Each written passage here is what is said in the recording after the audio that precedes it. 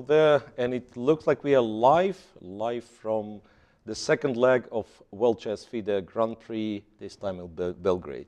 I'm very happy to be in Belgrade. I love Serbia. It's been a long time since I visited last time. I'm Evgenij Miroshnichenko. That's only once usually that I'm saying that, because I totally understand. It's unpronounceable, so I go by Miro, and I'm really happy to be joined by Teodora Injac, strongest female player in Serbia, highest rated, the leader. First word of national team, First word of a national team, and you guys, if you don't know, I can tell you for sure that with culture, chess culture in Belgrade, in Serbia, being, you know, that outstanding, Teodora must be an incredible chess player. So you have two experts there, and we will try to do our best to guide you through the second leg of FIDE Grand Prix in Belgrade. What shall we start with? So we can see players. Well, the view from the tournament hall perhaps doesn't give you the full understanding how beautiful the playing hall is, because I've arrived just this morning, you know, and kind of first thing they showed me, okay, you are working there, that's the cafeteria, that's the playing hall, and the playing hall is really amazing. So 16 players. We'll talk in detail about the system, which is a little bit confusing. If you didn't watch the first leg of the Grand Prix, it's a little bit confusing. They tend to change it all the time, right? And then we have some new faces. I mean, some players, since it's only 3 Grand Prix tournaments, each player plays 2 of them, so we have some players who already taken part in Berlin in the first leg, and we have some new faces, so there'll be a lot of stuff to discuss. Today, 8 games, so 16 players divided in 4 pools. For some reason they call it pools. I still tend to call it groups, you know, as in football, you know, and so on. Divided in 4 pools, so we'll have 8 classical games played simultaneously today. So next 6 days, actually, we'll have 8 games per day. Next 7 days. If I'm too picky, because there'll be a free day after round 4, if I'm not mistaken. And we are waiting for the first move to be made. I guess it will be on Fedoseev versus Raport board. It's an interesting pairing, Teodora. And now that I'm thinking, I think they went with this football system of baskets. Like first 4 players by rating, they go in basket 1, and then next 4 plays basket 2, and so on, and then they are picked randomly. So they actually played in the that's my point. So with them being picked randomly, they ended up in the same basket for the second time.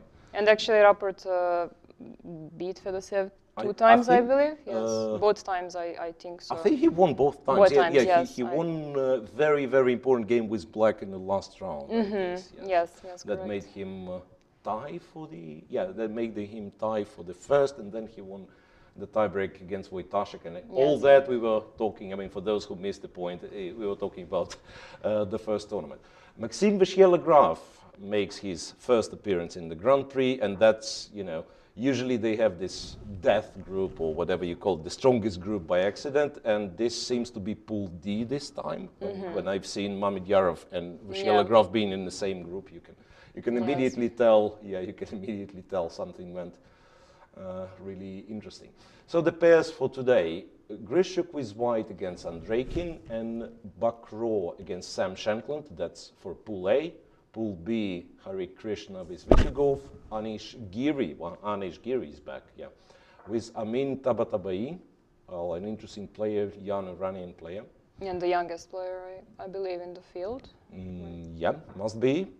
Then Richard Raport, or we should call him Richard, even though we attempted to read Richard, right?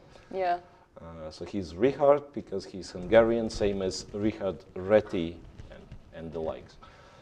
So Richard plays with Vladimir Fedoseev, Vidit, and there was a banter on Twitter. I don't know if you've seen it or missed it. I mean, how he's properly called, because people call him Vidit Gujarati, and I'm sure I mispronounced that. I didn't see yeah. I mean, there was a discussion on chess Twitter. And what is the correct way? I have no idea. Yeah, okay. Let's go with Vidit. Vidit played with Alexei Shirov, and yeah, you've said Tabatabai is probably the youngest, or clearly the youngest. Shirov, taking bets, is the oldest. The most experienced, yeah, the polite way of saying the oldest is the most experienced player in the field. Right, so that's for Pool C. And Pool D, Yu Yangyi. I'm very happy at least some of Chinese players made it to the world. Yeah, so Yu Yangyi against Mamedyarov, Vashiela Graf against Alexander Predke. And that's a very, very interesting group.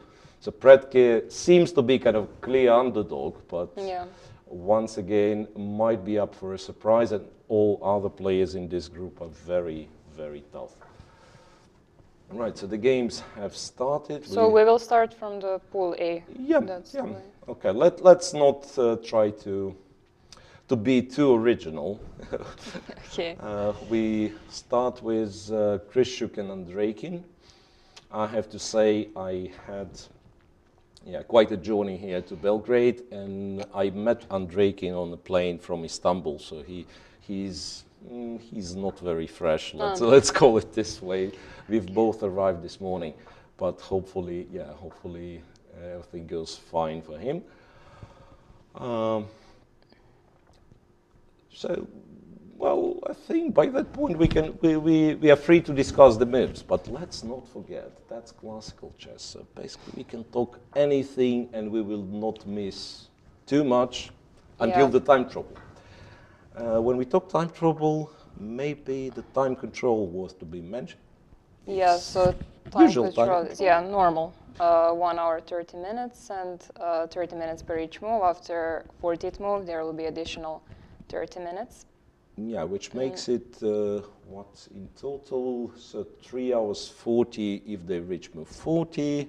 So the average length of the game would be 4.5, 5 hours, guys.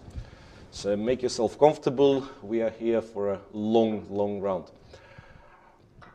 Yeah, the system is interesting indeed. We've mentioned they are split into pools, into groups, and what makes it tricky that unlike in football, where you have 2 qualifying spots, there's only 1. Yeah.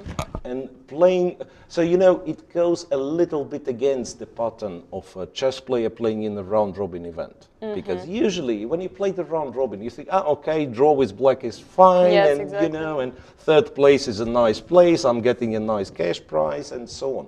So it's the feeling of playing the round-robin is usually like I have to finish in the upper half of the table, right?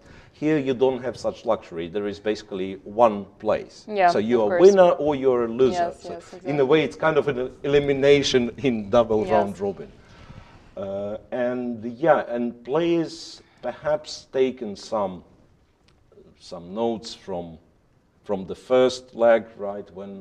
When it turned out, it's very important not to lose. Yeah, exactly. It's very important not to lose. So Hikaru Nakamura made it from the group, escaping a loss against Yesipenko in the last round, and so on. Wesley Saw almost qualified, right? But there've been some examples of players who managed to lose a game, but won too many. So it's interesting, right? Some of them. So what I'm saying basically, so some of players will try to be solid and just win a game or 2. Some will try to push from the very beginning, and we don't know. As the commentators, I believe, we don't know what strategy works best. Yeah. We'll see when the tournament's over. Okay, and straight to the game, right? So Alexander Grishuk with the white pieces against Dmitry Andreikin. Grishuk, well known, I believe, doesn't need further introduction. First time I've seen Grishuk in flash was more than 20 years ago, believe it or not. It was in Bled, Slovenia, in the Open tournament. He was a young guy back then, and already very, very strong chess player. So it's weird that if you already said that Dmitry had a tough travel, that he chose a bit He went for the Sicilian, yeah. Not so very solid. Yeah, the thing with Andreikin, he's a very interesting chess player. I mean, I'm afraid. I mean, first of all, he's not as known as the other high-rated Russian players, right? But he's, if I'm not mistaken, he's a 3 times country champion, and I mean, from time to time, he manages to beat like the very best. I remember like him beating Kramnik and so on and so on. So he has very original style, original approach, sometimes original opening choices. And you can't really tell, like for some people, you can expect, like they have quote unquote repertoire openings. Like you see MVL and you know it's a Naidov. Yeah, you see, I don't know, Wesley So, and you can expect the Petrov, for instance, against E4, that is. Right, with Andreikin, you don't really know. I mean, sometimes he plays E5, sometimes he plays the French, the Caro-Kann, the Sicilian. So this time he decided on the Sicilian. Honestly, I don't know much what's the trendy lines nowadays. So bishop e3, knight f6. That perhaps an invitation. What's that? Bishop e2, bishop b4 castles, right? I guess. I mean, that's kind of, and yeah. And once again, a confession that I have no slightest clue what this opening's name is in English, because let me tell you. In Soviet, we had this series of opening books, and it would be called the Polson system. Everything, like everything which would involve E6 and not D6, would be called the Polson system. So I would be referring to this one as the Polson system. And then later on, already being a grandmaster, becoming a commentator, I figured out that there is like a Khan Sicilian, there is Taimanov Sicilian. I'm still not able to tell which is which. So I'm also not sure, but I guess this would be Taimanov. That would be Taimanov, yeah, because I do remember the games of Taimanov with bishop b4. Right, and speaking of bishop b4, A3 white goes a3. Makes a lot of which sense. is, right, perhaps kind of disclosing the plans too early, right? And then one might say that perhaps black will have a better idea how the queenside structure will look like, right? And then if you insist on playing how it's called, the English attack setup with f3, queen d2, and castles long, right? So then a3 perhaps is not such a great idea. Yeah, because of b5. Black will eventually get the pawn to b4. But yeah, but I believe a lot of such ideas like a2, a3 early, and you know, some modest moves in the Sicilian, they are getting reassessed nowadays once again with the help of the modern engines. But so far, yeah, so far so good. d7, d6 was played by Andreikin, so we are perhaps switched to some other opening line. It's well, at least what black does is Scheveningen or Scheveningen. Yeah, once again, not sure what's the proper pronunciation is, because Dutch guys, we do have one Dutch player. We should ask him, Anish. Dutch guys, I believe, insist on this being called Scheveningen. Scheveningen, yeah, but doesn't matter how many times I'll try, I'll still mispronounce it. Okay, so there is that, and it's only logical if we will go within the pool A and switch to some other game, right? From Pool A, and we don't have such a wide selection.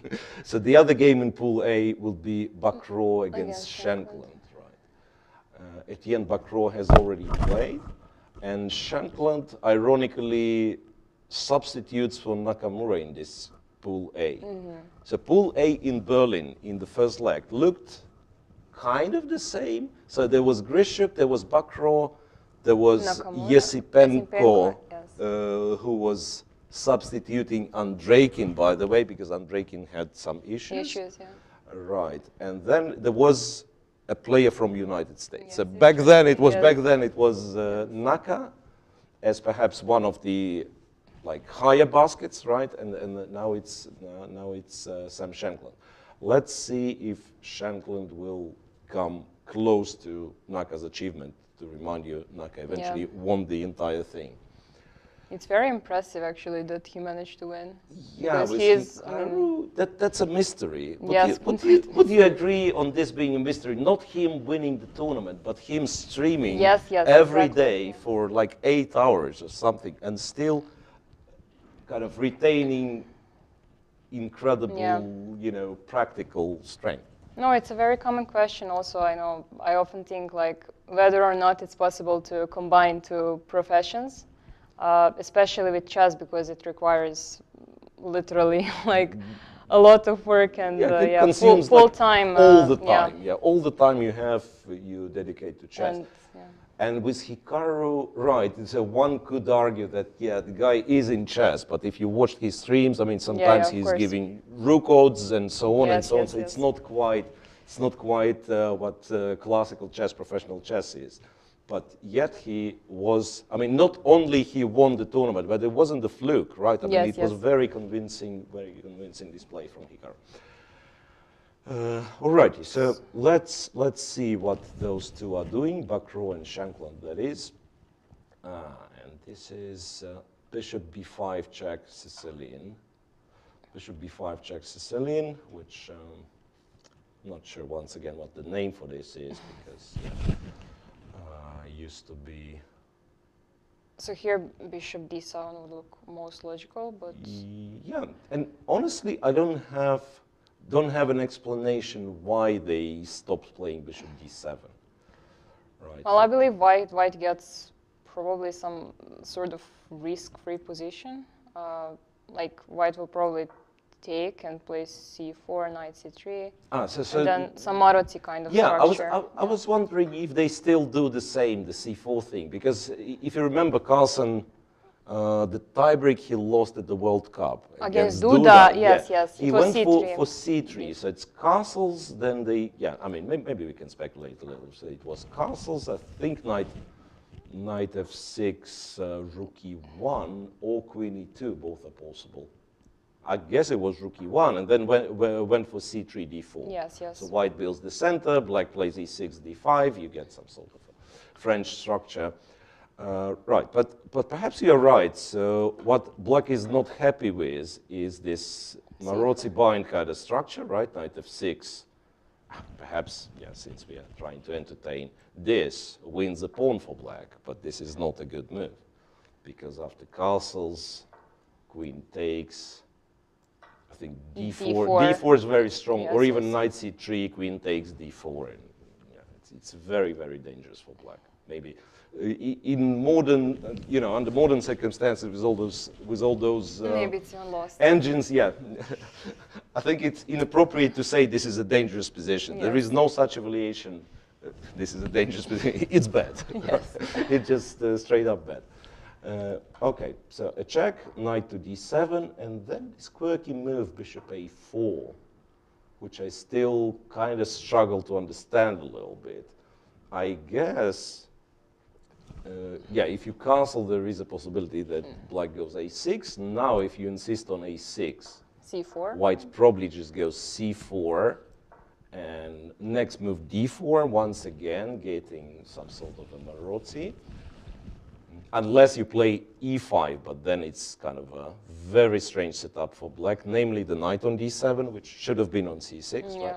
So after e5, that's a square for the white knight, that's a square for the black knight, right? And white knight goes to c3 and d5. Very quickly, black's knight, for some mysterious reason, went on d7. No, white can also, white's bishop on a4 can take the knight, and otherwise it would be bad bishop. We'll leave black with the bishop on e7, exactly. Right, and this bishop can be exchanged with a d7, right, so e5 is not a good move. Once again, okay, so knight to d7, bishop to a4, knight f6, castles, then a6 was played, c4 and e6. Okay, so why? Well, the pawn. Yes. The pawn, or rather here, the pawn already was possible to take, right? No, I believe it might even be possible to take, but it leads to And very then some complicated d4 things. stuff, Yes. yeah? Anyway, Sam Shankland, who, by the way, is a very hard-working player and spends a lot of time kind of analyzing theory and knows his opening lines very well. He didn't bother to spend too much time, right? Well, he actually did spend. He spent some time. He spent like yes. 10 minutes. Yeah, he did spend like 10 minutes. So possibly it was a bit of a surprise. So what would we do here? Knight c3. Probably just go knight c3, right? I mean, there is no reason. I was having, the kind of inner dialogue how appropriate would be to go d4 and to insist on sacrificing this pawn, and probably it's not taken. But on the other hand, even if, say, I go d4 and nothing bad can happen, where my knight goes from b1, and that's why I'm asking such things. Yes, yes. That's a comfortable way of approaching some positions, that you don't need to make those extra calculations. Like, for instance, now d4, we assume it's a good move and black cannot take, but sometimes you'd be spending extra effort calculating. But if you ask yourself, okay, d4 works, and what's then? Where the knight's going? It's not going to d2, right? Yes, so let's just play knight c3 and eliminate this extra work. Yeah, knight c3, it's very unlikely that black all of a sudden has a change of heart and plays e5, you're losing a tempo. Yeah, bishop to e7, I guess now d4 is what we do. And it will look like some sort of a hedgehog, right? So I guess their bishop is on a4. d4, yeah, and the bishop on a4 might not be bad, right? So I guess black has to take. Yeah, otherwise d5. Yeah, like e5 is annoying as well, right? I mean, if it works, once again, it always has to be said that e5, but if it works, it might be annoying, or d5, and even d5, these are like better positions for white. So I guess he'll have to take d4, and then white takes, I wanted to say with the knight, but now that I'm looking, yeah, maybe queen takes makes sense. Yeah, it's a really strangely placed bishop on a4, but maybe not for, maybe it's not bad for white at all, right? And if we compare to the usual hedgehogs, a bishop would be on e2. The bishop would be on e2, and then white would play f3 to guard e4, and the bishop from e2 would be guarding c4. So now it's a little bit different. We can play bishop c2 to guard this. I'm not sure what we do with the c4 pawn, but it's not attacked yet.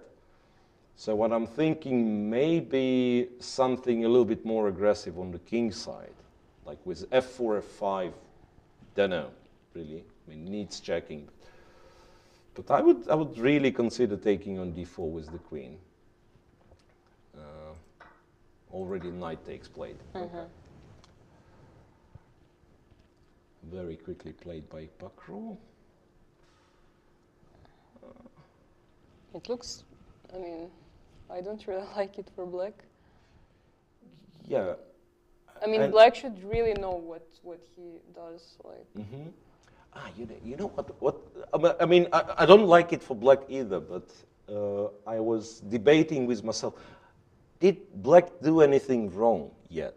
I mean, he's played all the hedgehog moves.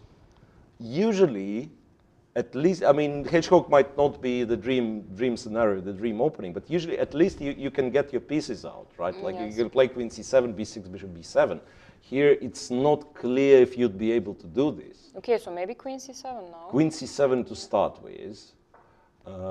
I bet queen c4 is something extremely dangerous, so I can probably develop. Oops, what was that? What was that? There was extra button on this mouse, which switched me from game to game. Yeah, queen c7. And I guess something like bishop e3 should be possible, because queen c4, rook c1 usually ends badly for black. So this queen, like, if you're not losing immediately, you'll spend like enormous amount of time moving this queen like to b4, a5, d8, and white at the very least gets very dangerous compensation. So bishop e3, what we do, castles or? Yeah, maybe castles and then try to play knight e5, right? Try to play knight e5. And then, yeah, and then the bishop on a4 might not be all that great. So it's tricky once again, for both, in fact. Because if white is not too fast, right? If white plays, I mean, I don't know what the move's going to be. Like queen e2. First of all, it's not clear if the queen belongs to e2, right? Queen e2, knight e5, and then I'm stopping right here, and then it's awkward. Okay, maybe bishop b3, I'll have to, I mean, keep it on b3. Otherwise, rook c1. So, queen e2. I don't know. Queen e2 instead of queen e2, yeah. Not a great move, right? Seriously? Maybe bishop e3 is also not the most precise. That's what I'm thinking. Seriously, maybe that's the time already to look for some clever moves. No, the good question is what will white do with bishop on a4? Will it go back to c2 and try to play b3? That was my original plan. So that this bishop goes to c2 to protect e4 pawn. And then f4 instead of f3, like if we compare to the usual hedgehogs. Now I realize that c4 pawn is like shaky, and it's not clear, it's not clear if I'll be able to set up everything. Because let's imagine, once again, bishop c2, and black is that kind that he's not taking on c4, he's castling, right? I still have difficulties playing b3 because b3, b5, and that's very common in all the hedgehogs, right? So the moment you leave the c3 knight unprotected, black goes b5 and the c4 pawn is pinned. Not to mention that after bishop c2, I probably find the courage to take. Yes. Yeah.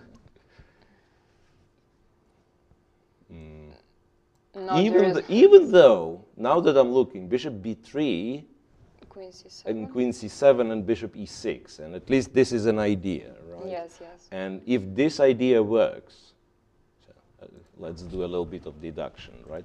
If this idea works, maybe I can kind of reinforce it with some other move and not losing a tempo with bishop c2. So let's imagine I'm playing something quote-unquote clever, which I don't know what is. And then when you take, or when black takes, I go bishop b3 and hope for this sacrifice to work. So maybe we can check. I think Shankon made some move. Yeah, let's see what he's didn't. done. No, he didn't. He's still thinking. Yeah, he's still thinking. Yeah, queen c7 looks like a... Okay, then the other question. If he doesn't play queen c7, okay, he has two options, of playing or not playing. He decided not to. He actually did castle short. And I just thought, could it be that queen c7 was actually a clever move? Because now one of the options I wanted to say would be b4. How about b4 here? It's a very strange move. So my point is, so that now I can put the bishop on b3, right? If it's knight e5, bishop goes to b3. But now knight c3 is weak. Doesn't look that impressive, but queen c7? Once again, it's not that easy to... Queen c7, and I was hoping for some sort of like bishop, oops, once again, I have to avoid this button because that's the one, yeah. Queen c7, c4 is attacked, and you want to play b5. Yeah? Yes. So even if I do this, you probably play b5. When I do this, you play b5. Yeah, fair point. Fair point. I was hoping that, c4 will be not very pleasant to take because of c1. Yeah, but b5 works.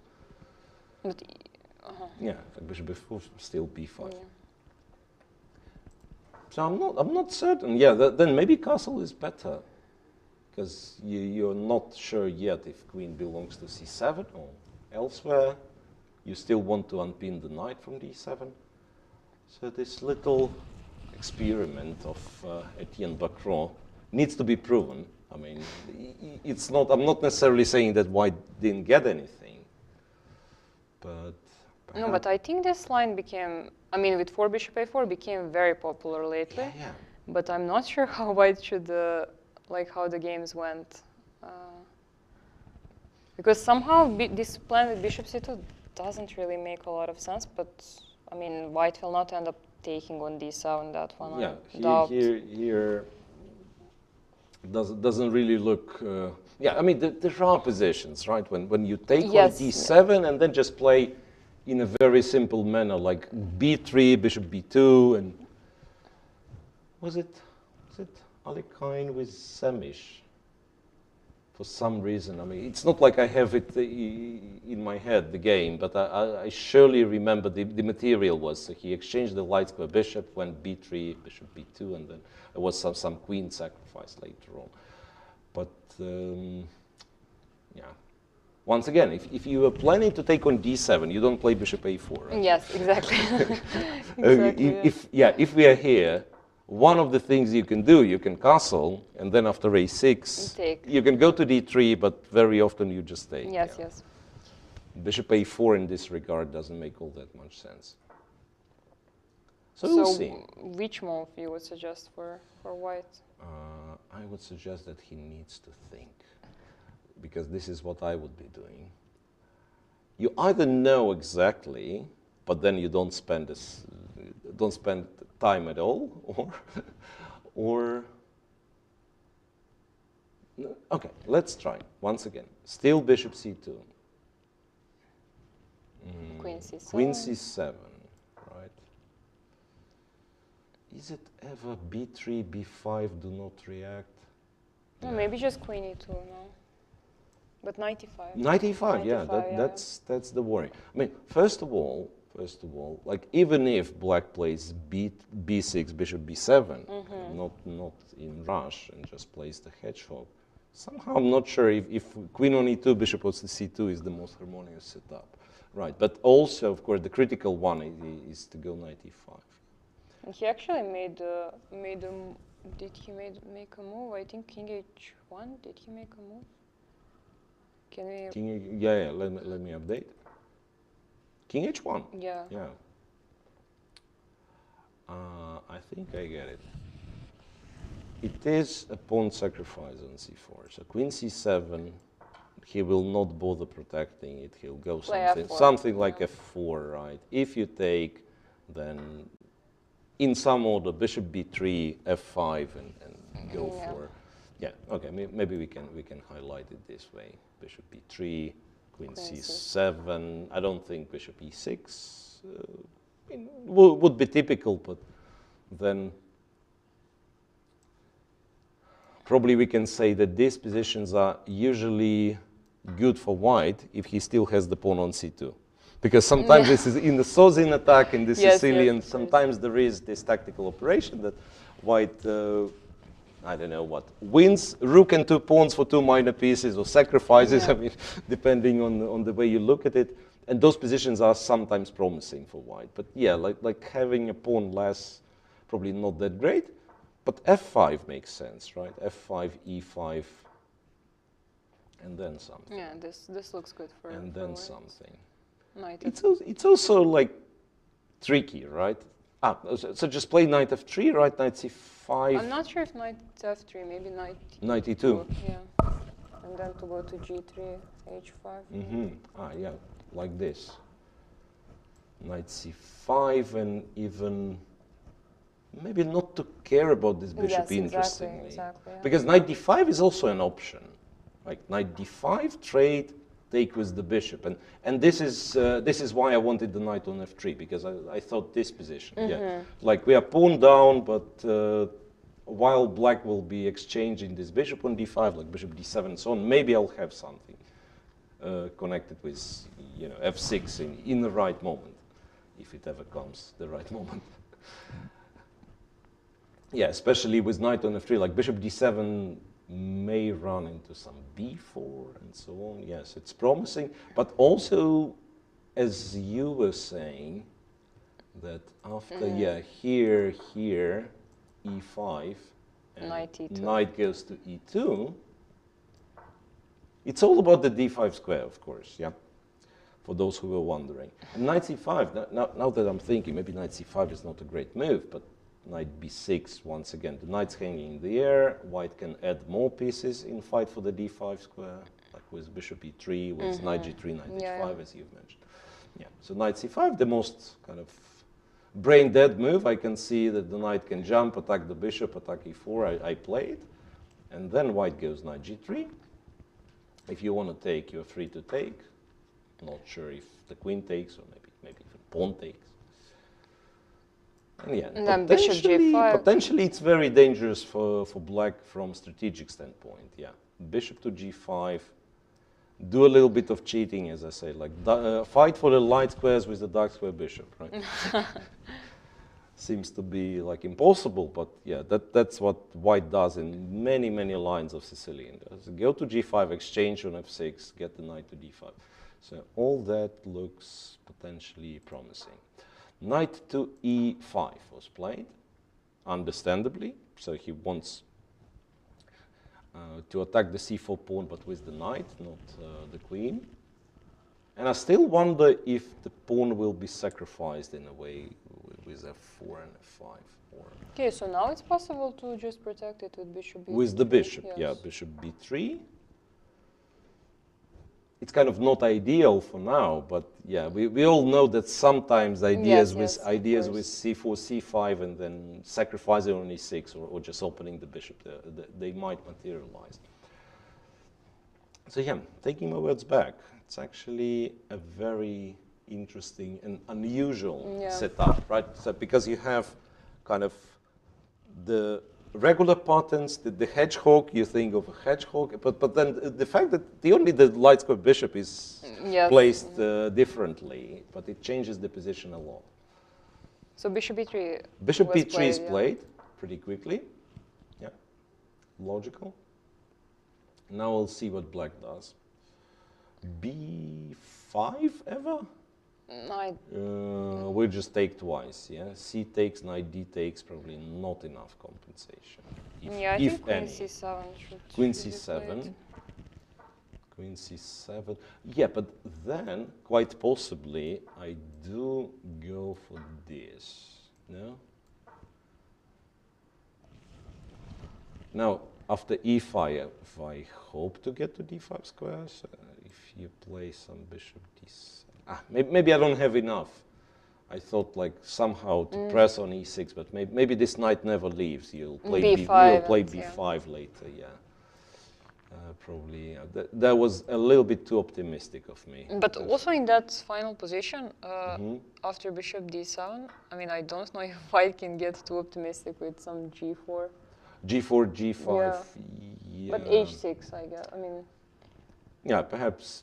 Yeah, like, you know, those attacks, even with without a pawn sacrifice on the queen side. Usually sometimes work. Sometimes it's like a little bit too much. Now we are also pawn down. So white shouldn't sacrifice. Yeah, perhaps we are too optimistic, or I was too optimistic.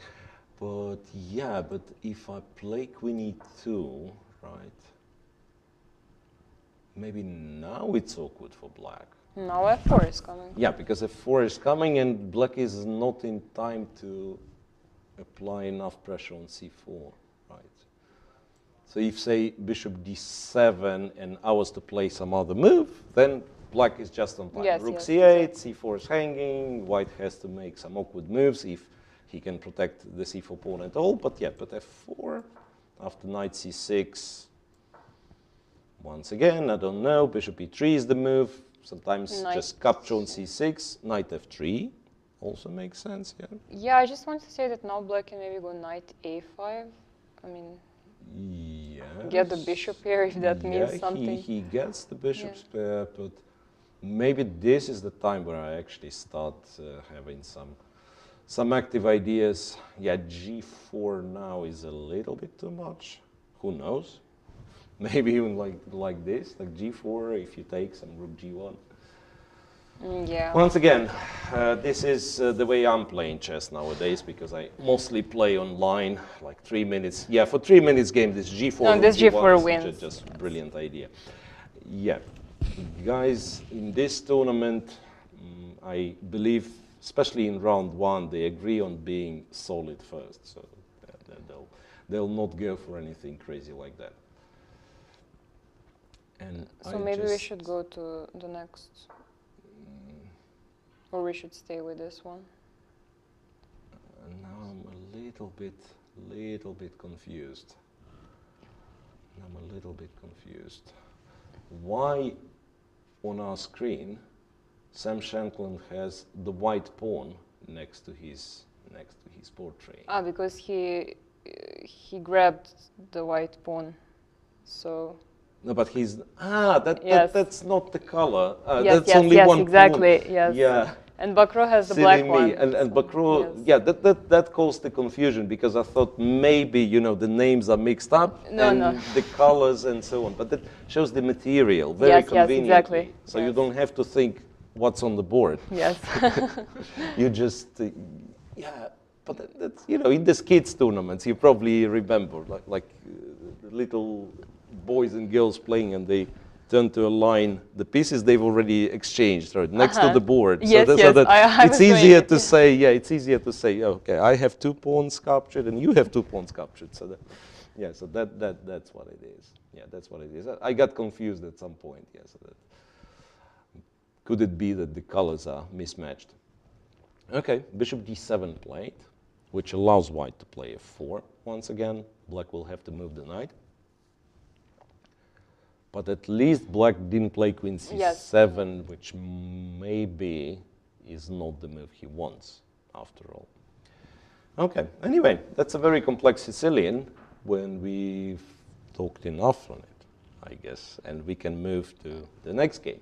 And to next pool. The next pool, which will be Pool B, where we have Rapport and Fedoseev, right? That's Pool B. I guess, yeah.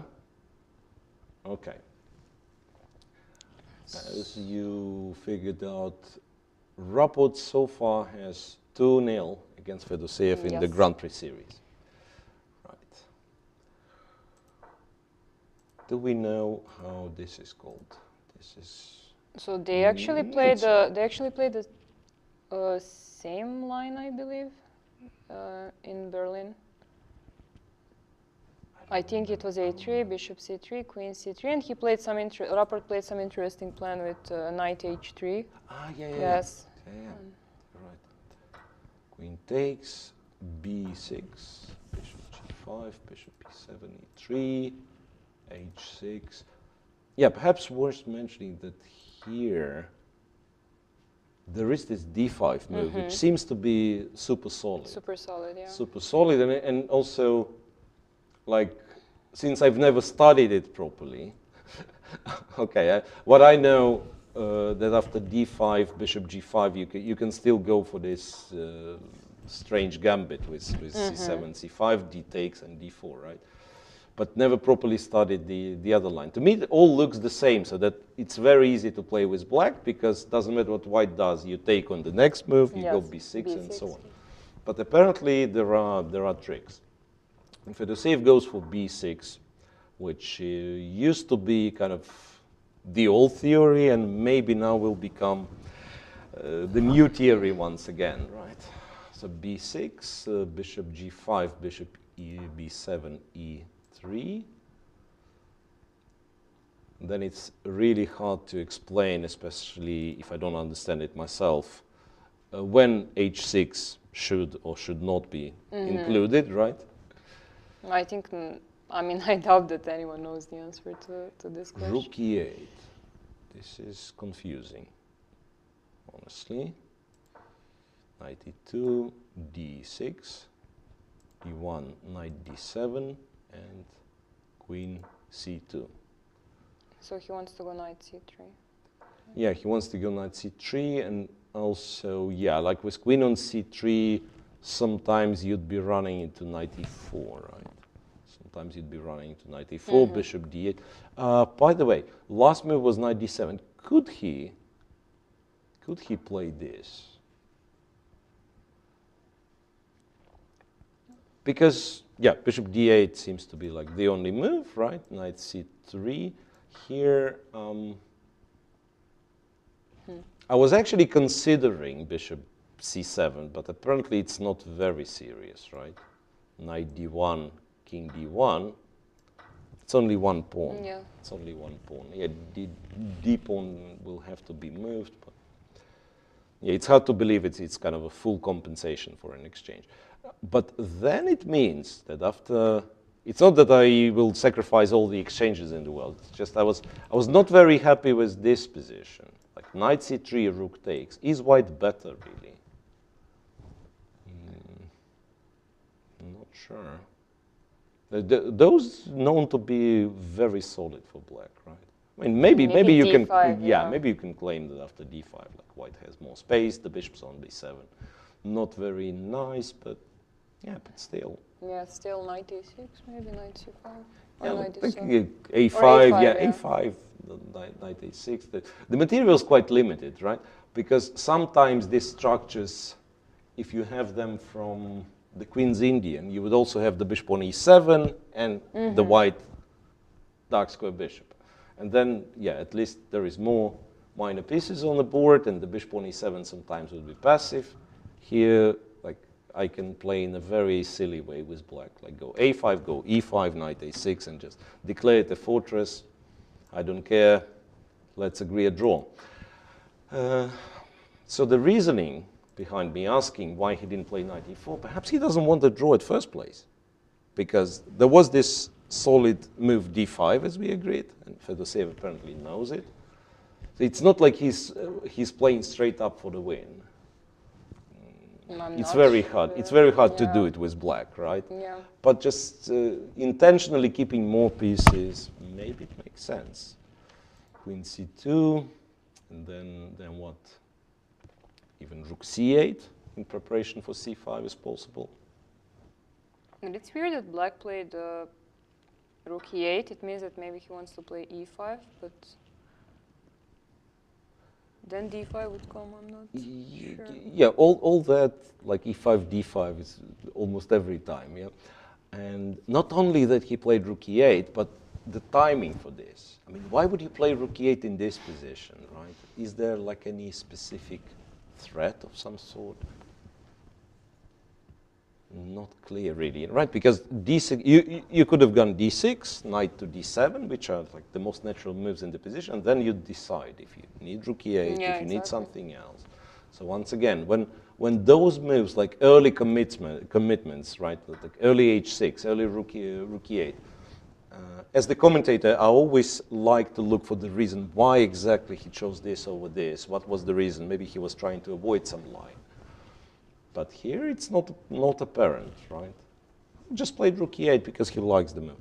Touched the rook, and it's only the only legal move available. Yeah. I mean, we can go with a lot of speculations about that.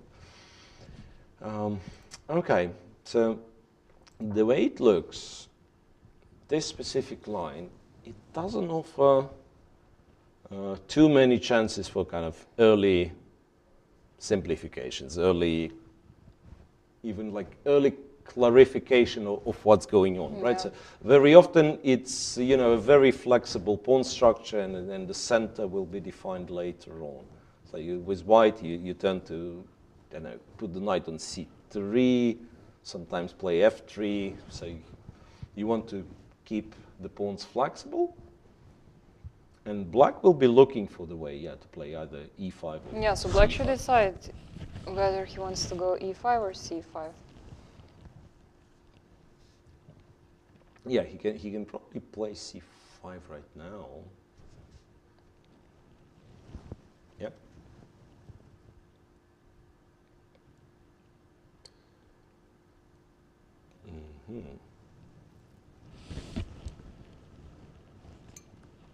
c5. At least for e5 we've decided, whenever e5 is played, white usually wants to play d5. for c5, it's less clear. What's White's reaction to this? Because probably d5 anyway. Then d5 is rook dangerous, then right? Rook e8 makes a lot of sense, and not only that, but maybe you lose the pawn immediately. So g5 and takes. Takes on c5, yeah. Takes on c5 makes a lot of sense, or just not reacting, right? Like playing some knight c3 or something. So taking on c5, and then if black recaptures with the pawn, this is usually somewhat shaky for black, right? Yeah. I mean, it looks nice, you don't have bad pieces and so on, but somehow White just plays, I don't know if f3 is needed immediately, or... Maybe knight c3. Knight c3, right, the bishop goes to g3 then. If you go e5, then once again, some weaknesses there. Yeah, so it's... Once again, it kind of is nice for the blitz, right? Yes. So no bad pieces, some activity, so on. If White plays it carefully, it's actually a very annoying position. Like now that I'm looking at it, after knight b5, Black might already have some issues because knight d6 is coming. Yeah, so perhaps if you play c5 immediately, it's with intention to take on c5 with the knight, yeah? But then once again, why did you play rook e8? Sort of a mystery. What if we don't do any of those and we play knight f8 and we are just on time to go knight g6? Could this be the idea?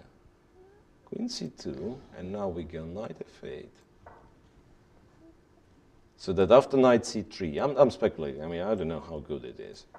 We go knight g6, bishop goes, and then, don't know what. No, maybe now e5, no, I can't even recapture with the pawn. h5, alpha 0, h5, no. That can't be serious. No, bishop d3 will come in. Yeah, exactly. So if I've done all that, I have to have a follow-up, right? Yeah. Like knight h5 is a little bit too much. Maybe e5, d5, you said. e5, still d5, yeah. And what's so good about Black's position? It's not clear at all, yeah. There is some knight f4, not giving knight bishop f4, to develop, yeah, by the way, yeah. So I pretend like nothing happened, go a5, if bishop d3, I have knight f4. Yes, exactly. At least we're justifying rook e8. Yeah, yes. At least we are justifying rook e8. And if we are to talk a little bit about this position further on, then maybe this is still good for White, like after king f1 and then just take with h pawn. Yeah. Okay. So that's one tricky position over there. Guys, you're playing two complex openings. It's very hard for the commentators to figure out what's going on. For the sake of thinking, here we can notice like a substantial difference on the clock. Almost. Not almost, but more than 15 minutes. It's moved 12. And he just... No. There was a sound like he made the move, but not really. Not really. Okay, so what do we do? Who's the other players in this pool? It's Anish Giri, right? It's Anish Giri and Amin Tabatabai, both making their first appearance in this tournament, in the Grand Prix series. Okay. So here there is a huge time difference. Yeah, because Anish blitzed everything out, right? So that was his, clearly was his preparation. So Tabatabai is one of those people who turn to, not too afraid of making extra effort and learning what happens after knight g5 in this. It's only partially a joke because nowadays the romantic, romantic aura of this two knights defense. It's gone. Nobody's playing knight g5, so you're not attacking the king. I mean, going knight f6, you can be almost guaranteed that d3 will happen. No, but also I mean, I find generally Italian very confusing because black will mostly like 100% go bishop c5. So why to study these knight g5 lines? Yeah. That's So what that's I don't exactly really that's understand. exactly what I'm saying. So unless here you do specifically something else and not bishop c5, why bother play 3 knight f6, right? Okay, probably there are some lines on bishop c5. There are some lines with c3 d4, and you're trying to avoid that maybe. Yeah, right. So like c3 d4. I don't think you are any scared of Evans' gambit nowadays, right? But c3, d4, there are some new tries. Yeah, fair enough.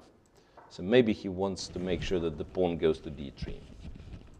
Bishop c5, castles, and like I'm playing those moves quickly, not because I understand anything about the Italian, but just I actually started learning these openings with black very recently, and I mean, I think that Italian is basically not possible to study because there are so many move orders and many transpositions that you can't really understand.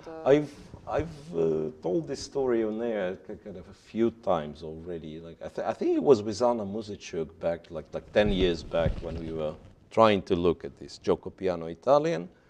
And usually back then there were strong engines, but not as strong, right? So what we would do, you would open the database, you would look for the games of the strong players.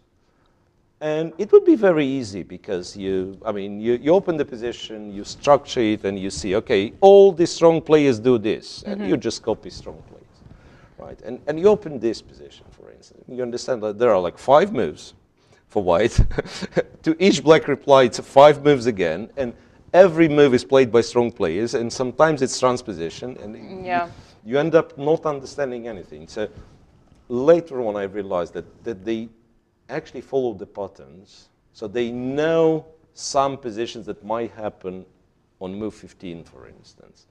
And with these little move orders, they're kind of trying to confuse each other. Right? So sometimes, like for instance, c3 would be a very natural move, right?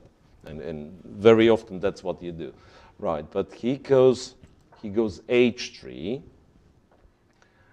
which will be useful if black goes d6, after which c3, I believe, is played, and you transpose into something usual. But in case of d5, the move that was played, right? You didn't play c3, so you can do something else. And h3 perhaps is still useful. Knight d2, bishop e6, knight e4, and b4. And all that was played very quickly. So Anish knows his stuff. So in case of, b4 is understandable, but in case of knight g5, so the bishop just goes, right? Bishop f5. Bishop f5. Bishop f5, so not that scared.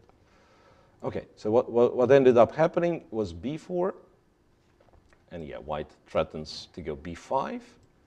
If you play, already we can say that's the difference. I didn't play c3, right? Because now c3 pawn would be hanging. Before would not be hanging, but c3 always would be under attack.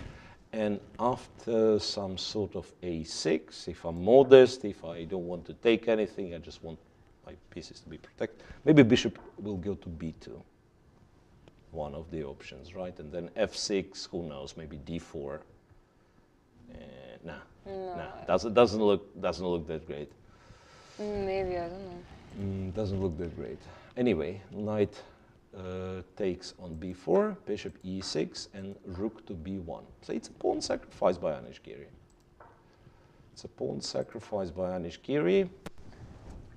The compensation is apparent, right? So 2 pawns on the e-file, very strong knight for white, not only the knight, but a very strong outpost on e4. After rook b1, though, how about being ultra greedy. Can I take on a2? Probably not. Bishop G5? Bishop Bishop G5. G5. Bishop G5. And then C3.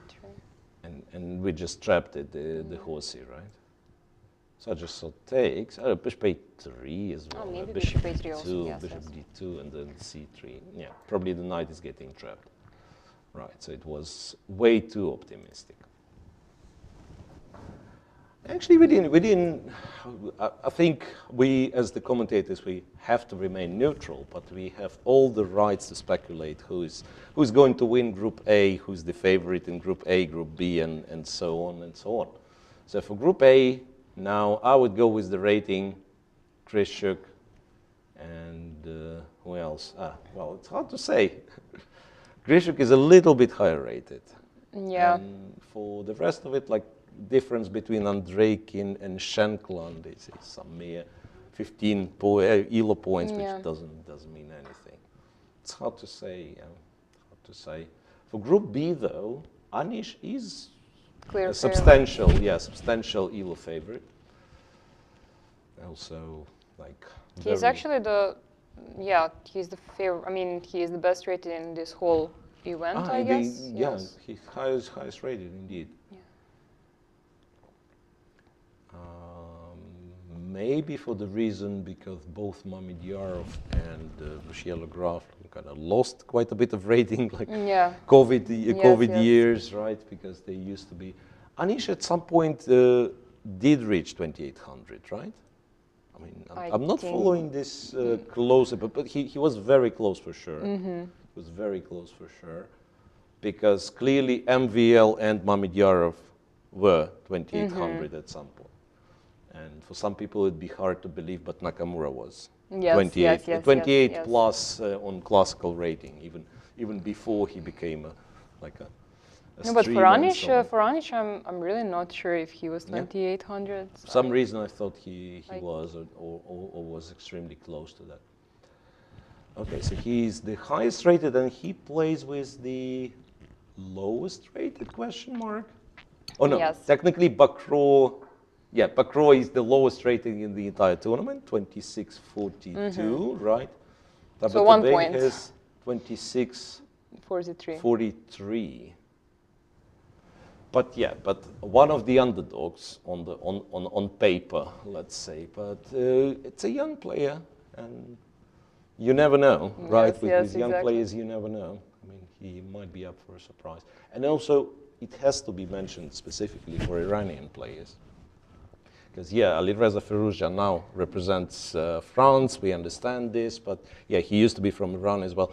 And they're very strong, this young generation, but they're kind of a close community, right? And they're not, unless they become universally acknowledged, playing the Vikings and stuff, they don't have that many tournaments, right? So exactly. Their ratings, they are not always all that representative. Like he has 2640 playing mostly in inside the country and maybe some Asian international tournaments. And when those people, it used to be the case with Soviet Union, I believe, like Soviet players, when they would eventually get to international events, they would increase rating.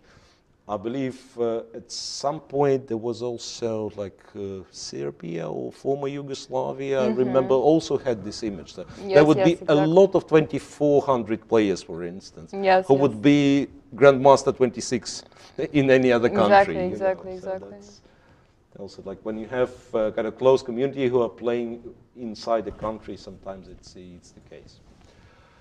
Okay, so Giri, first things that I'm noticing that he has 40 extra minutes on the clock, and what's even more troublesome for Black in this position, that Giri he's still on increment. I don't think he spent 5 minutes or something, but he knows what he's doing exactly. So what can Black? What can Black possibly do? E5, I just realized that E5 is technically hanging, and I mean, if I want, I can probably take on E5 if White's to move. Not clear if it will lead to any kind of advantage. Okay, if I just go back, Is it, maybe C4, C5, yes. This is what I have to be careful about. But right? C4, knight F4? C4, knight F4, right? And I go C5 for now, hoping that no sacrifice work. And if, let's say, if we agree on C5, bishop A5, then maybe even taking the knight and taking B7 is in white's favor. Yeah. Because, yeah, well, even when black undoubles the pawns, it still doesn't make E4 knight any weaker, right? The knight is still great on E4. The bishop is probably misplaced on A5 quite a bit. But yeah, that's certainly... So there was first reaction, okay, knight on B4 hanging, let's go back to D5, but maybe it's just a bad move. Maybe black actually needs to be a little bit more clever. You know what, Theodora? Since he's thinking for so long, is he considering... yeah, I have to say this. I will be all the exchanges in the world that even remotely, if there is an exchange sacrifice that remotely makes sense, then I'll be trying it. I was thinking of rook takes F3, which probably will not be played. Because Giri is, you know, he's clearly in a theory, and this is like when you're playing this game with black against Anish Giri, you are in this moment that even if you believe that rook f3 is the good move, it's not winning, right? Yes, yes, so of course. it gives some complicated position, maybe with the compensation. And you have this debate, okay, so now if I play rook f3, it will be very sharp and strategically complex and so on. But he will know more than me, right? And he already has more time. And you spend quite some time here, and you end up not playing it. But yeah, kind of so strategically. maybe taking on b4 also didn't make a lot of sense, since he knew Anish is prepared, and maybe he had some more practical option. More practical option. Like a6. Like a6.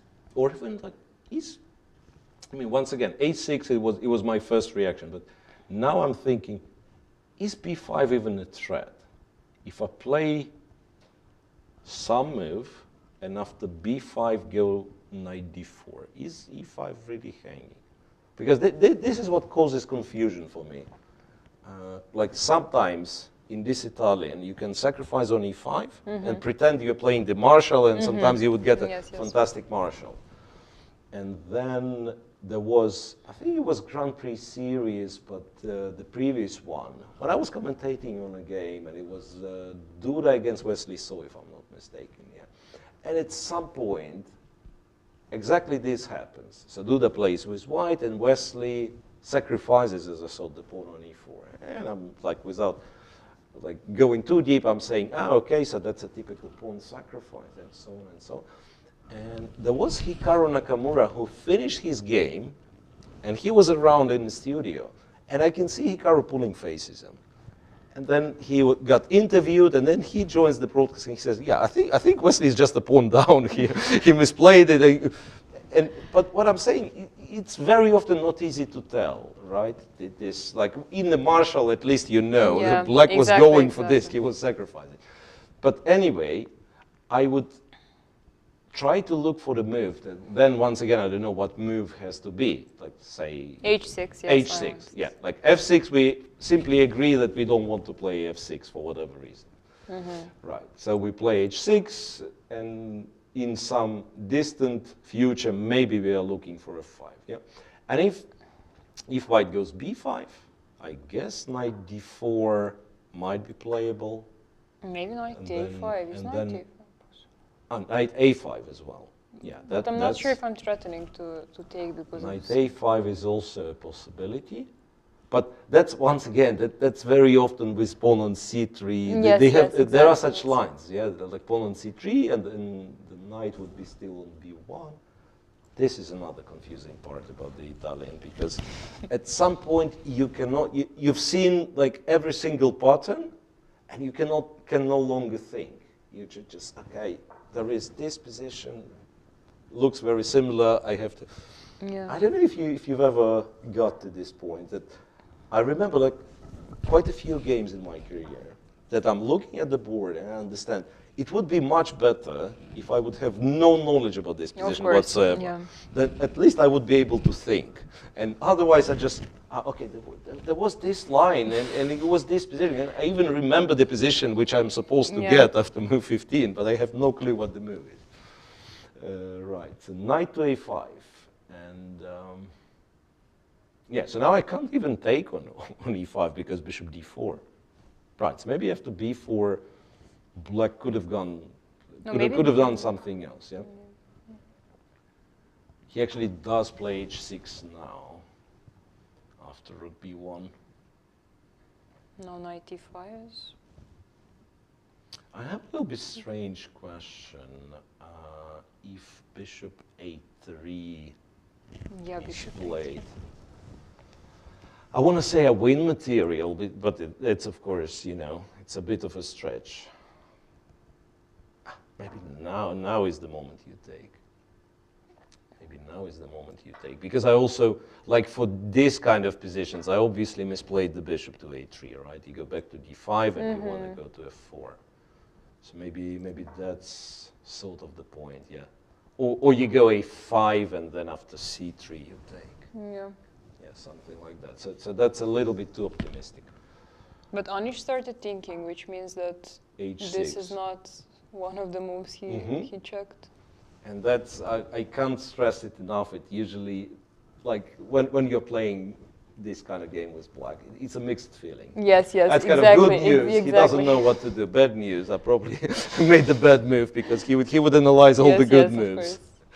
So yeah, h6. Yeah, as you said, white can try take on e5. Yeah, but this, for some reason, I'm not that afraid of with black.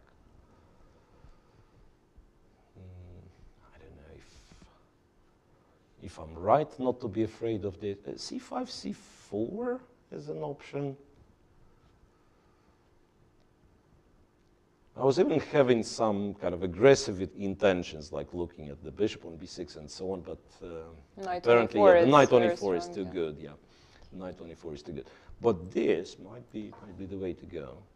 So like I go c5, the rook, I don't know, drops to b1, b3. Let's b1. Yeah, b1 for now, and c4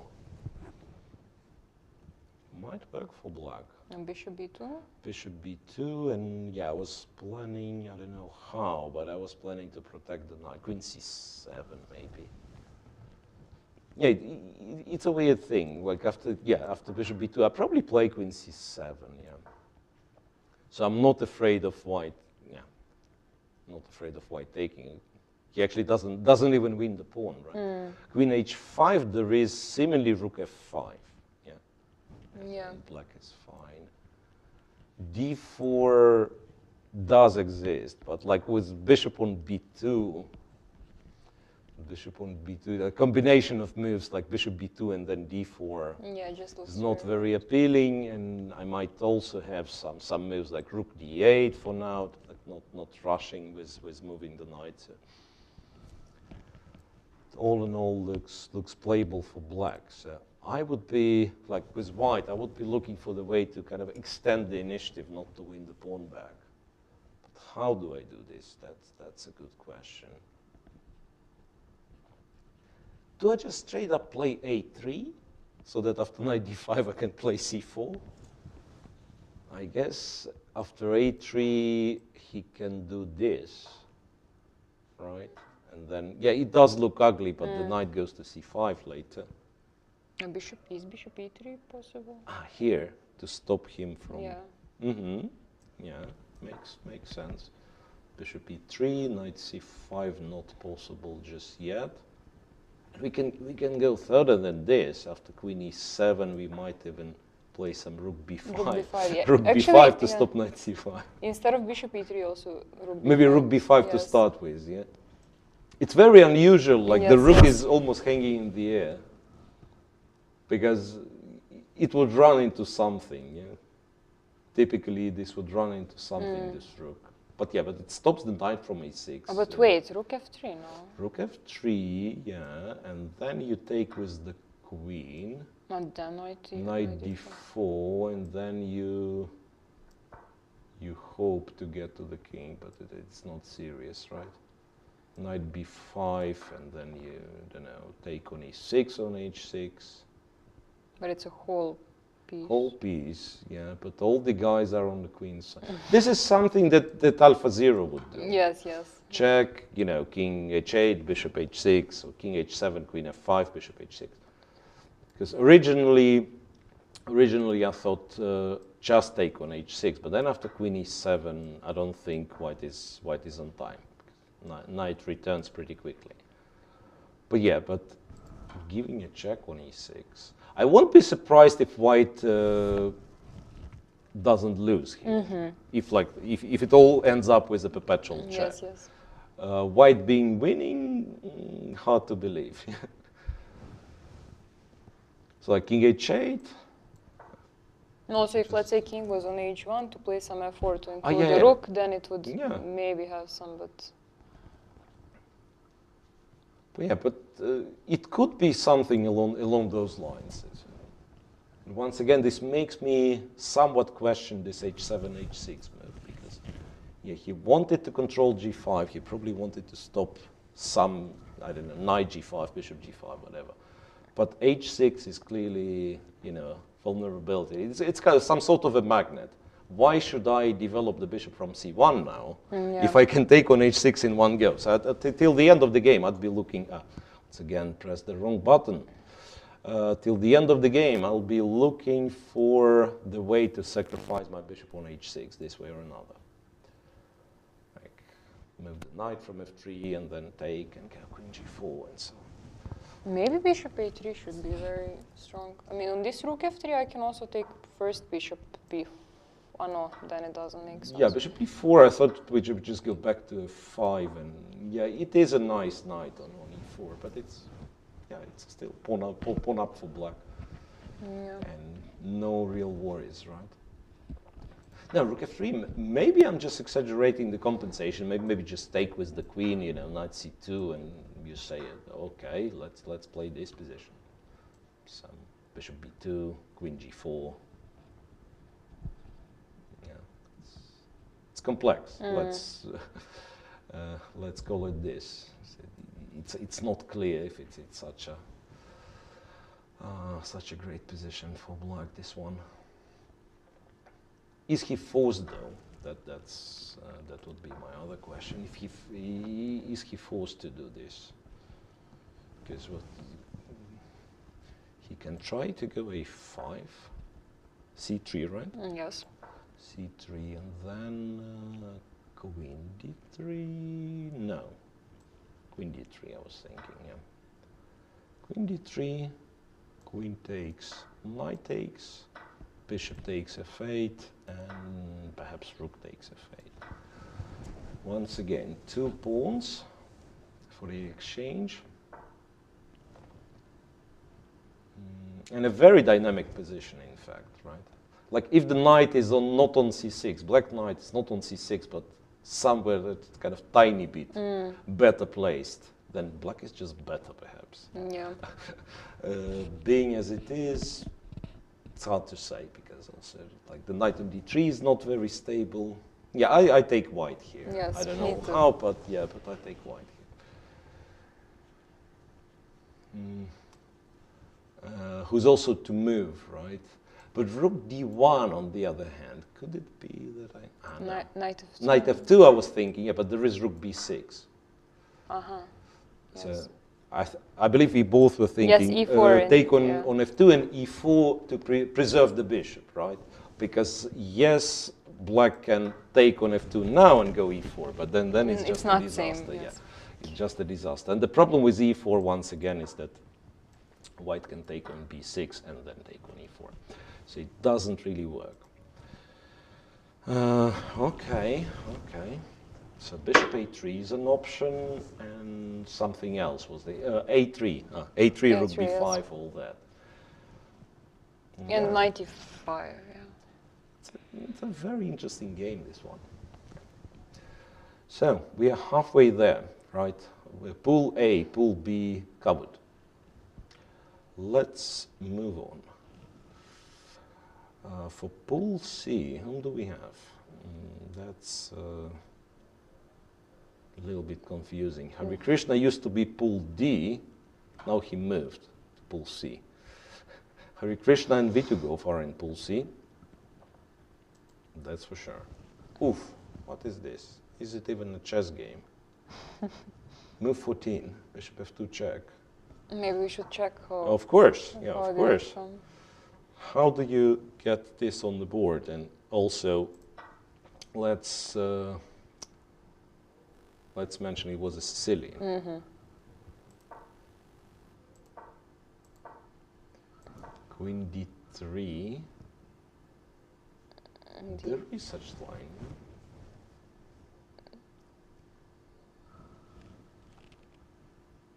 There is such line. I don't quite remember what's kind of the big deal. Why exactly start with Queen d3? Could be some Queen g3 in the right moment. Anyway, Queen d3 played, d5, e takes, and knight b4. Wait a second.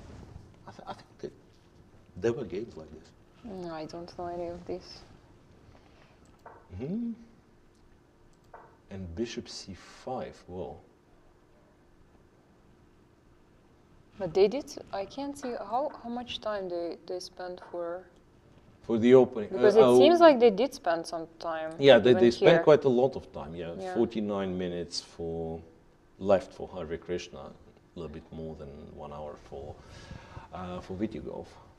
And it's move 15, and basically I think the time was spent somewhere around here, because later on they enter some very forcing line, it seems, right? And here you could have taken on d5, yeah? It seems like you could have taken on d5, and not like no problem at all, but...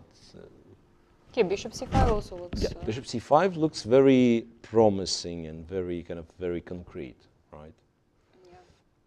I mean, a3 might be the only move. a3 might be the only move. Knight takes d5 now, check, and king goes to f8. Knight e2. Bishop to d7, swapped here, knight d5, knight e4. Aha. Okay, I mean, he played knight e4 because it's a good move. That would be my guess.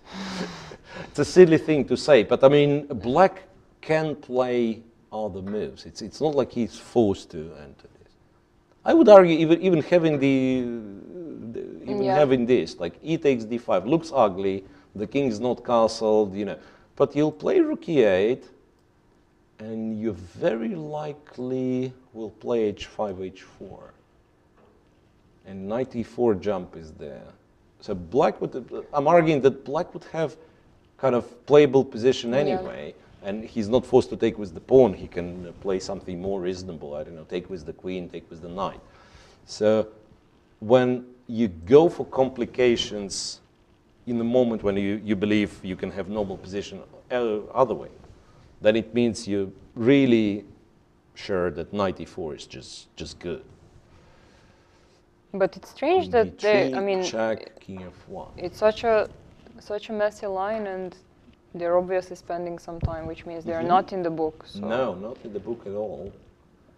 And honestly, Hare Krishna is not, he's not the guy who would voluntarily go for this. Yeah, exactly. I mean, as far as I understand his play style, I mean, that might be a mistake, but I don't remember him going for like crazy sharp lines from the opening. So he likes to have control, usually, especially with the white pieces. Yeah, exactly. Like, exactly. I mean, the usual thing, go for slight advantage and so on. Go for slight advantage, but it doesn't look nowhere near kind of a slight advantage. It's what? It's the king on f1. Black is up a pawn, among other things.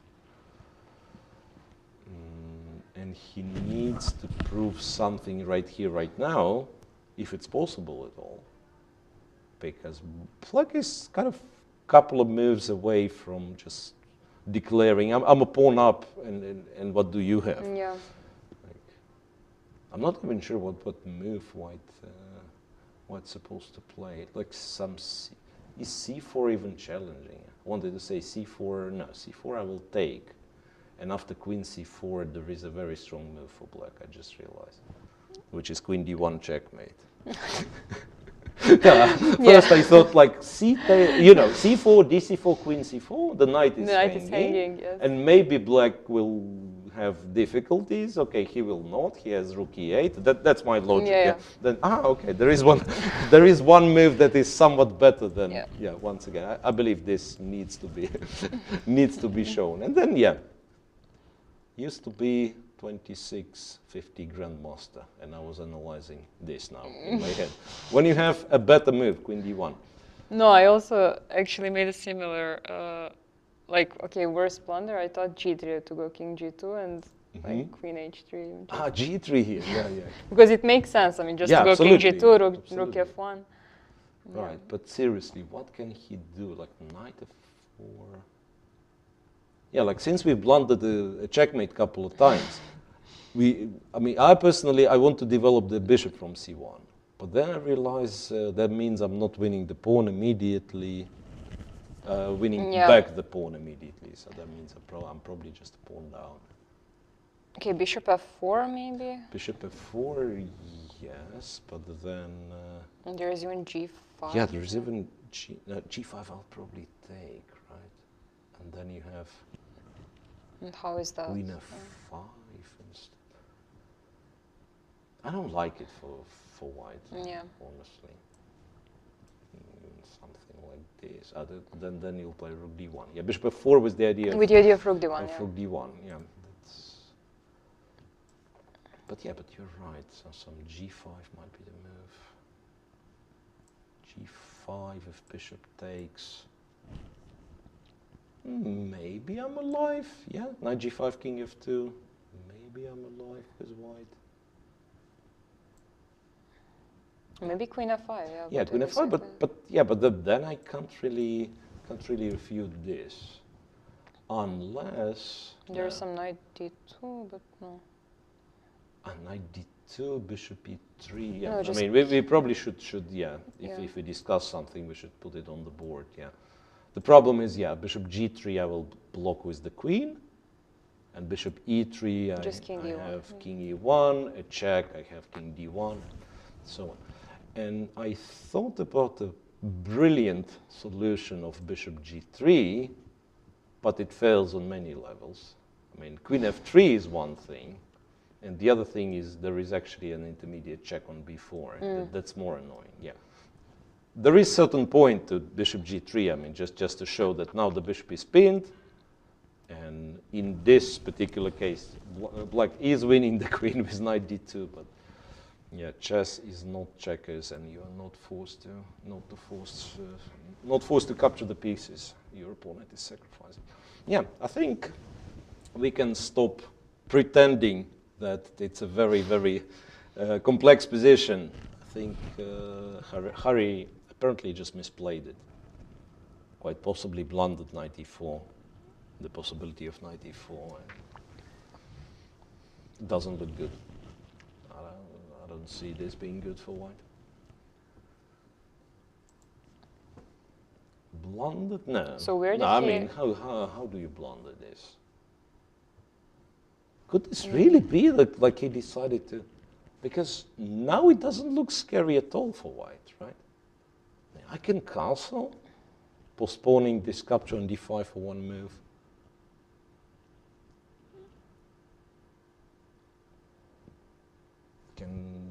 Play bishop g5. Still, it looks a bit dangerous. Let's say white, maybe even h5. h5, h4, right? No, but dangerous as in like sharp position, black king on f8 also is like not perfectly safe. And compared to this one, so unless there is some like super crazy strong move, which we don't see, I want to say black is much better, right? Yeah. Because this bishop f4, yes, we were trying to make g5 work, but if g5 doesn't work, black, at the very least, can move the bishop back. Rook d1 can play rook d8, and still say, okay, I'm up a pawn. I'm up a pawn, your king's on f1, my king's on f8, so it's more or less equally misplaced, but black's up a pawn, and there are not so many moves for white also. Yeah, exactly. It's not like you have a variety of choices. Yeah, and what's the other game in this group? I'm getting confused. Vidit with Shirov, yes, right? And Vidit with Shirov, exactly. Which are where they are? Down. Here. Vidit with Shirov. Okay, here at least I'm not surprised that everything's messy.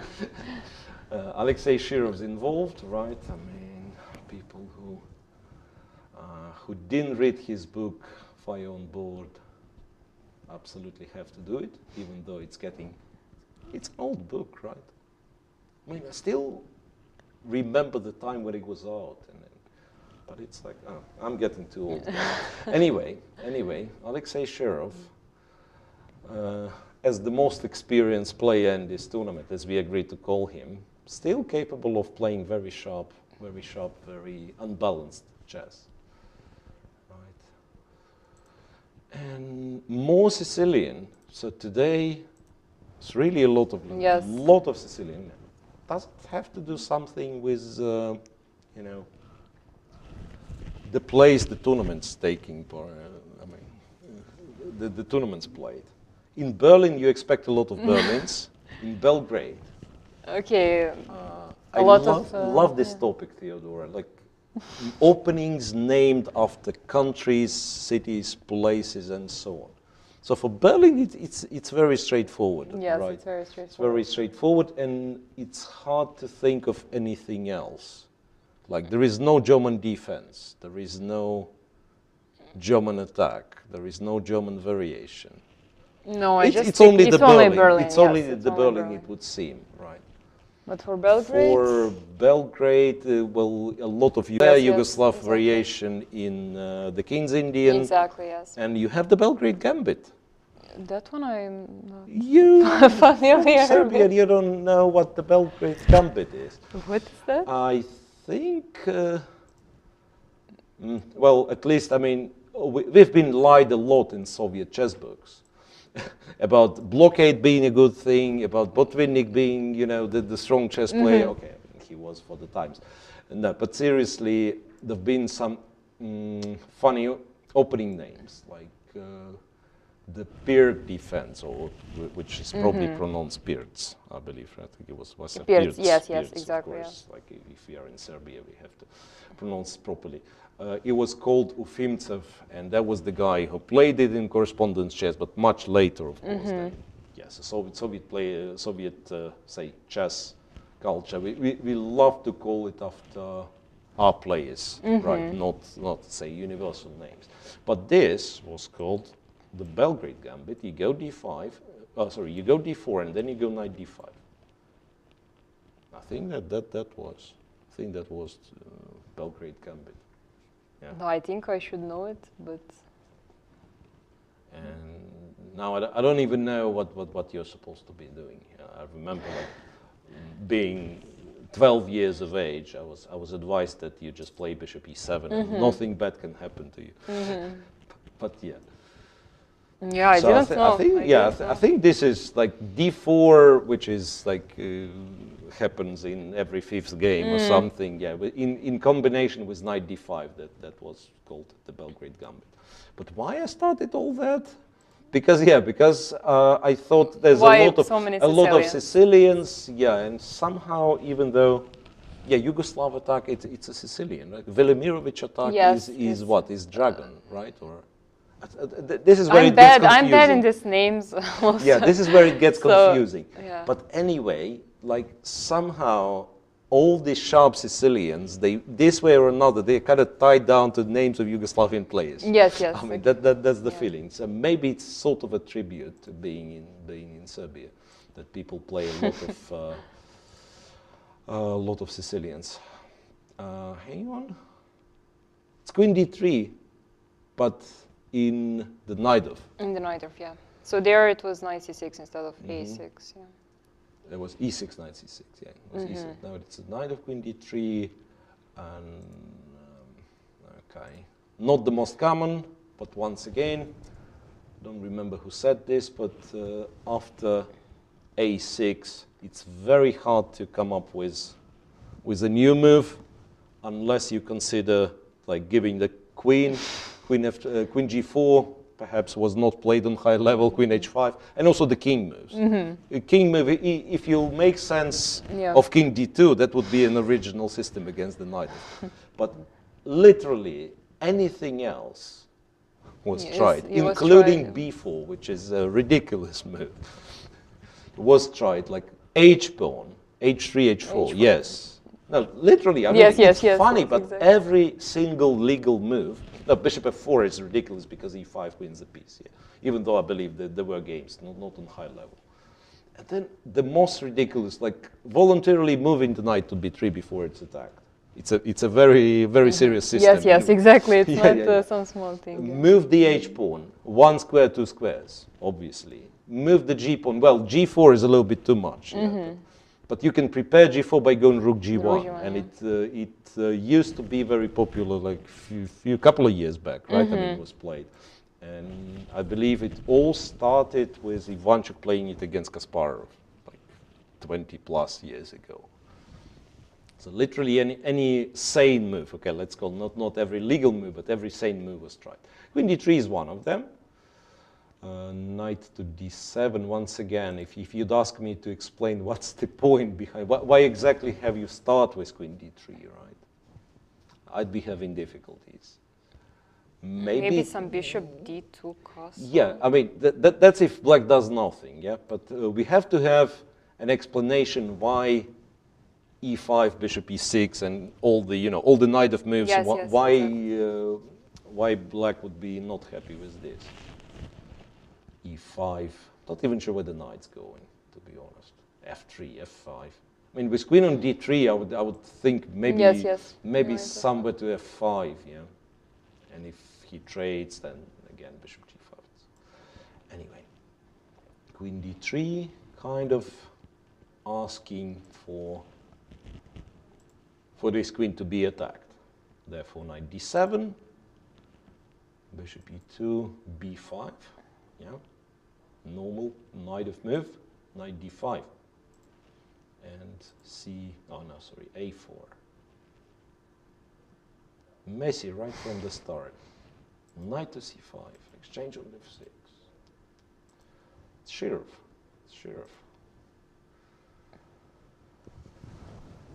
Black's up a pawn. If he's planning to castle, I'm not sure. Where? Bishop g7, yeah, bishop g7 and castle later on, right? f3, e5, typical Shirov, and d5. Very aggressive. Queen f2 and even e4. Queen c6. Okay. Here, both pending quite some time. So he kind of ruined the position with black, playing strictly for dynamics. So now I imagine black will be castling long, which is not new for Alexei Shirov as one of the experts on the Botvinnik Slav, right? Like castling long with like a lot of stuff being open on the queen side.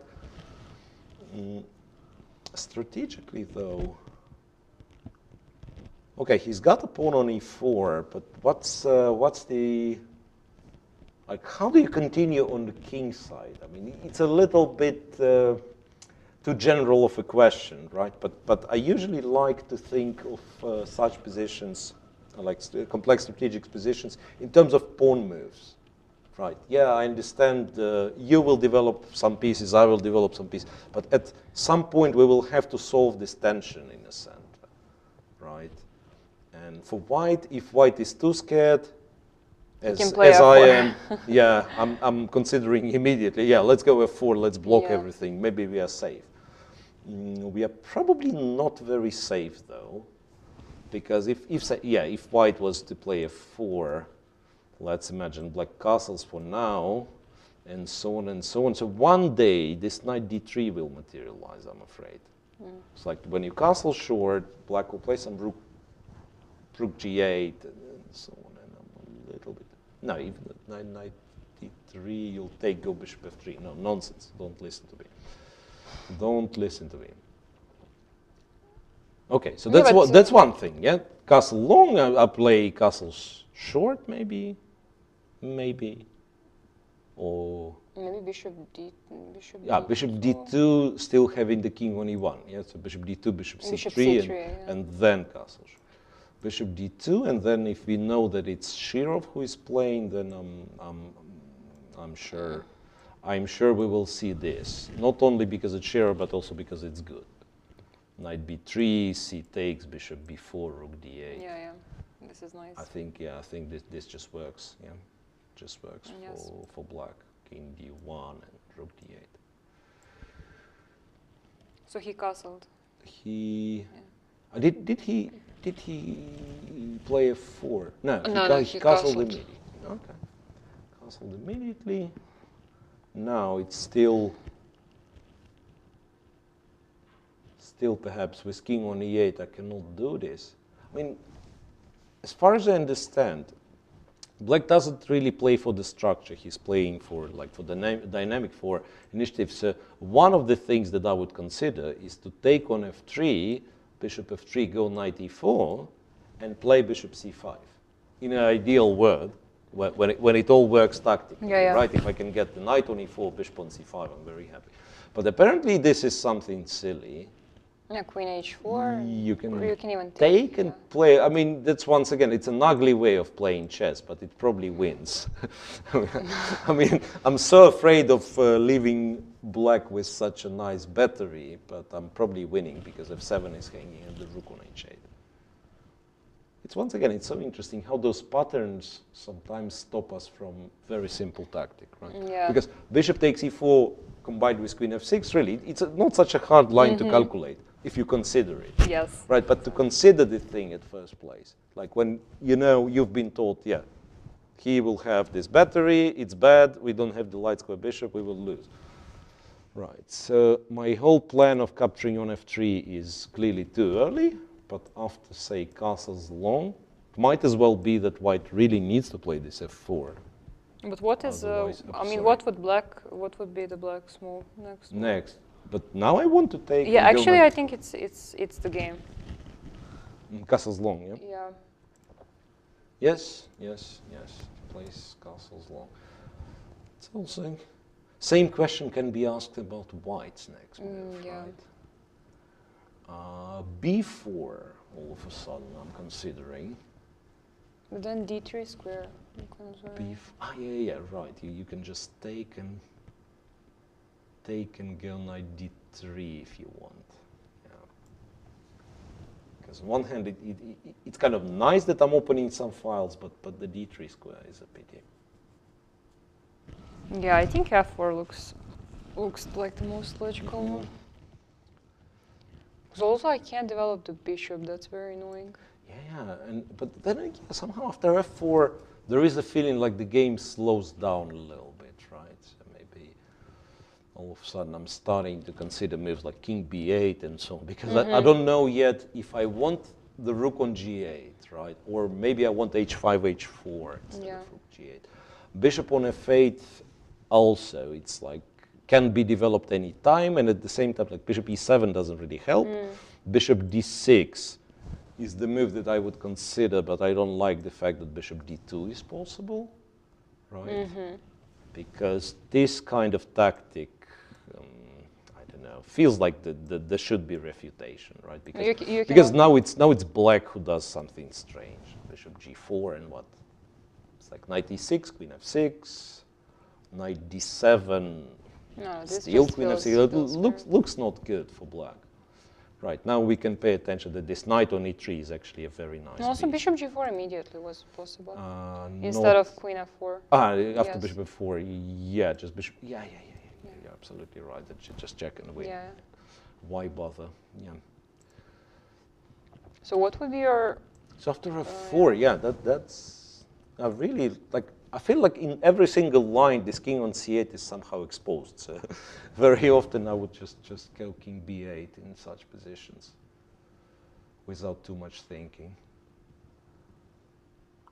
Now, if black manages to play, let's say, f5, and somehow to protect that pawn, maybe... Ah, so the argument is just we're just up a pawn and... Yes, yes, exactly. Yeah, maybe. But for now, I can safely take f5, right? Yeah. I was thinking, yeah, like f5, knight takes, you know, e3, yeah, but looks like black just gave a couple of pawns for nothing. But yeah, that's once again very promising, very interesting game. That's a good thing with Shirov. I mean, even like being with the black pieces against like younger, more energetic opponents, he's not shy of playing. Yeah, he has his style. style, yeah, he's true to his style. He's not shy of playing sharp attacking chess. Alrighty, and let's speed up a little, I believe, because we have one group or one pool of players that we did not touch at all, pool D, right, where we have also very, very strong players, two pairs of very strong players. Not sure where we start. I think with the highest rated, who is Mamedyarov, highest rated for pool D. Mamedyarov against Evgenij having the white pieces. This might be the, maybe strongest group even. Because yeah, looks like the strongest group because yeah, there is this player from Russia, Alexander Predke, who's made it to the Grand Prix from the Grand Swiss, I believe. But he might be kind of a surprise player, right? Yes, exactly. Well, his rating, I don't know, 26. What's that? 26 something should not fool you, really. You know, like he might be up for a surprise. And all the 26.82, by the way. Yes, yeah, it's not not that low. Yeah. Yes. Not that low. And then you have Evgenij, who is now 27.13, but used to be 27.70 at some point. And you have Mamedyarov and Vyshyegrov, who both been to 2800. So if we imagine all of these guys are in good form in this tournament, that clearly is the strongest group. This is, though, not the most exciting position, I have to say. I think some... Actually, none of them played in the Berlin, I think. All of them are new in Belgrade. Or yeah. We have the whole group, so the whole group which is new to Belgrade. Yeah.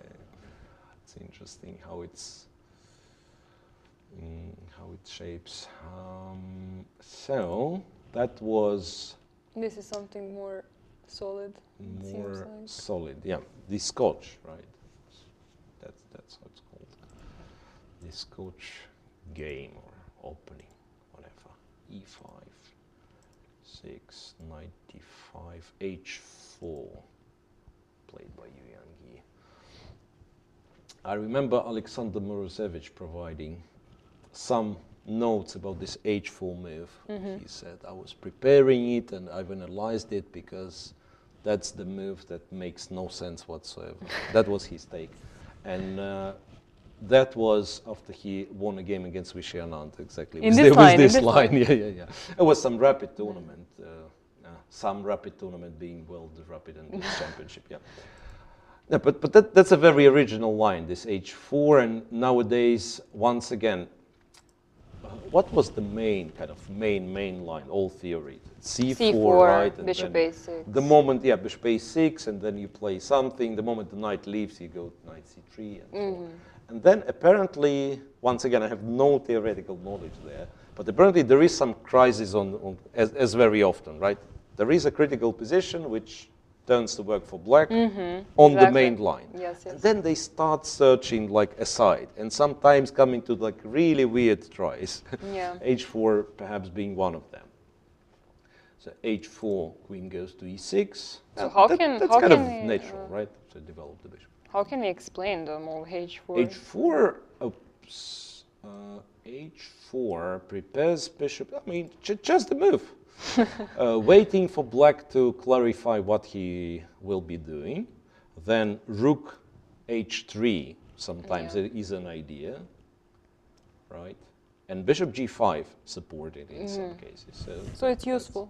Yeah, it's a useful move, and it's very often that here, if you know, if let's say, if black promises you that I will play this certain set of moves, like I will play g6, bishop g7, castle short, or I will play bishop b7, castle long, then you would know what exactly to do with white, and then you would, then you would get an advantage, right? But the problem is, like, black acts flexibly depending on what you're doing. And as far as I understand, the h4 move is kind of giving black a chance to speak up, and to show what your intentions are, and then maybe something good will happen. Queen e6. Like queen e6, not a bad of a move. Prepares to develop the dark square bishop. But there are lines where after c4, queen b4 check is the thing, right? Like I don't quite remember. c4, bishop a6, white does something, queen b4, king d1. Even this used to be the line, right? So already we might say that, yeah, okay, white gets to play something. Yeah, okay, after that, actually doesn't make all that much sense what I'm explaining, because it's just some normal position with white having slightly better pawn structure, but considerable lag in development, right? I mean, if you trade on e6, you'll never be better in such cases, right? Castles, but he has to trade on e6, otherwise he'd be stuck with this queen. Bishop d3, so I think it's in fact very, very quiet. Castles, knight f6. Black's activity should compensate for bishop b6. Interesting. Is bishop c4? What was wrong with bishop c4? Because that I would think should kind of equalize easily. Bishop c4, bishop c5. Yeah, take on d3. Or maybe easily was a bit of exaggeration. I thought, I mean, whenever I see such square, knight on d5, rook e6 to protect this guy, a pawn can be moved, I always think, okay, that should be good for black, and maybe it is good enough. Maybe maybe bishop b6 is just not the worst move at all, because he ended up giving white a pair of bishops, but once again the structure is very solid. Knight d7, knight to e5, exchanged. So that's the current position. f6. I think not much to discuss here. Not much to discuss here. Black's super solid. But it's maybe a bit easier to play with bishop. Yeah. I mean, bishop f4 to put it on g3. And then yeah, it really, you're absolutely right. It really depends on black's move after bishop f4. Because what I really want to play rook d8 for some reason and declare that is kind of nothing bad can happen. I'm not sure if it's right.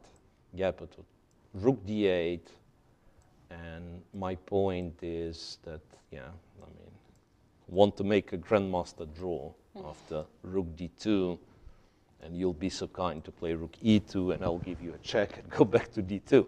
The sad reality of it is that, even with somewhat ugly rook c1, then king e1, white's still up opponent. Exactly. I don't know, maybe you'll make it a draw, but it'll be a lot of suffering. So that's exactly not the move you want to play. So after bishop f4, what else can be done? Maybe move the knight then. Bishop g3. Bishop g3, and we have to care about the d7 square somehow, maybe h5 is fine.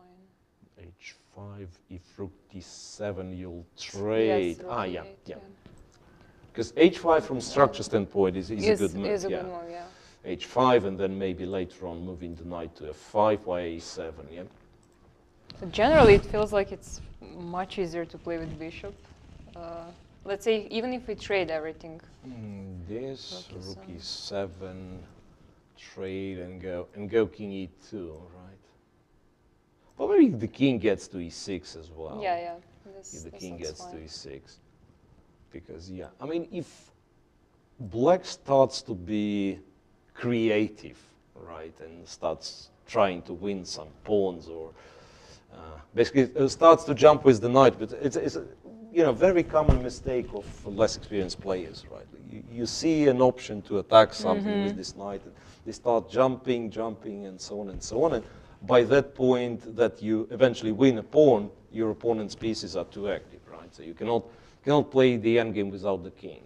I mean, that's my understanding. And if black just modestly brings the king to e6, I think he should be okay.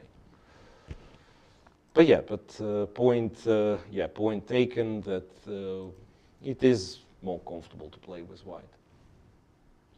Now I'm not seeing also that maybe f3, king f2, and then trying to expand on that side as well. Okay, with this, I mean, I would guess it will end up with a draw. Yeah, it really depends on the mood of Yu Yangyi, how long it's going to take, right? Because there is a feeling like black's position is okay, but he's not the one who can force a draw, right? So, so as long as white keeps trying accurately, like, black will have to find maybe rook d6 also good defensive moves. Yeah, rook d6 is one of the options, right? Rook d6, and maybe you'll force me to play rook c8, something like that. Yeah. Right, so this will go on, and finally, one more game, which is MVL against Predcam. And here, this is something that Predki apparently knows very well, and I'm judging by the clock situation. Yeah, Maxime Vachier-Lagrave is a very good theoretician usually, right? So to make him spend like most of his time by move, okay, it's move 22 on the other hand, they played a lot of moves, but still. So Predki is full 15 minutes ahead on the clock. Ooh, and that was what, the Ruy Lopez, b5, d6, so no Berlin, no Marshall. Yeah, no Berlin at first place, and then no Marshall. Yeah. c3, castles, h3, rook e8. What's the name of it? Is it the Zaitsev variation, right? Or no, I don't. Yeah, bishop b7. I think that's once again, that's the position where you're supposed to make a draw if you're a good friend with the other player, right? And go back and go, or maybe one move earlier, Anyway, okay, so what we have here is knight d2, bishop f8, a3, let me update this, oops, a3, h6, the point of it is that if bishop c2, I think this is the Zaitsev system, right? And then knight b4 and then c5. From the looks of it, once again. And that's why a3, so he doesn't want knight b4 to happen. h6, now bishop c2, knight b8, and knight d7, and we transpose into yet another line of the Ruy Lopez, which is the Brea system, named after Gyula Brea. And for the Brea, black actually played all the good moves. Now that I'm thinking, black does play bishop f8. He does play rook e8. I'm not sure about h6. h6 sometimes is dangerous, right? Yes. Sometimes sometimes white even goes, let's say, bishop g5 to force, and then go back. h6 and goes to d2. Yes. Then black later on plays h5. And exactly. It's a very interesting, we could, I feel like we could discuss it a lot, right? Because, like, the Brea is sort of a thing in itself. Like, sometimes I wonder, once again, opening names. You have some tiny line, and it has the name. And then you have the Spanish, and the Spanish, it's a universe. Every single line, you have a lot of theory, a lot of strategic ideas. And for the Breyer, yeah, you can, I mean, discuss it such a rich position. So Breyer is actually considered to be anything which is like knight b8, knight d7. Not anything. No, it's a specific moves order, right? Of course. But because this one it isn't. It isn't the Breyer originally. Just what I mean that Black done all the same as he would do in the Breyer system. I think. Yeah, he had to go. Knight b8 here would be the proper Breyer system. Knight b8 to meet d4 already with knight d7. So this would be. But if we think of it later on, what he would do: knight d2, bishop b7, and later on rook e8, and it would come more or less to the same, except for h6 that you've absolutely correctly pointed out. So h6 is not necessarily a bad move, but yeah, something that Black probably could deal without. h6, bishop c2, knight b8. So we've gotten there. Bishop b2, rook to c8, a4. So White, in a way, admits that he has lost the tempo. Wait, a3 and a4. But for this, he says, yeah, you cannot undo h6. Yeah. So and also you move the rook, so... Yeah, you move the rook to c8, then to b8. But what's interesting... This looks strange. Why rook b8 was... Why rook b8? Why rook c8 and then why rook b8? Yeah, like rook c8, perhaps just to prepare c5, c4 could this be? Yeah. Possible. Yeah. But then White can always go b4 and a4. It looks. Yeah, exactly. It's not that rook c8 is such a bad move of some sort, but why do you start, right? I mean, if you want c5, play c5. If you want, I don't know, c6, play c6. Why start with rook c8? So once again, we are looking for kind of the answer to this. Like it's a mysterious move with the rook a4, and then ends up playing rook b. Okay, rook b8 here is kind of understandable, right? So you protect the pawn which is not attacked. you play the rook, but now it's clear that the rook won't be all that useful on the c file. Anyway, this happens, and then d5. Was it possible to play like b4 maybe, or it's here? Yeah. It looks like interesting. b4, and if I go c4, then you can take, and it's a very nice square on c5. Yeah. If I take the pawn, okay, maybe it's a little bit optimistic because I'll just take. And maybe then d5. Yeah. No. But e5 is hanging. Everything's hanging. Yeah? Everything's hanging. I mean, we can see what he has done. He went d5, d takes, d takes, knight takes, everything getting swapped, queen to b1. This is the moment you declare that h6 is a very useful move. The pawn is not hanging on h7. Bishop e4, bishop e4. Black should be more than fine. I mean, for Black to be fine, it's enough to exchange on e4. Yes. Right. And if I exchange on e4, go queen d2, can it be that Black is even slightly more pleasant? I think that's what he's doing. Takes on e4 with the rook, which suggests that this rook will be taken, and then queen d2 is something I'm thinking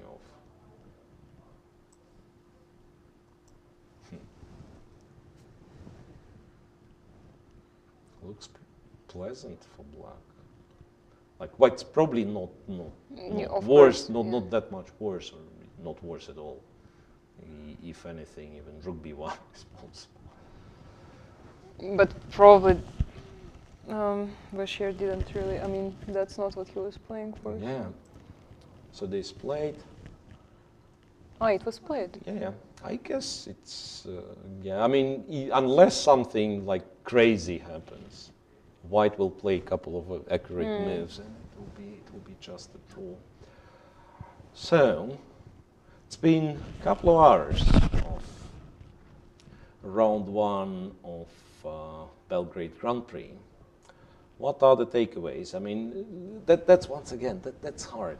8 games, and we are done with game 8, and it's about the time to go back to game one because yes. it's a lot of stuff has happened there. Yeah, but I think we almost forgotten about a very important part of every chess broadcast, which is a short break for the commentators from time to time. So the takeaways for now: Bashir didn't get anything against Elo underdog. Yeah. Then Hari Krishna quite possibly blundered against Vityugov, right? Remember this position with Vityugov pawn up, bishop f2 and so on. Then Shirov, being Shirov, plays very sharp game, right? And yeah, overall seems a lot of interesting games, and yeah, relieving part of it being 0 Berlins and a lot of Sicilians. 0 Berlins? Yes, Can't believe it's the thing. Can't believe it's the thing. Yeah. So I guess it's about the time to try to to announce a short break for the commentators. The games are at full swing, and not a single result yet. From the previous experience, I can tell you, Theo, that that'd be a short draw before the first break of the commentary. Yeah, like in 2 hours, that'd be a draw very often. I mean, it's part of modern chess nowadays. Of course, like, of course. Yeah. At the point of preparation, you either look for the position that is playable, not the advantage. Forget about advantage with White, right?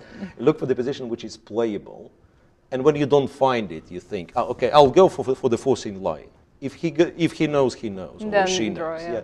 and then it's a draw. And these guys, they tend to know most of the time. So if this happens, it would be a quick draw, which is not the case in our round. So you have all the reasons, guys, to stay tuned, and we will be back shortly for the continuation of the first round in Belgrade.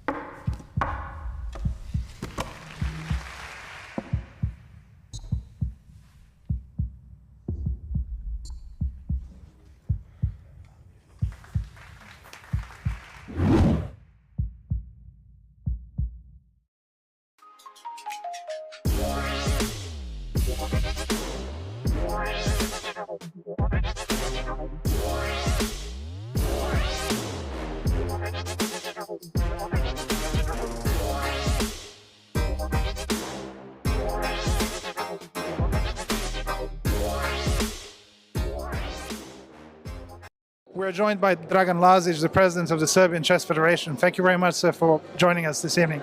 First of all, congratulations on being the host and the organizer of this event. How difficult was it to get to be the host country of the Grand Prix?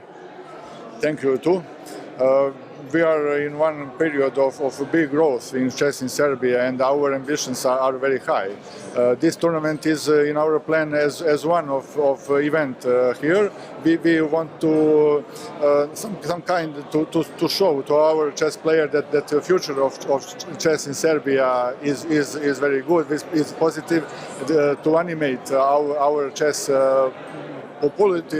population, and I hope it will be like this. chess was obviously very popular and still is popular in Serbia, but Serbia, former Yugoslavia, was a big chess nation. This is the first big event after 30 years. What has happened to chess in Serbia in the past 30 years? Yes, we know what is the Serbian and Yugoslav chess history, and we have an obligation to continue with that.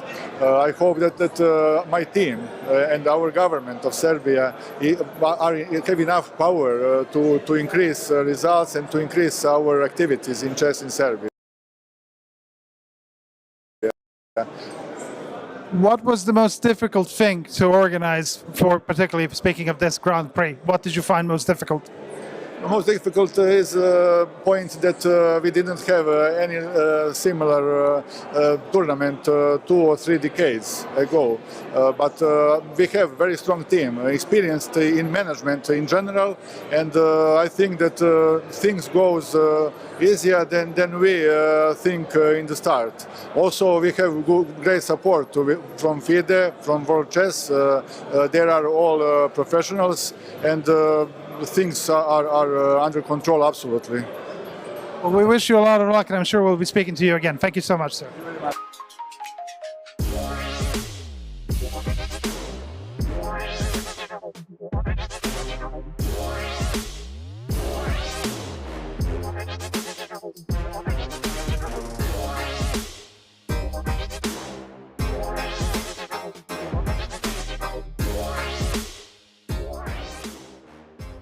Lucas, thank you so much for joining us. So this is the first time Belgrade is hosting such a big event in 30 years.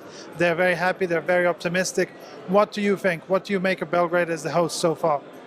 It's wonderful to see that the country, the city, which has such a rich chess history, is organizing one of the strongest tournaments in the world of chess. FIDE Grand Prix is very, very strong tournament with all the top guys competing for basically for the place in the World Championship match. So I'm very happy for Belgrade, for organizers from Serbian Chess Federation, and even during the opening ceremony we see a lot of energy between people. They are waiting for this event, they are already excited, so we are very happy as an International Chess Federation to stage events in such place. Will you be considering Serbia for any future events, or is this sort of the main test event to see whether is Serbia up for it? I think it would be very unfair to say that Grand Prix is a test event. Serbia received this event because they are prepared to organize such a strong event, and I am 100% sure that it will be a huge success. In this place, in this city, 30 years ago, Fischer and Spassky played their rematch. What are your memories of that event? Sort of, obviously you were very, very small then. Does that figure in your memory in any way? Yeah, I don't remember much because I was very, very young, not playing chess, but that time. But of course, I was studying some games of this match later on, and I think it's very, very important what organizers started in the opening ceremony to show this history.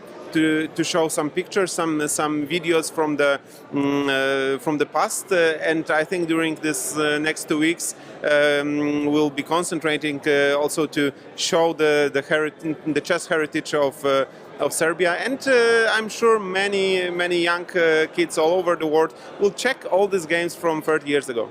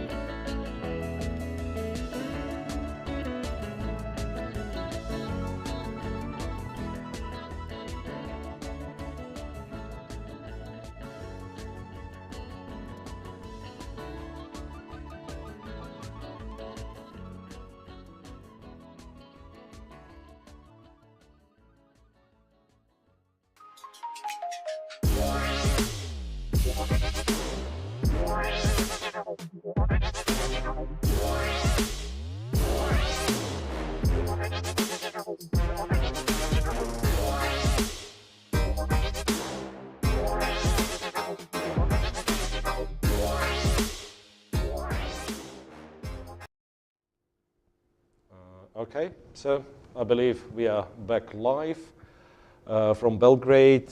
It's FIDE World Chess Grand Prix second tournament and the first round, right? Yes. During this break, I was actually thinking, since it's a second tournament, perhaps we have to talk about what's this Grand Prix is, how many tournaments are there, Yes. what they are playing for. So the Grand Prix is one of the ways, as we all know, to qualify for The candidates. for perhaps the most important tournament in chess calendar, right? We do not consider World Championship Yes, match yes. as a tournament, it's a match, and then the tournament is the candidates tournament. So from the Grand Prix, you have 2 qualification spots, right? I hope it's correct, because a lot of stuff changing. Right, and this year, right, the Grand Prix had yet another shift, so now it's 3 tournaments. Each player from the Grand Prix circuit takes part in only 2 of those. And to my shame, I do not recall the exact number of points you are getting, but basically for each result in the tournament, you are getting that many Grand Prix points, and 2 players with the highest the highest amount of Grand Prix points win. Yeah, and hopefully you guys, I mean, for us it's a little bit tiny of a screen, so I have difficulties like reading, but hopefully you can see on your screens.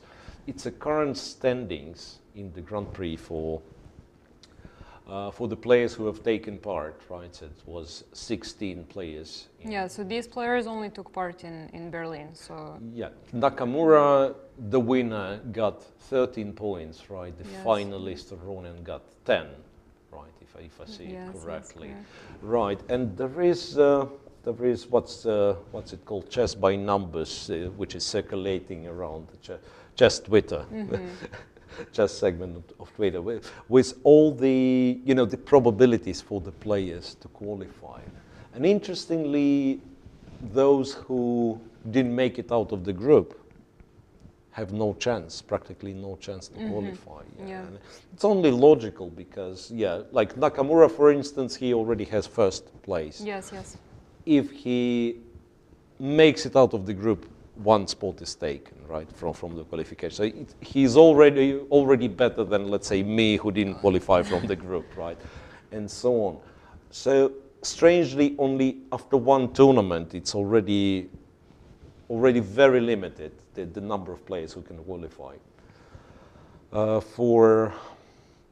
it's also interesting that, I mean, I would say that it's, okay, for sure it's coincidence that both Nakamura and Aronian don't take part in Belgrade, and if let's say they took and let's say they become finalists, then the 3rd leg wouldn't even have to be organized. Yeah, absolutely. Yeah, So I'm really curious what would happen in that there was case, somewhere published that if we have the same yes. final doesn't matter the results of the final. Yeah, same final yes. in tournament 1 and tournament 2, then tournament 3 is not needed yes, in terms of qualification. Yeah, there is money on the line, there is rating and this and that. But interestingly, so once again, which makes me kind of question the system a little bit. So still, yes, exactly, yeah. It's a very, very sensitive thing because they do work to improve the system, and a lot of stuff already been done, and it is getting more interesting. It is getting more kind of balanced because I remember this kind of good old times when there was a lot of tournaments. Round robins, I think it was 6 overall, and you were taking, as the part of the Grand Prix, you were taking part in 4 tournaments. And then there was a little bit of controversial thing that only 3 best results would count. Sounds good, I mean, 1 can have bad tournament. Yes, so, yes. So this bad tournament wouldn't matter, and then 3 good tournaments would go. But obviously, I'm not accusing anyone of this, but there was a situation in 1 tournament that, imagine, I had 3 good tournaments, so they are clearly going to the final result. And then this tournament I'm playing is clearly doesn't go well for me. Okay. But my rival, the one who fights in overall Grand Prix standings, has a very good tournament here. And he is fighting for the first place with the other guy that I'm playing today. So I'm kind of incentivized to lose on purpose. Yeah. So that my opponent takes the first place, so my rival takes the second, gets less Grand Prix points. So that was the flow with, that was the flow with like one result doesn't count. So that's not possible, it shouldn't be. So Yeah, if I'm playing the tournament, I should be kind of pushed to play for the maximum. And there've been examples here and there, yes, and now I really like the way it goes. But perhaps, yeah, there's only 3 tournaments, maybe not enough. Always want to have more and not less. Okay, so back to the games.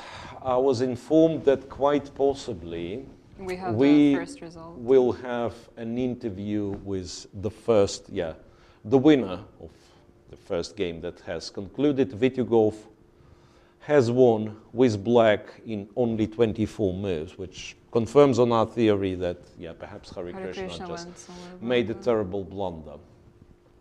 So once again, a reminder of what happened. This is what we had seen. Bishop e3 was played, and that's a sad move, of course. Yeah, Queen f5, knight d4, Queen f6, knight f3, traded, captured another pawn, and captured another pawn. So 3 pawns up, still no counterplay whatsoever. Yeah, endgame, you can't play the endgame being 3 pawns down. And h5, king h2, queen d6, and Hare Krishna simply resigned. He had all the reasons to do so, like g3 loses to rook c3. Rook c3.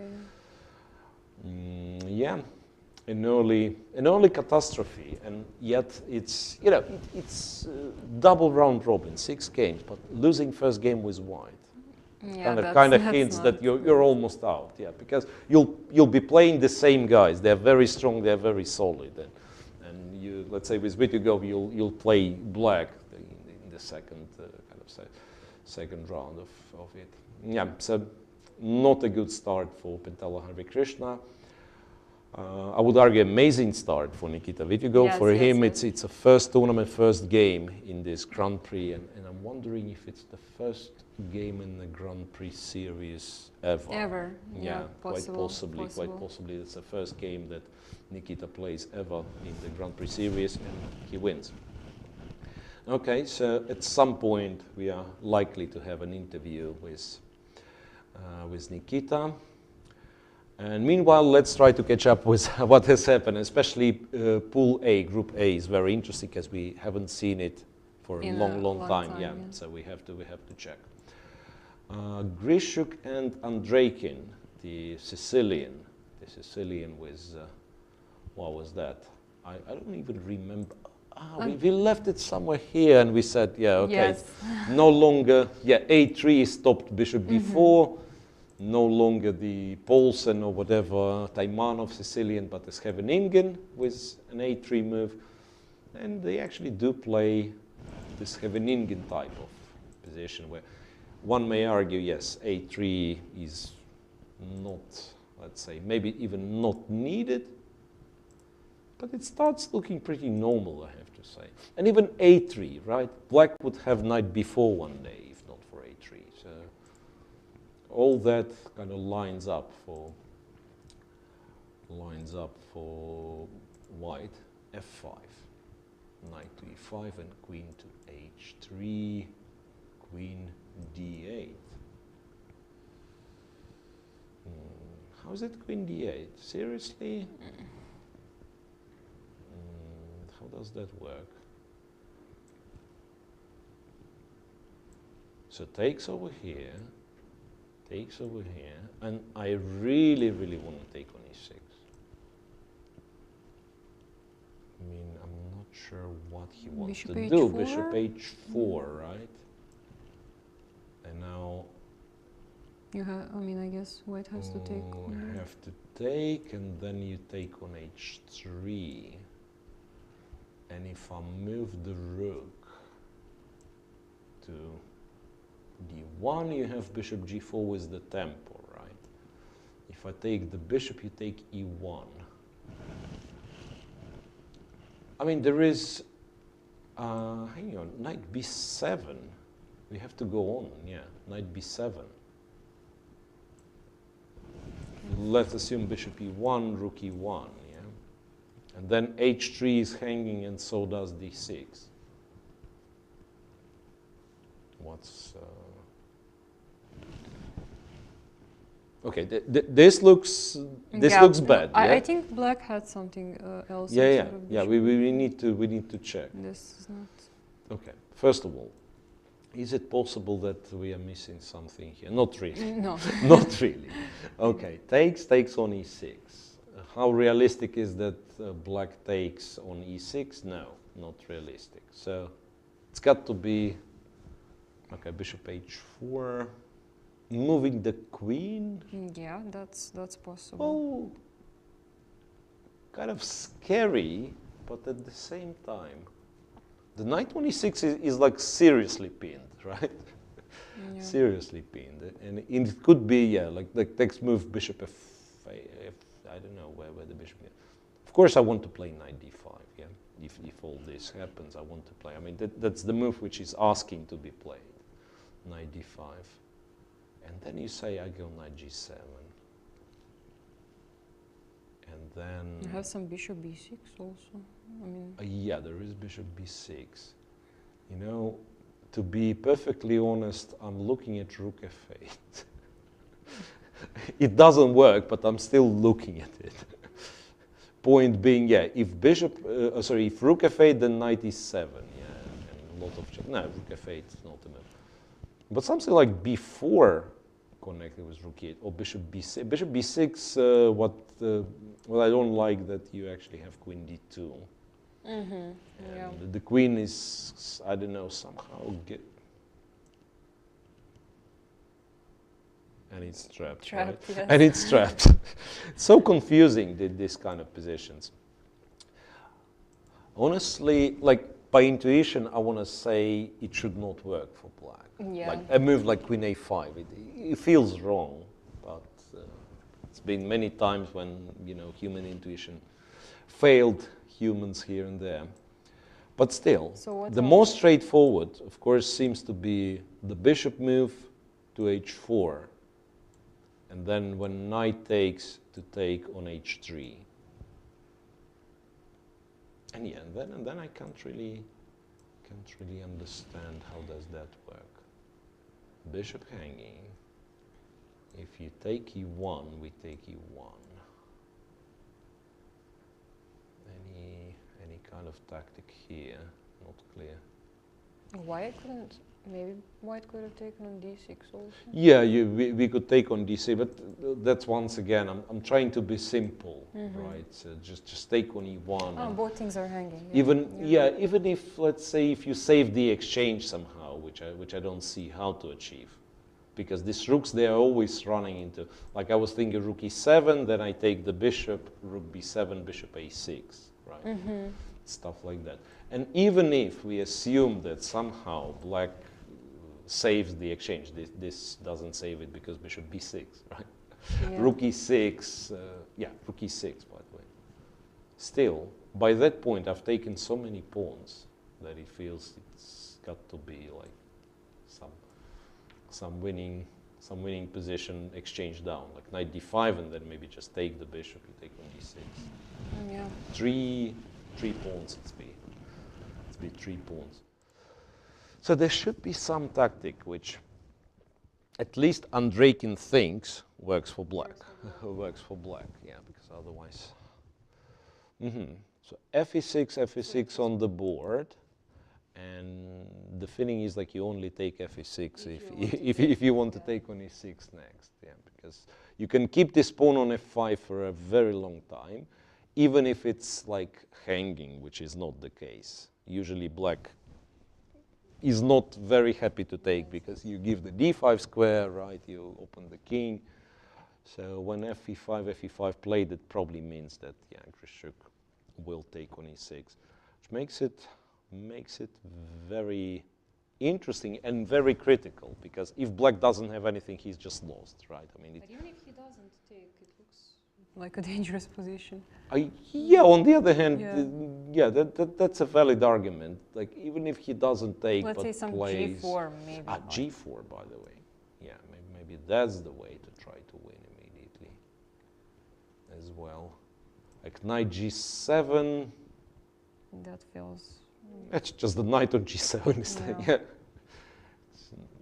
Not only the position is scary, but also the knight's on G7. But maybe I'm kind of alive like this. Knight F6, I don't like it.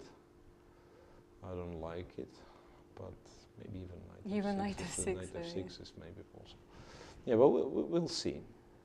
We'll see. No, but I'm really curious what he wants to do on knight on E6. Knight E6, yeah.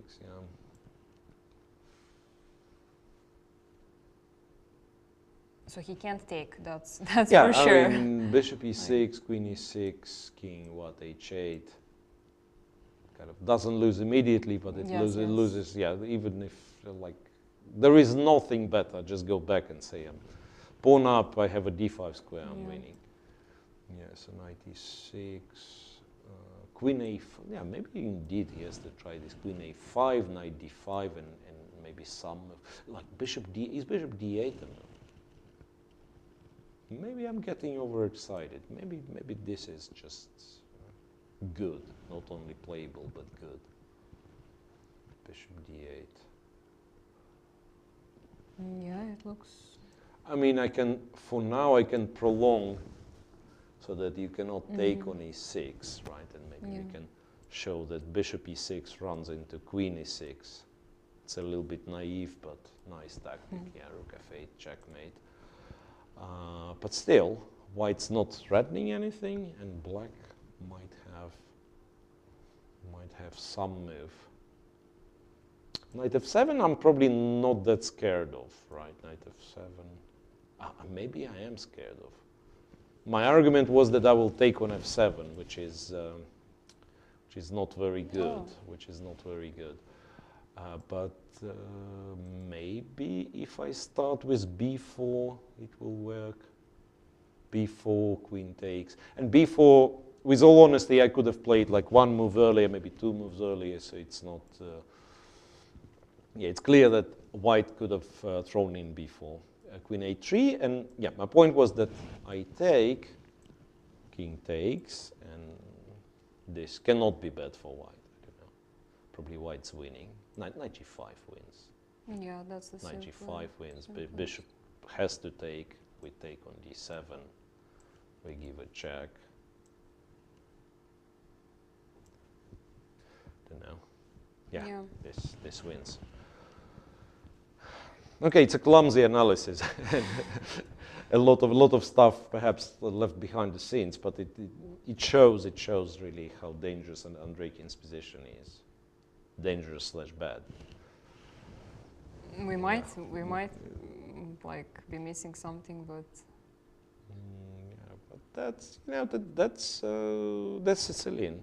That's why people play the Berlin. Right, you misplay the Berlin and a catastrophe happens and you are slightly worse. Yeah, exactly. Right? I mean, if you have like played quite a few bad moves in a row, right, you end up being slightly worse. It's once again, it's so interesting that it's taken, back then, and I'm kind of old enough to be saying such things like back in my days, that's an old man's favorite phrase, like back in my days, it used to be a lot of chess openings. Yeah. No, I mean, seriously, like what would be Naidov, Kasparov was playing the Naidov, so that would be like the pinnacle of chess theory. You had to stay up to date, you had to analyze, I don't know, every other day to recheck the lines and so on. Then for E4, E5, it was a lot of liberty, it was a lot of freedom. So you were kind of allowed to play your own variation of Ruy Lopez. Then it would be your thing, and people preparing against you would be thinking, okay, this guy plays the Arkangelsk variation, and this guy plays this and this.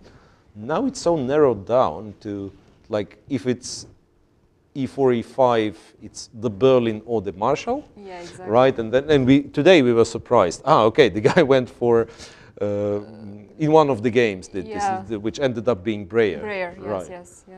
And it's already like Breyer. It's a legit system, and all of a sudden we are already surprised because he could play the Berlin, he could play the Marshall. In all that is like you have to know everything, and then you'll make a draw. So practically no playable lines left. Because back then it was fine. Okay, you played the Caro-Kann. Maybe you're accepting slightly worse position, but it's playable. There is no such thing as playable nowadays because of, at least on a very high level, right? I mean, for us mere mortals, we can still go. I mean, I don't know what to do. I remember I was already 2600 rated, and then you don't know what to do. Oh, okay, I'll play g6, d6 and figure it out. You know, what they call modern defense nowadays. And you still have like 20 moves of theory even there.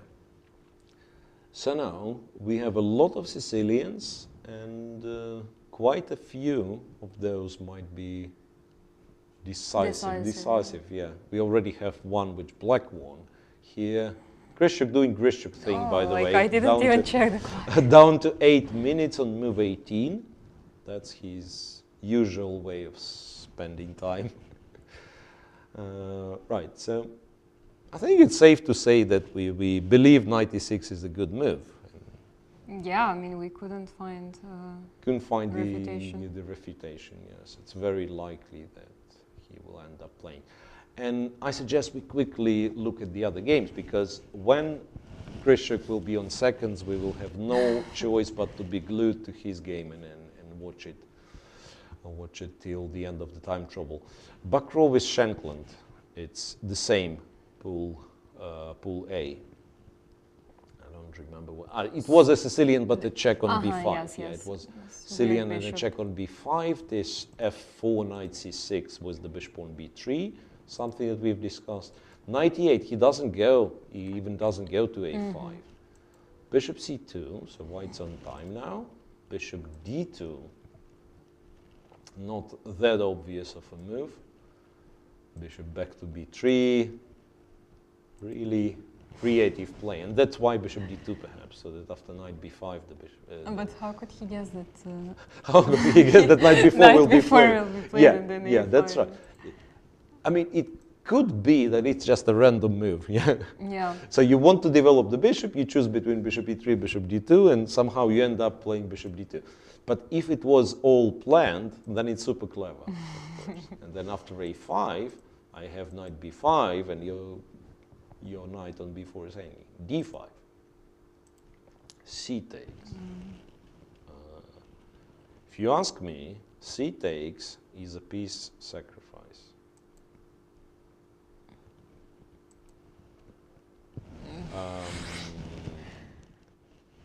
My guess would be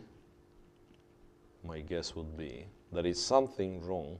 Yeah, I mean, with the transmission. No way. Let's agree. Yeah, let's agree that something's wrong with the transmission. It's whole rook also. It's not. And no threats whatsoever. No, it's a piece, but yeah.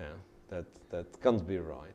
Okay, we can try to see the position on the board. Yeah, we can try to see the position on the board. There've been quite a few exchanges.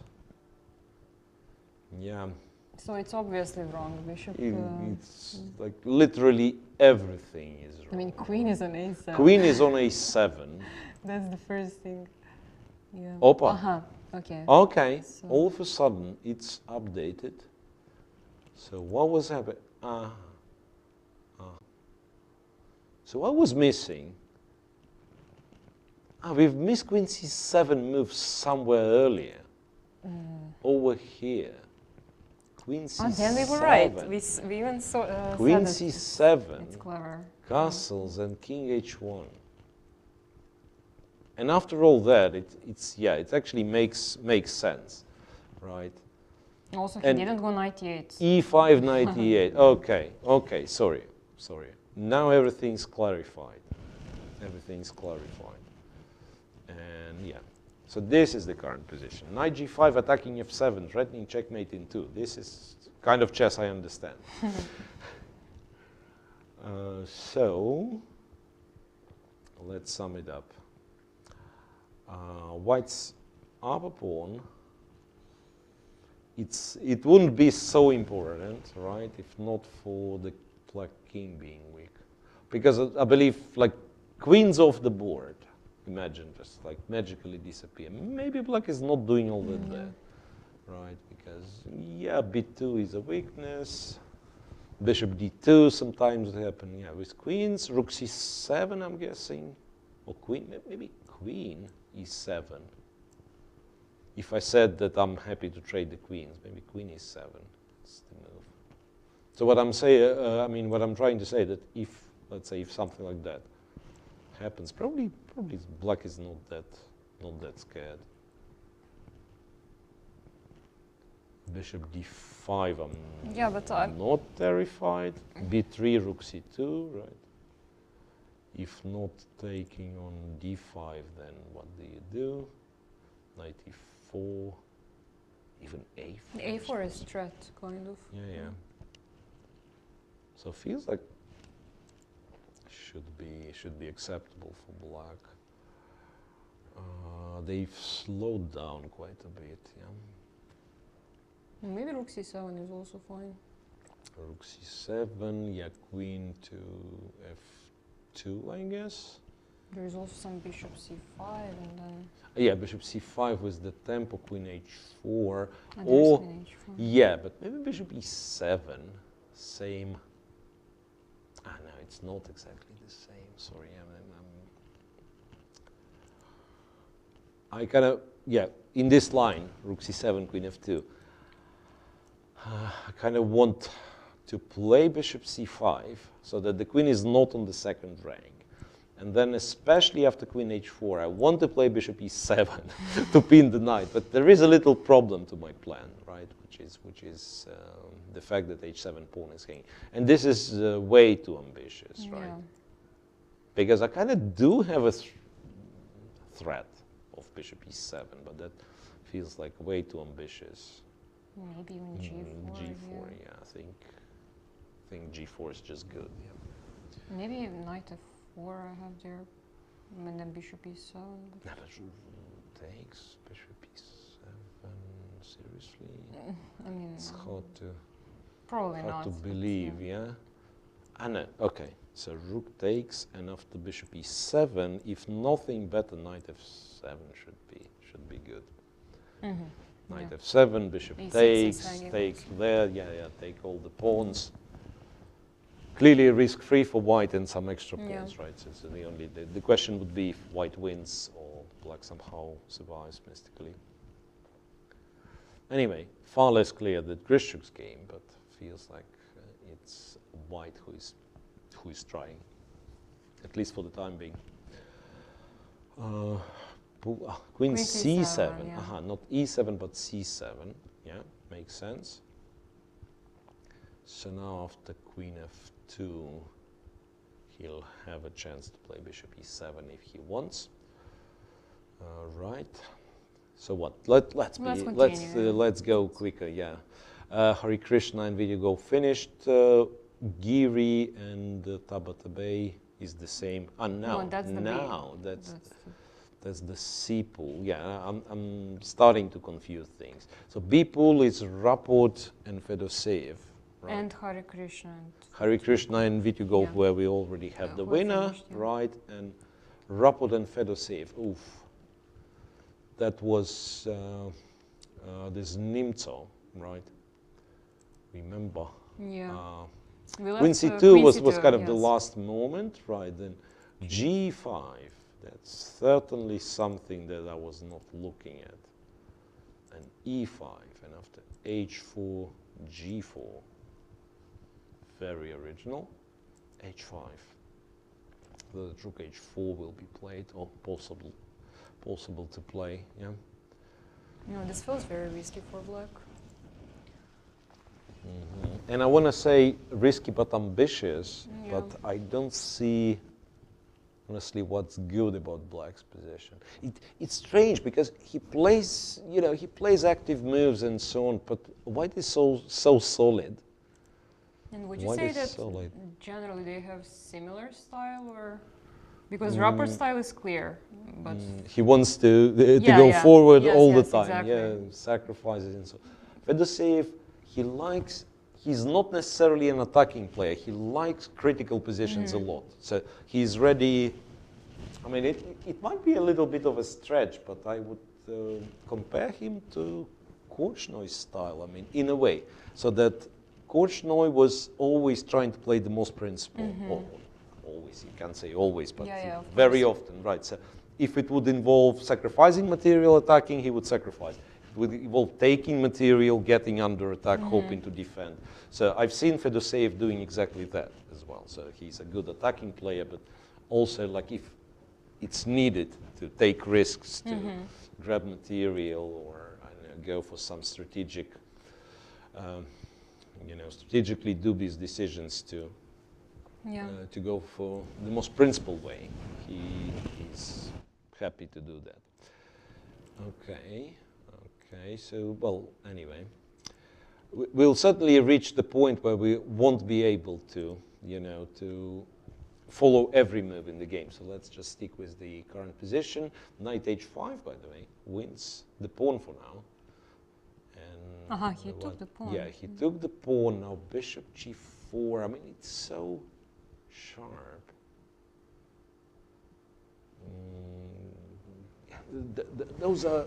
That's a nightmare, by the way, commentating on the games like these guys, because they, while we are switching game to game, they spend time, they calculate, and they create this kind of messy positions, which are very tough to navigate. No, the first question is what happens on b4? b4. Because Attacking the knight, and bishop saying is that, hanging, yeah, yes. if the knight goes, I'll take your bishop on e4. I'll probably capture the bishop, because that's something that I like doing. Then, moves like queen g5 comes to mind. There is also an argument that after knight e6, you aren't winning material, strangely. Because rook e4, there is queen c3. Right, knight e4 I can just take. So maybe b4 isn't that great. I was thinking this, but once again, I don't see how it works. For this to work, I need to be capturing on f5 now, and then after knight f5 having something. But it won't be knight f5. I mean, it will be knight e2 check. Yeah, that's exactly this. Exactly this. And if after knight g3 I have to take fg3, then why am I better? I mean, I'm probably worse. I'm probably worse with white. So he has to move the bishop, maybe. He has to move the bishop to some square. h4?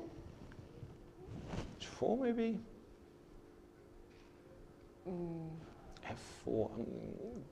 No, f4. f4 we will take anyway. Yeah, we will take it. Anyway, and maybe even play h5. But bishop h4, then g4 can't be Bishop protected, h4, and yeah, and g4 can't be protected. Can it be moved forward though? Bishop, no. Wanted to say Yeah, bishop h5. bishop but h5 it will runs be- into the same problem, that g2 is the thing. So g3, and now if we are ambitious, we are not taking but playing some sort of f3, and once again, just look at how crazy this position looks. Maybe even f4. No, but f3 is, I mean, if, No, it, f3 is if it perfect, works, yeah. it's strong, because rook g4 is that the bishop cannot go. Yeah. The bishop cannot go because rook g4, but once again, like, look at this position, like this modern studies when you, unlike the good old days, once again, I'll be talking about good old days, when you have logical everything, the passed pawn, nice maneuvers. Modern studies, looks like someone threw half of the chess set randomly at the board. Yeah, exactly. And this position, it might be a modern study, right? Because why the king is on g1, rook on, how the bishop ended up on h4, and so on. Yeah. No, but really after f3, there are problems. Maybe g3 is not even a move. And then if g3 is not a move, then I'm certainly playing bishop h4. But yeah, but you can imagine how confusing it is playing against Fedoseev. I mean, when he's, especially if you're this kind of like, I would describe myself as such a player that some lines, I'm a lazy person, so some lines I'm not calculating because I don't believe it can work, right?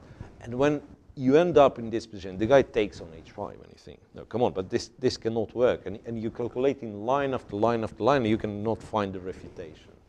And that's, I don't think that's the case with Rapport, so he probably is or was planning something against knight h5, but still, he's down to last 10 minutes and he's not sure what to do. And at least immediately, we couldn't find even like easy option, right? So sometimes it would be, okay, I will look for a better move, but if nothing better, I can play this and I'm safe, or I'm slightly better, or I'm making a draw. Here, every single move, right? Every single move you have to struggle. So rook h5 is also not. Right. Yeah, by the way. It looks like it might be something, but. Rook h5 combined with b4 maybe. So I'm hinting at like winning material. But there, knight e6 is possible. And then again knight e6, and then I take, and after queen takes, I take g4 with something.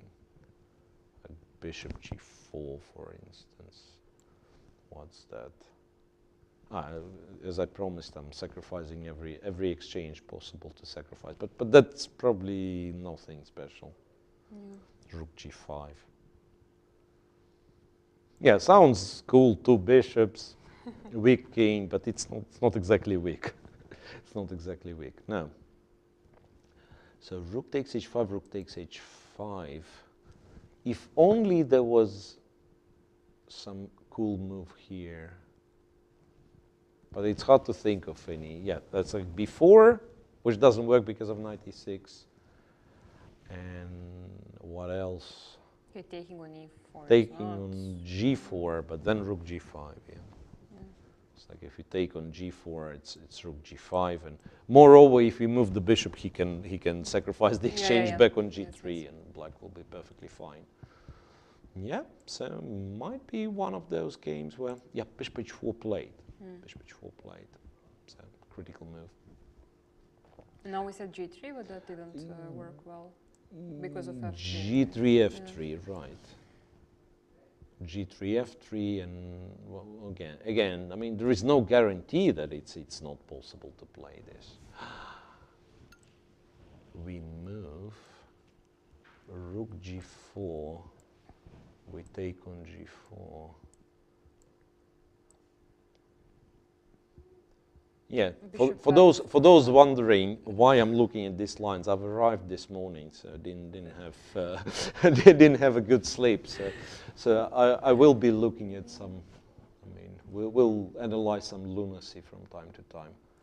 But yeah, this. I mean, too many of those. Yeah, like bishop f3. I was still slightly hopeful that like take on f3, take on e3 would work, but knight d5.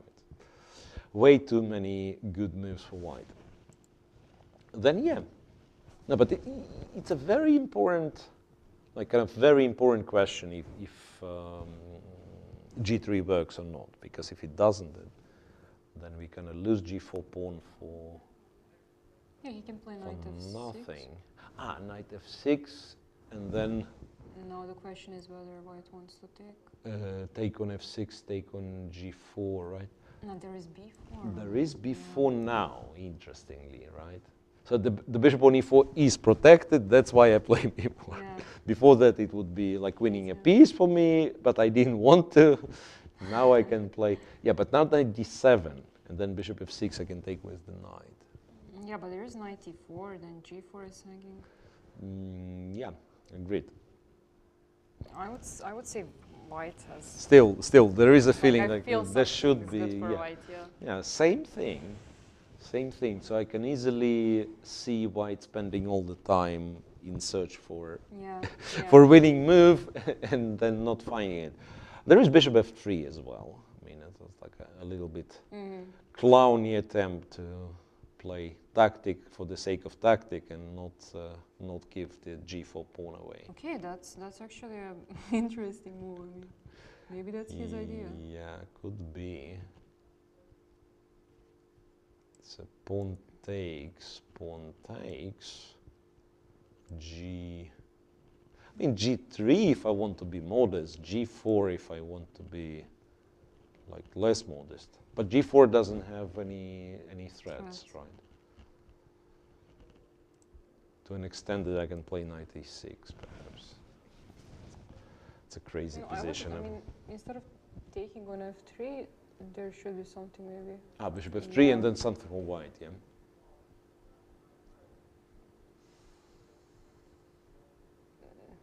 I wanted to say rook g4, but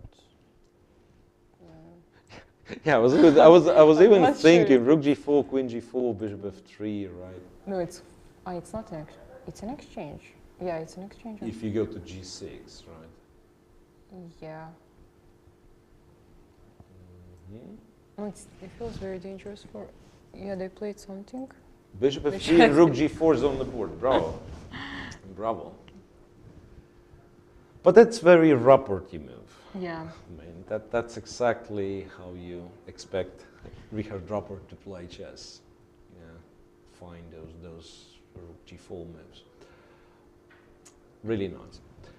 No, actually, if I saw this game, I wouldn't be able to guess if Rapport is white or black because it also looks like he might be from the black side as well. Yeah, exactly. Yeah. Like lift the rook to f5, Yes. take some Yeah. not very tasty pawn on h5. Yeah, It's exactly. also him. That's why the games between those two are Very interesting. Yeah.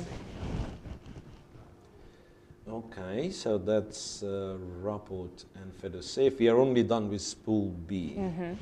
Yeah, then pool C we have Giri and Tabatabai. Oof, something has just H6 drastically changed. H6 was the last move.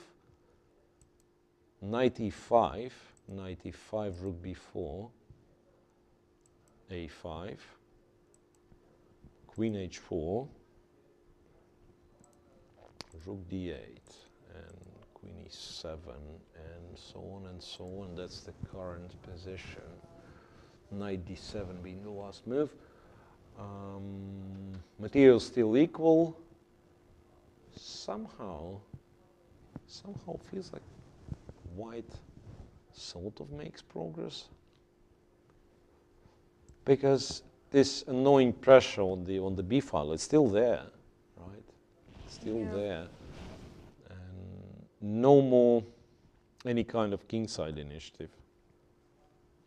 Like if Maybe it was better for white to like play something more solid. I instead of this king h2, maybe bishop e3.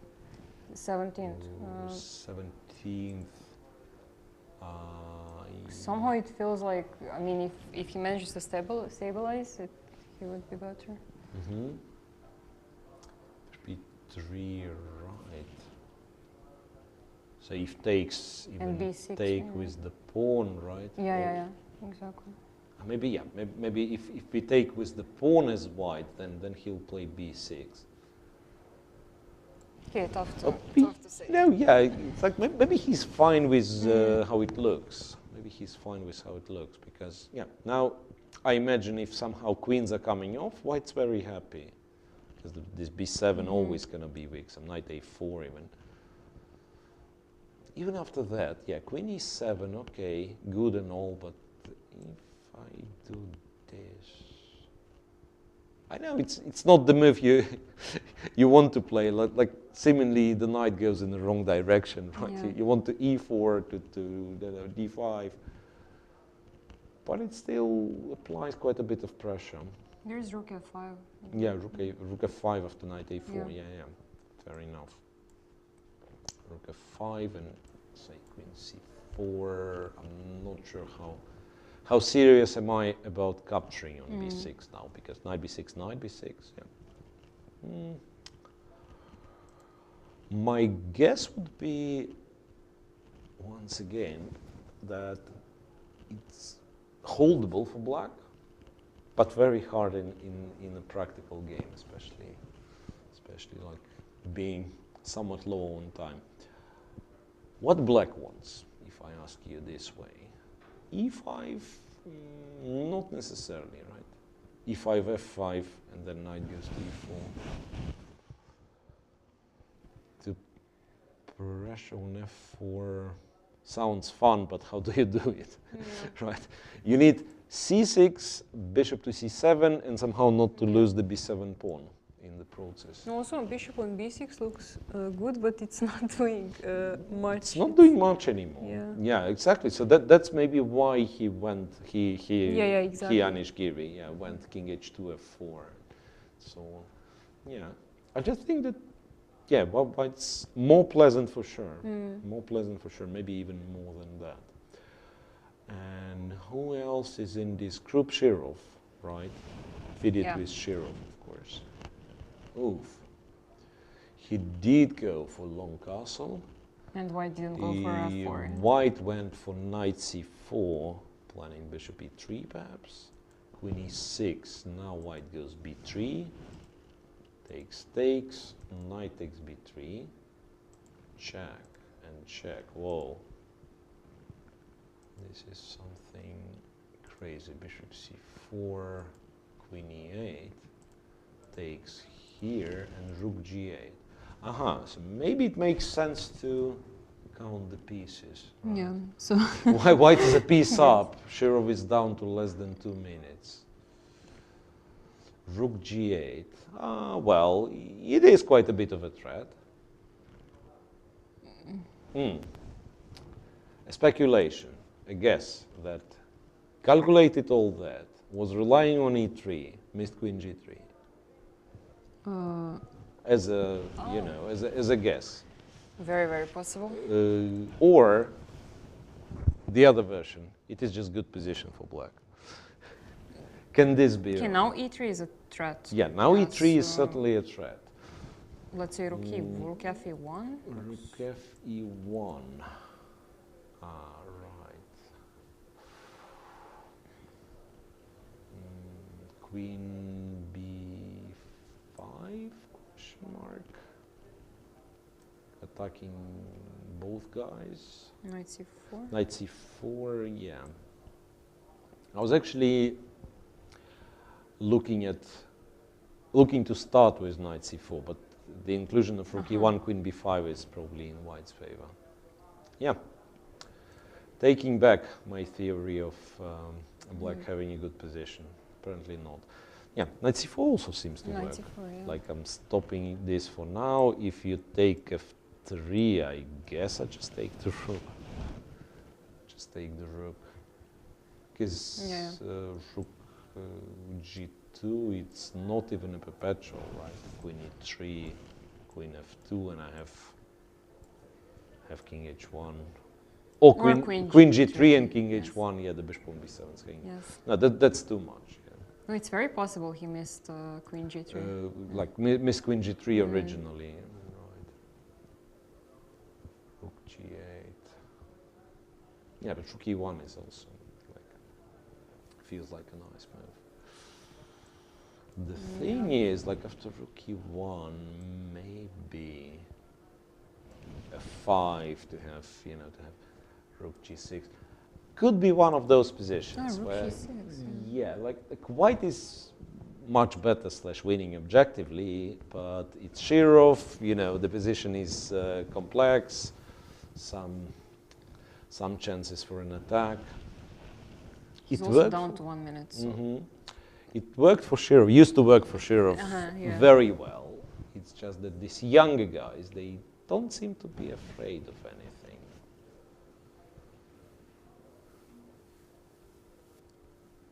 Yeah, Shirov's down to less than 2 minutes. It's Vidit who has the time keys to move now. Right? And very often that's the moment when you spend a lot of it. Just trying to be super precise, super safe. I just realized that EF3 is not big of a deal because G3, I mean, if anything, right? So E3 is something that I really have to care about. Rook F1 feels very, very natural. Rook F1, yeah, and then I don't know let's presume F5, yeah.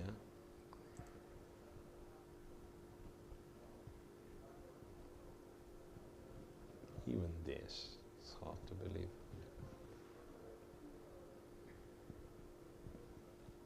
There is some Queen C5 also. Rook C6, Queen E5. Oof, that's beautiful. This, I'm not sure if it's good, Rook but C6 it's and nice. Queen E5. Yeah. Yeah. And then it's a check. Okay, this has to be good. Yeah. This has to be good. Check and then knight takes queen. Right, simplifying. White certainly wouldn't mind trading the queens off.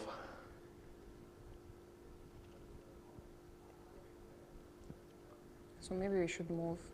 Yeah, we will. Just a second. Thought about something really crazy. No, but that's too much. Yeah. What about bishop e4? I mean, what was the... What was the point? Yeah. There was no point. Just actually to take and play at G3, G3 and yes. say that I'm super safe. No, what somewhat bothered me is Queen e4, because now G3 cannot be played. But Rook A, yeah, I mean, Rook A2 is already, you feel like you're doing it wrong, right? If you Rook A2. A2 Rook B6. Yeah. Okay, at least I'm able to show some funny line. Rook A2, Rook takes B6, if Queen takes B6. The bishop is pinned, but it's still protecting the queen, right? So Rook G2, and it's a checkmate. Yeah, let's move on. Let's move on. It does look like white should be winning objectively, but has to be a little bit careful.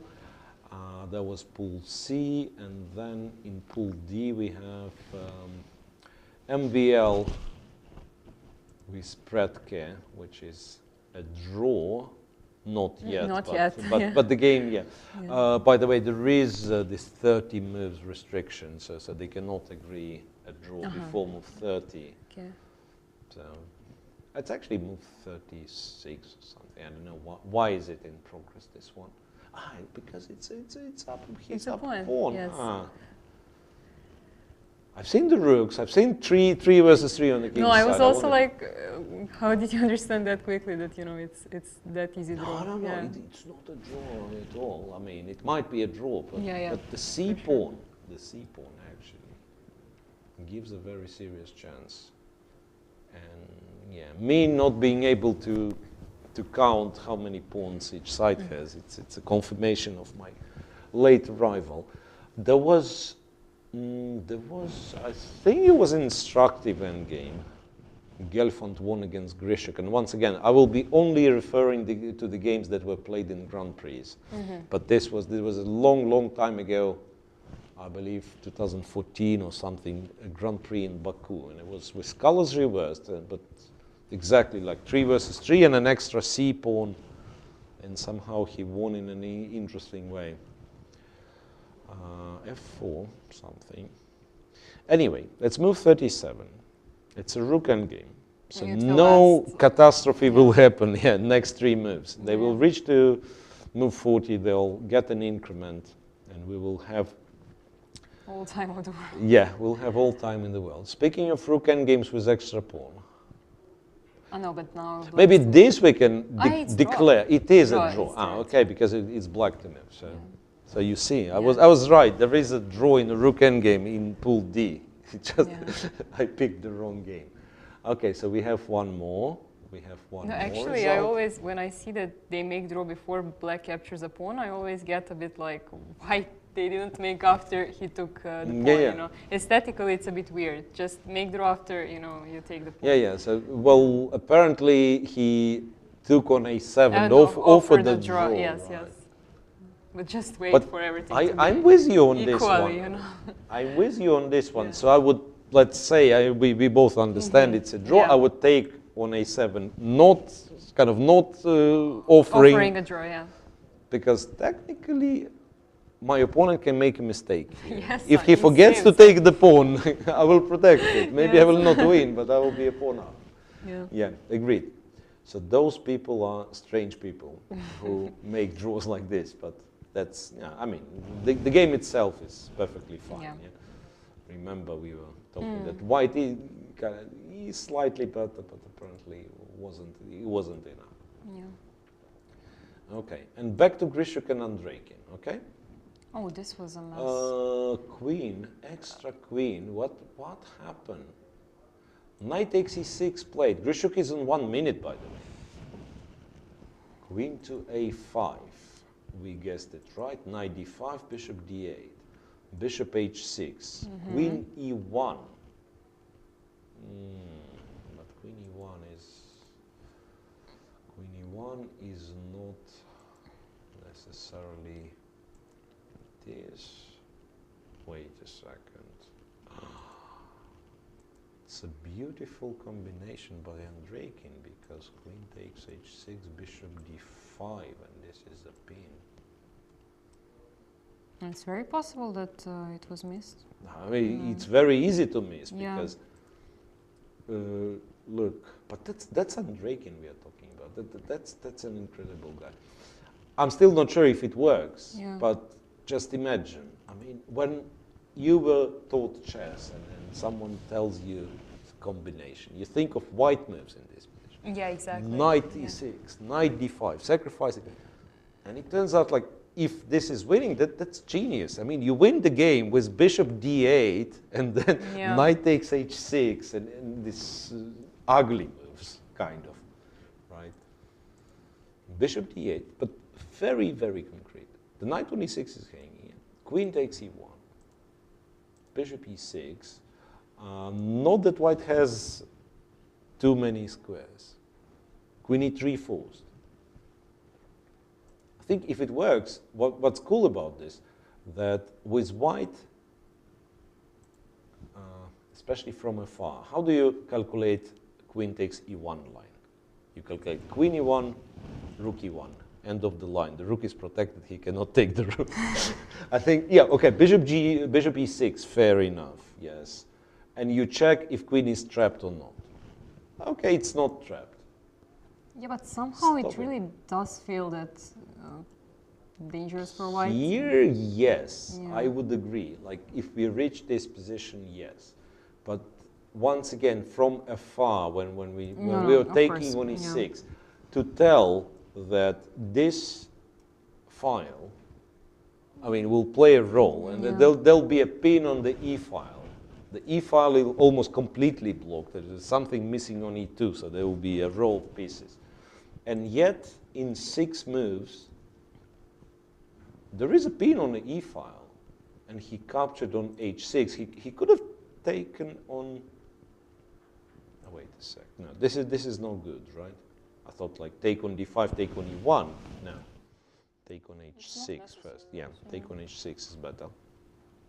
Bishop e2 and knight g7. Wait a sec. So white has a queen, black has rook and two pieces, minor pieces, right? So if black consolidates, he's very happy. And my beautiful theory falls apart because black just played knight g7, or maybe it doesn't fall apart. I thought now, finally, I can breathe freely, I can take the knight. But then another tactical trick from Andreikin, I presume, because now it's again the pin on the e file, rook c2, and this just you can't protect. Yeah. Wow, incredible. He played rook f1. Rook f1. But now, yeah, now you just go knight f7. Maybe you don't win immediately, but it's got to be a winning position simply on material. Right. No, it's really very impressive. So that's what? That's queen and the pawn against, against rook and two minor pieces. So maybe if white switches to defense, maybe he can put up a long fight, right? Because the pieces are not ideal and so on, but sooner or later, it's three pieces against one. It doesn't matter the value, of course. right? At some point, it doesn't matter the value. It's like, you have a weakness, I have three pieces, I concentrate all three on it, and I'll take it one by one. So it's got to be, black's got to be winning. I think he just played the knight f7 it is, knight f7 it is. Also white bishop on it, let's say if he had some other piece, like bishop on c3, bishop on right? c3, yes. I mean, then we would say then yes, we the would chances, talk, Knight f6, makes sense. At least create some problems. But then now, knight f6 was, I think, a good. Good practical decision, right? But then still, white is no longer kind of playing the game.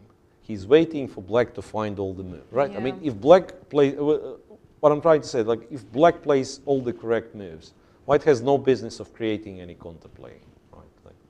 Can imagine, rook c5, rook e5, bishop d7, bishop c6, attack e4, 10 times, right?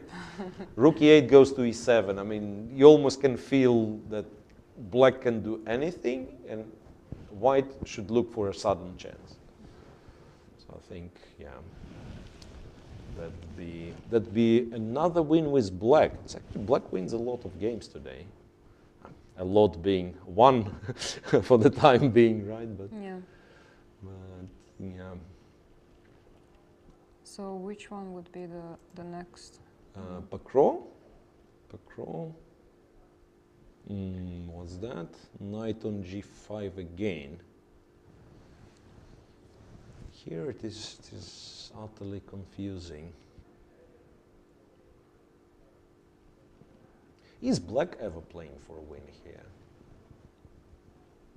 Bishop g5, he'll take with the pawn or something. Because I thought, bishop g5, queen g5, I'll just take b2 and say that I'm better with black and probably be right. Have no reasons to be worried about the king anymore. Not enough white pieces, and black's very active. So I presume bishop g5 he's planning to take with the pawn and then press on f7. It doesn't seem but still, convincing. Just rook c7, let's see. Not very convincing, c7, well, probably b3 at least to get rid of those pawns, right? The feeling is that black shouldn't have any problem. Maybe to play for a win with black is a little bit too much, but black shouldn't have any problem. King g8. King g8. Okay, keeping the tension. So now, it's only logical. Now if I attack h7, then black takes, and he's full tempo up in this line, with f7 already being protected. So well played by Sam. Well played by Sam. Hare Krishna and video go finished. So did Yu Yang Yi. I mean, but she's still playing, right? Giri and Tabatabai. Changed a lot as well. Iranian player is in the time trouble. And suddenly moved 30. And it needs an extra pawn for Anish as well. And all the pieces very active. I think it's safe to say that Anish is winning. Knight c5. Just take it, right? And bishop c3. How's he? Bishop c3. How's he not lost? Bishop c3, bishop d4, rook d7, right? I think it's just the game. bishop c3, queen h6 being a threat, along with bishop g7 or rook g7, whatever. So bishop d4 is probably what he's relying on. And then rook d7 seems convincing enough to me. So it will finish like this, probably? Can take with the rook, not to calculate. I mean, in this case, I mean, probably he wins with bishop d4 and so on. No, bishop d4 and bishop g1, yeah. It's Yeah. But I mean, I wouldn't be, I'm a lazy guy. I would take with the rook. Yeah, so Anish is winning. So he took? Oh, he took, no. He's thinking, so why is he thinking? Rook d7 to start with, maybe, as an alternative. Meanwhile, I think Vidit finished. Vidit and Shirov, we can see on a camera view that Vidit and Shirov have finished, and yeah. If bishop h7 is the last move, then it apparently means that Vidit won. Yes, getting confirmation on this.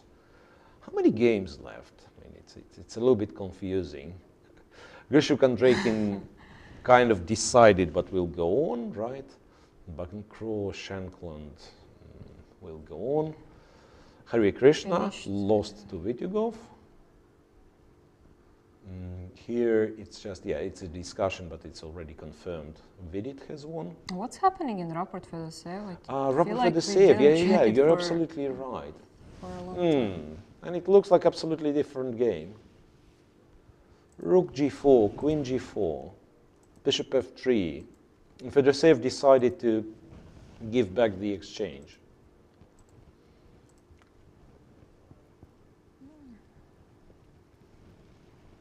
Material equal. Now it no longer looks like being too good for black. Knight b3, at least stopping b4, right? Bishop g3. Of course, much better structure for white. And knight takes g3, king g3. And all of a sudden we might have some flashbacks, because this was the material, rooks and knights. I mean, it was the symmetrical structure, but the rooks and knights was the material in this very important last game, which Rapport won with black against Fedoseev to secure the tiebreak, to win the tiebreak against Wojtaszek, to go to the semi-final. Right? It looked like vast majority of the game, it looked like Fedoseev is in control. If anything, he will make a draw, and then all of a sudden he lost. Yeah. Okay. Rook g6. Is it a pawn? Rook. Yeah. That's what I want to do. Rook takes. Oh no, there is knight f4. Yeah, I guess. Seriously. Yeah. Wow. It looks so weird. Wow. I mean, that's absolutely beautiful. Yeah. Knight f4, and that's Fedoseev actually. I mean, he loves these tricks. He loves these tricks. Rook g6 wouldn't even come to mind. Yeah, absolutely.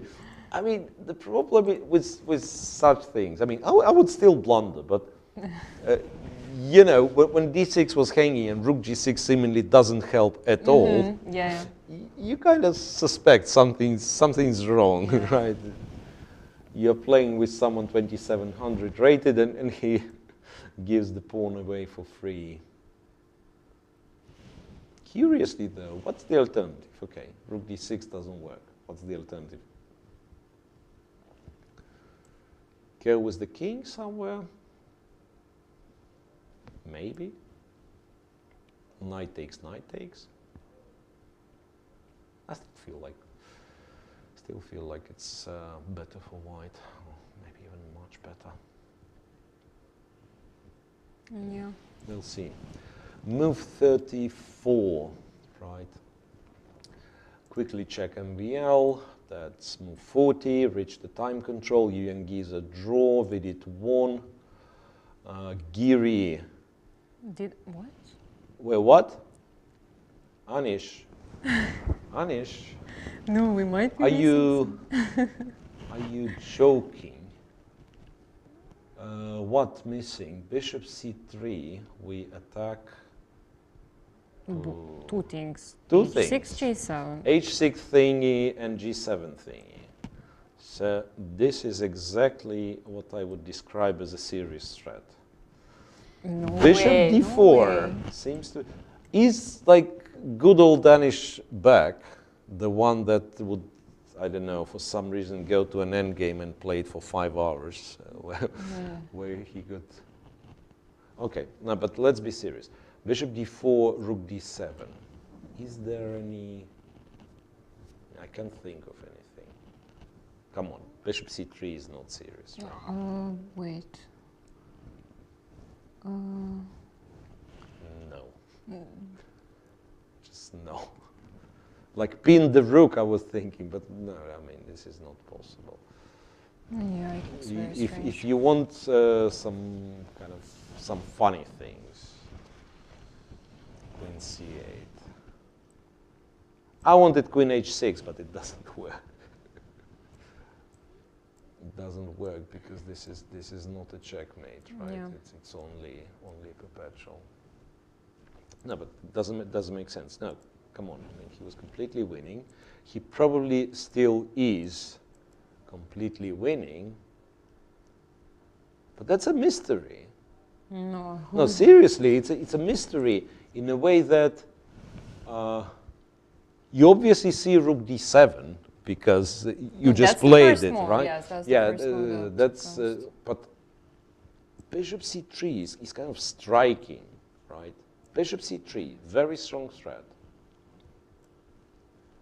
Really surprised.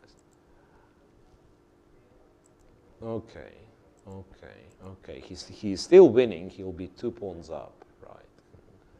But Can you just go once more to this to this bishop position, c3 moment, just for? I just can't believe, so I just want to check it. Bishop c3, rook g8. A reminder, friendly reminder that rook g8 doesn't work. Bishop g7 is a checkmate. Queen h6 is a checkmate as well. Bishop g1 doesn't. Yeah, bishop g1. I'll Even take. king h1. Yeah. Yeah, king h1 is good enough. So really a mystery. Really weird. So perhaps just you know, kind of.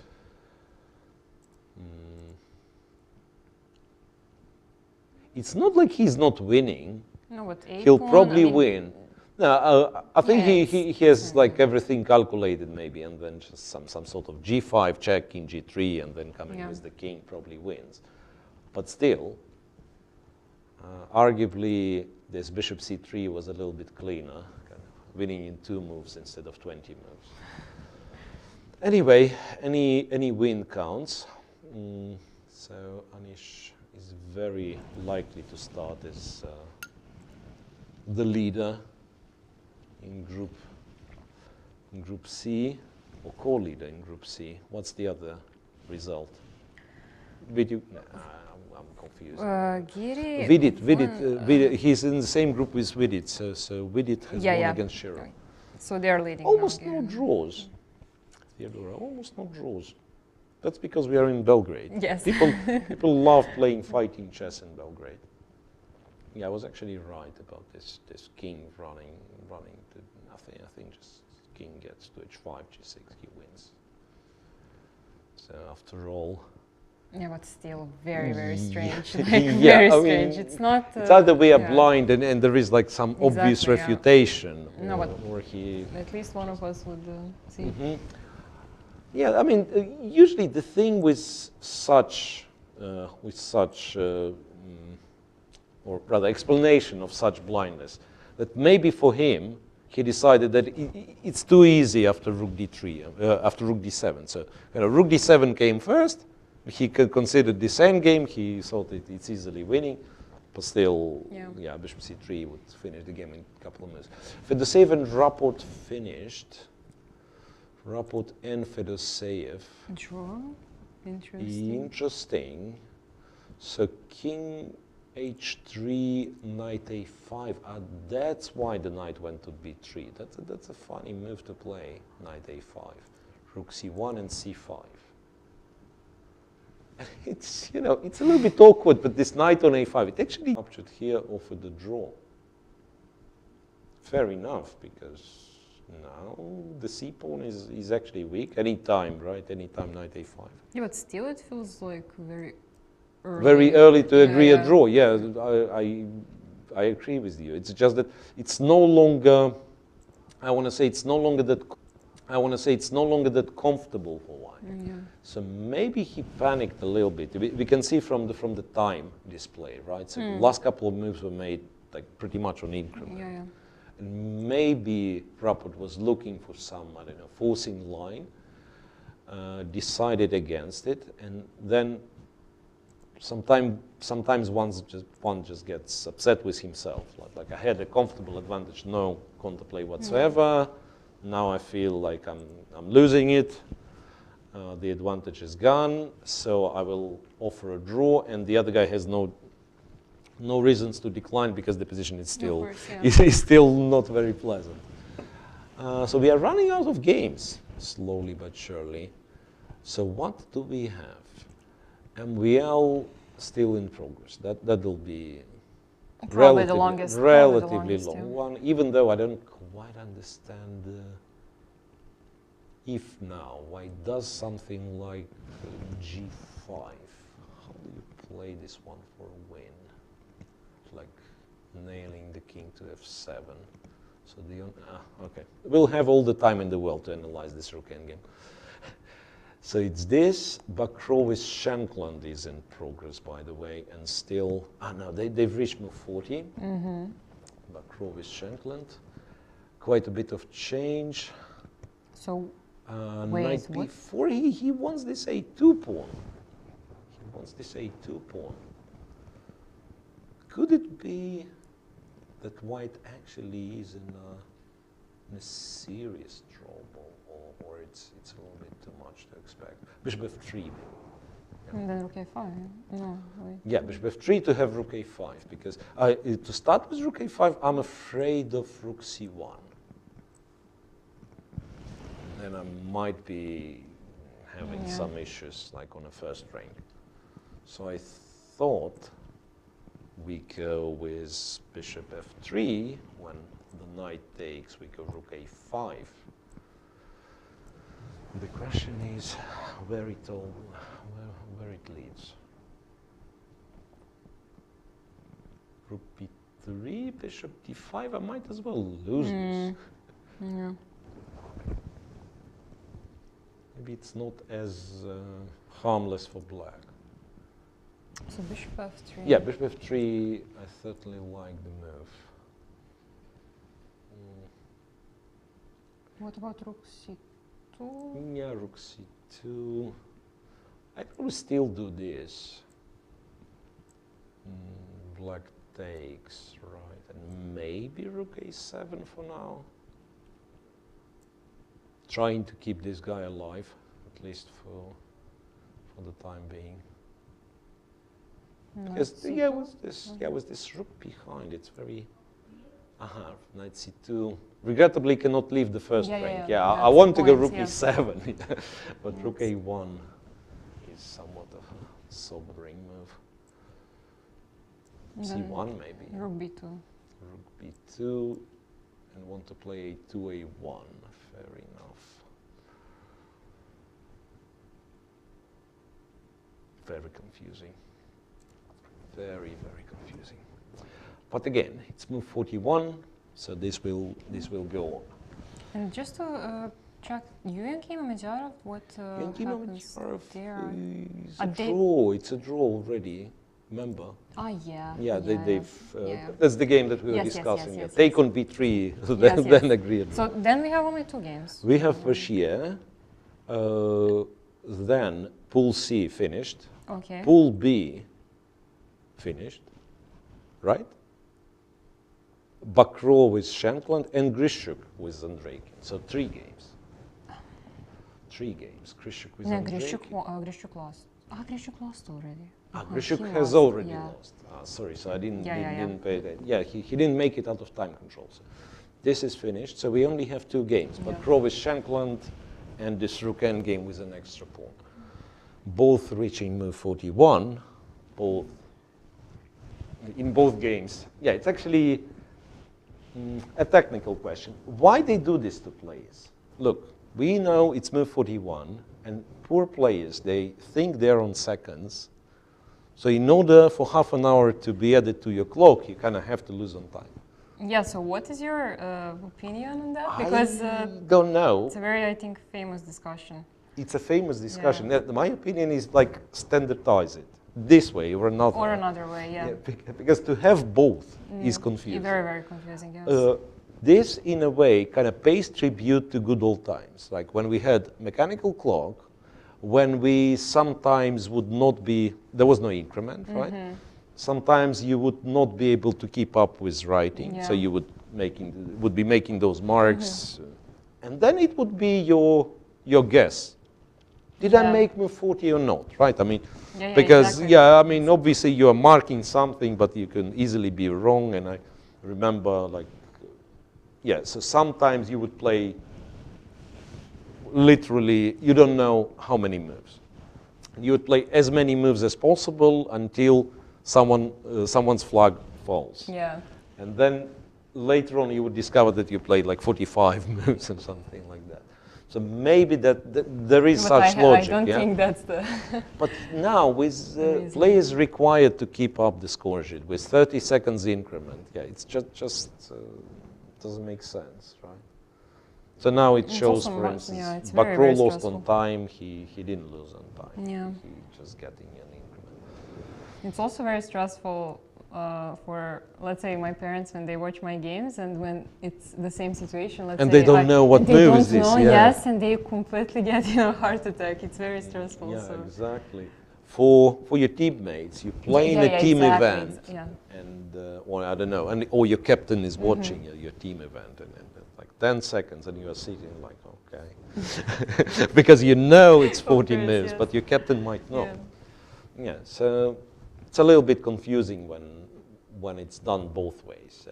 So I would be in a camp that we don't need this extra stress for the players. The clock can count the moves itself. So when it's 40 moves, please add the time that I'm supposed to be getting after 40 moves.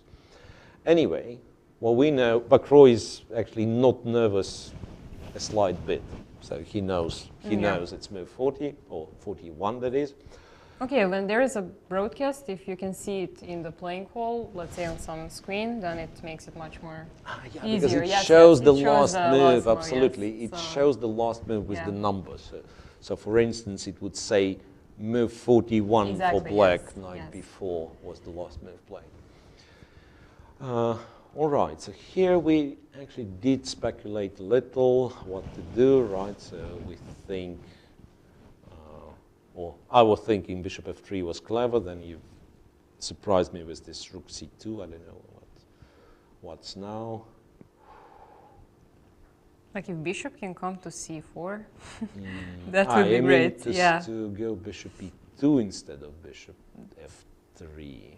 That's interesting. But the problem with bishop f3, with bishop e2, it's a little bit strange concept, but I'm capturing rook a5, rook a8. Can I do this? Bishop c4? You go bishop c4 here, not rook a5. Bishop c4, okay, whatever, knight goes somewhere to b4. I mean, this a pawn will be dangerous, right? Same as maybe f7 pawn. But now we are coming to a discussion which one is more dangerous, right? So with bishop f3, I was originally hoping to get rid of the a pawn and say that I'm a pawn up, but not sure at all. So this is one that Bakro will be thinking. And the other game is Voshia with Spretke. Once again, something's wrong with the clock display. But this is very, very likely a draw. Seriously. Is there some way black can push? Yeah, for some reason I said like play g5. Maybe you don't need to play g5. Maybe you don't need to do anything. You just stand, king e3, and so on, right? I don't think so. I think it's just a draw again. The rook endgames are very confusing for me. He actually goes h5. h5. I guess that's what the black has to do.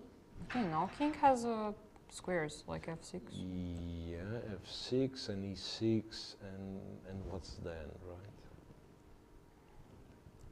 Okay, so question is, should black try to push the c pawn, and until which point? Let's say move the rook on c2, 1, something.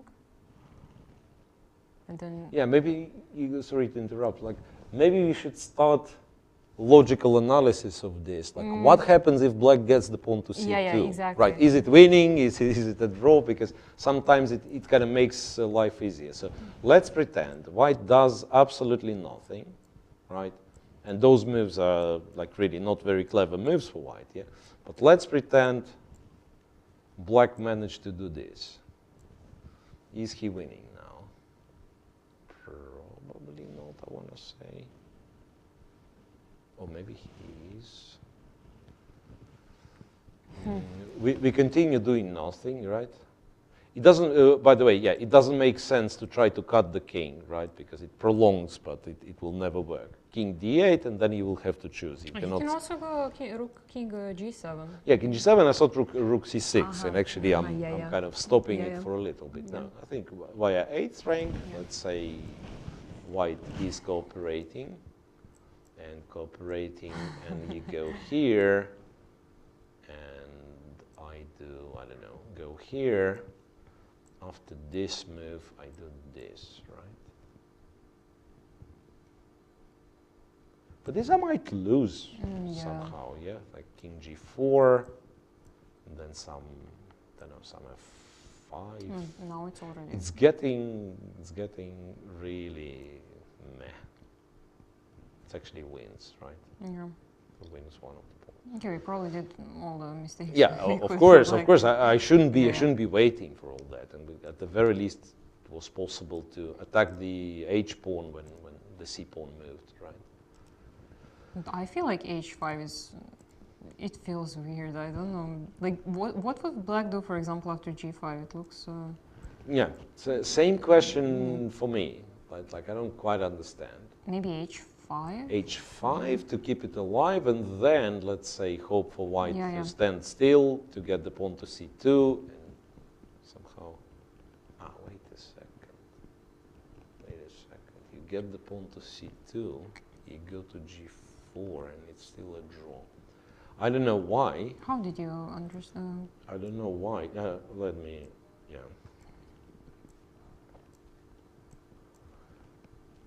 I mean, I don't know why I know this, and if what I know is correct. But I think, once again, guys at home, do not pay attention to the moves that I'm making.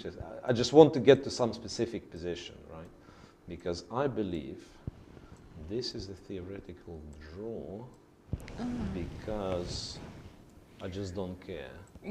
I just don't care if you take a 4. No, wait a second. But then you kind of snuck in here. Right? Rook c4. So exactly. I don't care that you take a 4 by going rook c4, so that after this I have a 5 check. And this is a draw. Yeah.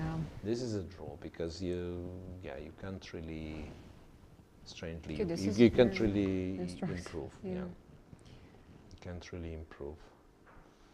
But can I try to, no.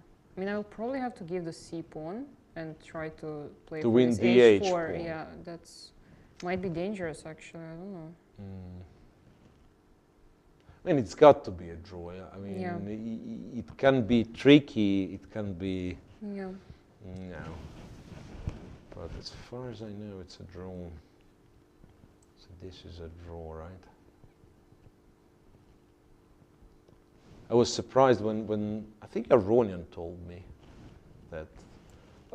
I mean, the usual position, like king on g7, white pawn on g3, pawn was on a2, which doesn't make any difference. Yeah, and he says, "Do you know that this two extra pawns is a draw?" I had no idea back then, and it turns out yes. So to kind of defend h5 move a little bit, what I want to say that now it's f and h pawns.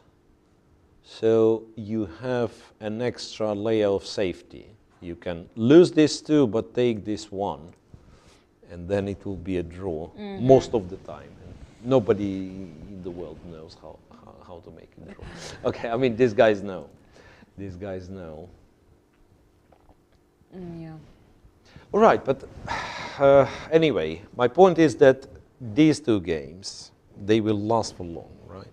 Yeah. Players got an increment, and commentators got slightly tired with all those decided games today. I mean, it's been.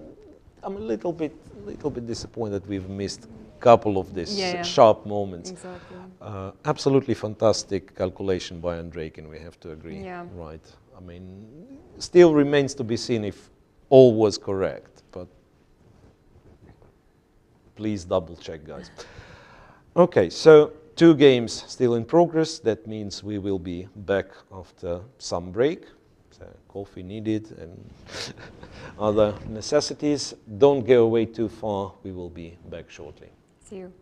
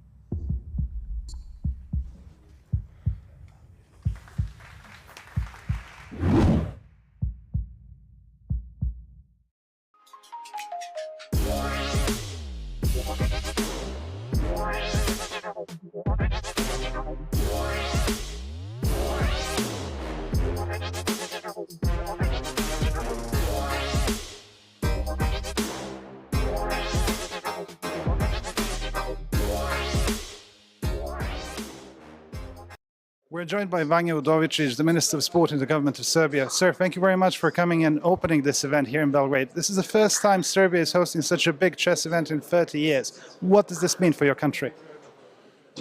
I can say that we are honored, really, to having opportunity after 3 decades to organize this level of the international chess competition and to host the best 16 players in Belgrade. And this is huge opportunity for young chess players in Serbia to watch the top players, to learn from their moves, to get experience, to be part of the huge event for Serbia.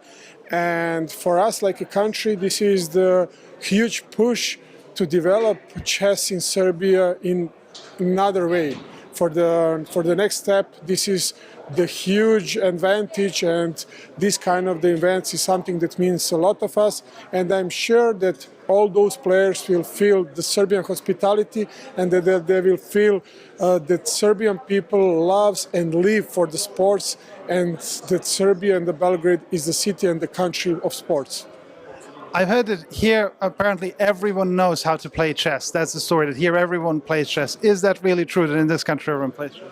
Kind of. I'm not the chess player, and I'm terrible in that, I can be honest. For example, all house has the chess board, and every parents try to learn their kids to play chess, and this is kind of in our tradition. We have the lesson in the school like a chess, and this is one of the unique countries in the world that we have that program, curriculum in the schools. And for that reason, the chess is very deeply inside of our tradition. And we had amazing chess players in the past. And I'm sure that those competitions and these tours will have opportunity to born those legendary chess players in Serbia. And to be short, to answer short on your question, yes, everyone knows how to play. Someone is talented, another one is not, but every house now has the chessboard and we know how to play.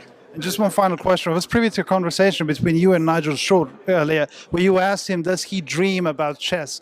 Now, obviously, you were one of the most famous world water polo players for years, and Serbia is a gold medalist in that.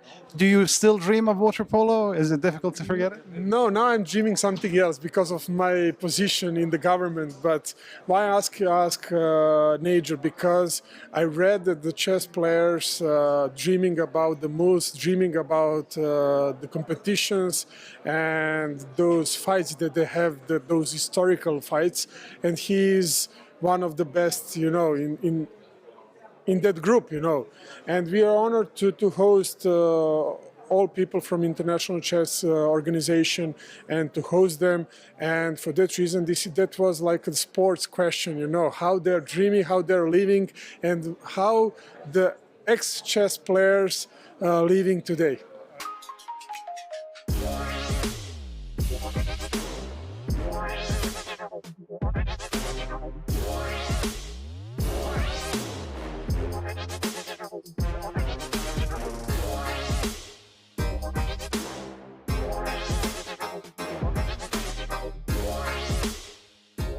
We have with us Mrs. Alisa Maric, one of the greatest Serbian and Yugoslav chess players, the former candidate for the World Championship in 1990. Mrs. Maric, thank you very much for joining us. This is the first time Belgrade is hosting such a big event after 30 years. How important is this event for Serbia and Belgrade? Yes, I'm very glad that this big FIDE event is taking place here in Belgrade and that we have the opportunity to watch the top players, 16 of them, here in Belgrade.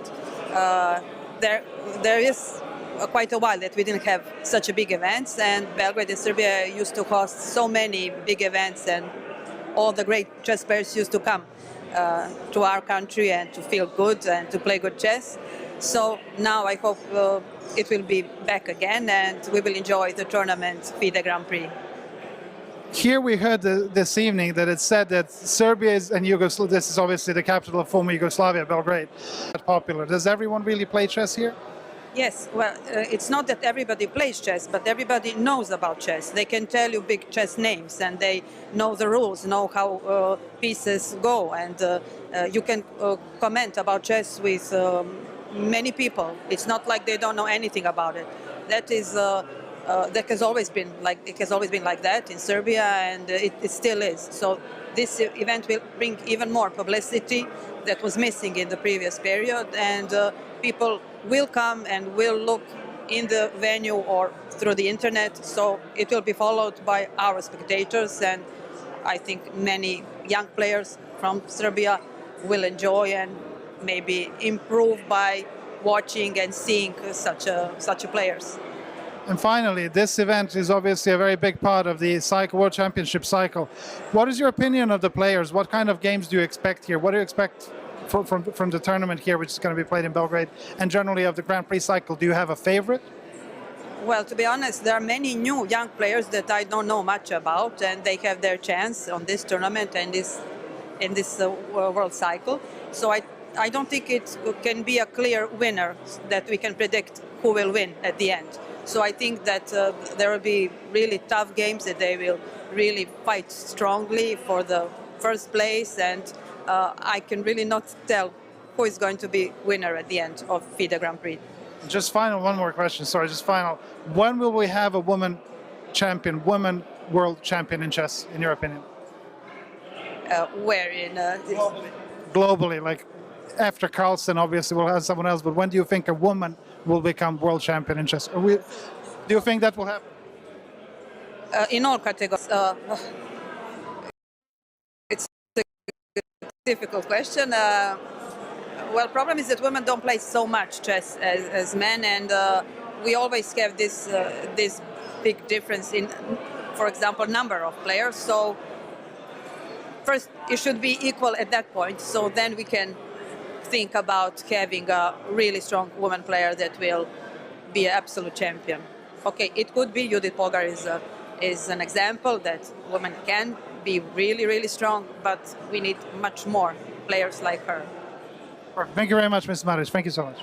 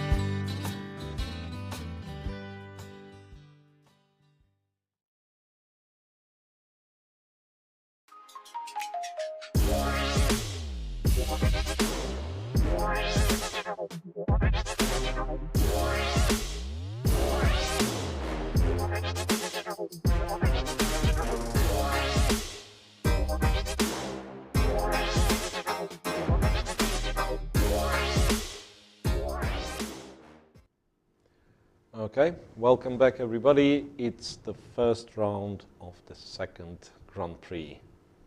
We are here in Belgrade, right? And as much as I like to admit my own mistakes, it's not my fault that we have 3 games, not 2 games left. Yeah, we've completely forgotten about, now we actually have 2. Right, but we've completely forgotten about Anish Giri still playing his game against Tabatabai, because we thought he could have won and probably should have won a long time ago. So Anish's game finished? Yeah, Anish's game is still in progress. Bakro draw with Shankland. Bakro makes draw with Shankland, and we can quickly go through these moves. After knight b4, we tried bishop e2, bishop c4. We tried bishop f3. Bishop g4 was what Etienne has played. Okay, went to e6, similar in a way. Yeah, rook a5, rook b2, rook takes a3, a fork, rook goes to e1, knight e1, rook e1, and a draw agreed. Yeah, which makes sense, right? Because if white puts the bishop on c4, black can't really win this.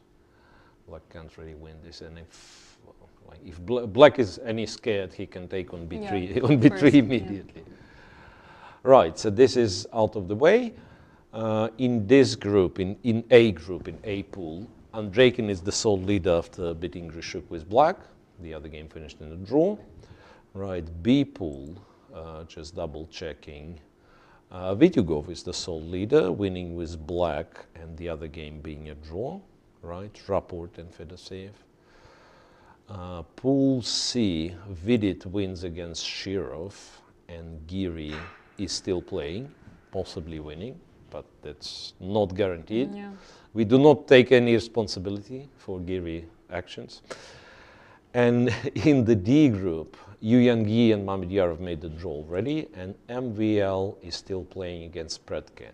Interestingly, after h5, the move that we thought black should meet with the capture, instead black went king g7, king g6, trying to create perhaps some space for the king.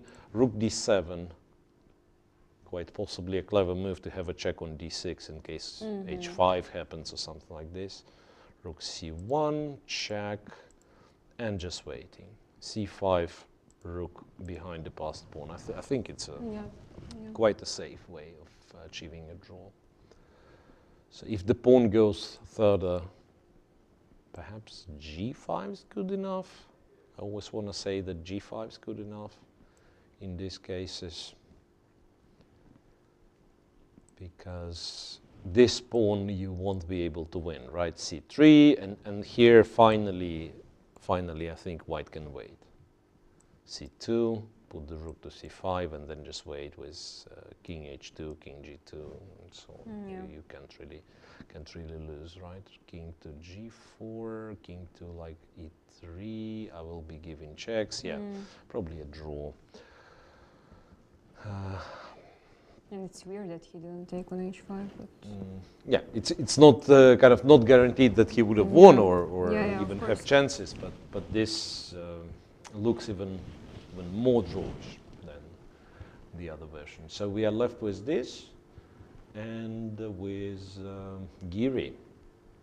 And Giri, okay. I mean, here I don't think it's much to discuss, right? They'll play. Black will try to find chances.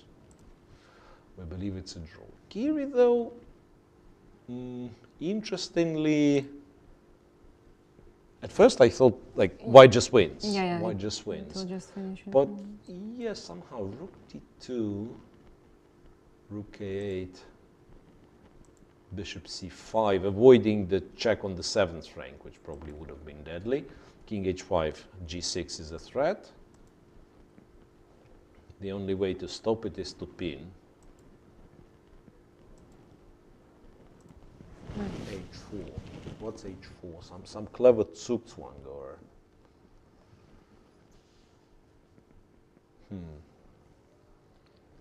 When looking at such things, I mean, one notices that, you know, the king is already stalemated. So it's just the question is to get rid of the rest of the pieces. But yeah, bishop is usually not an easy piece to get rid from, right? I mean, if we are talking about some stalemate ideas, we can hope to sacrifice the pawns somehow, but the bishop will. Okay. It should be lost for black. It should be lost, right? Difficult to find the move. Bishop b6. Okay, let's figure out what happens if white gets to the 7th rank, right? Like say black plays bishop b6, rook goes here. I probably go back to d4, check. King g8. How does white win from here? Does white win from here? Because the bishop is locked now. Maybe white doesn't need this stupid check on the 7th rank. Maybe what white needs is actually to extract the bishop first. So like bishop b6 and maybe just go bishop f8, intending to play this, and rook h8 checkmate.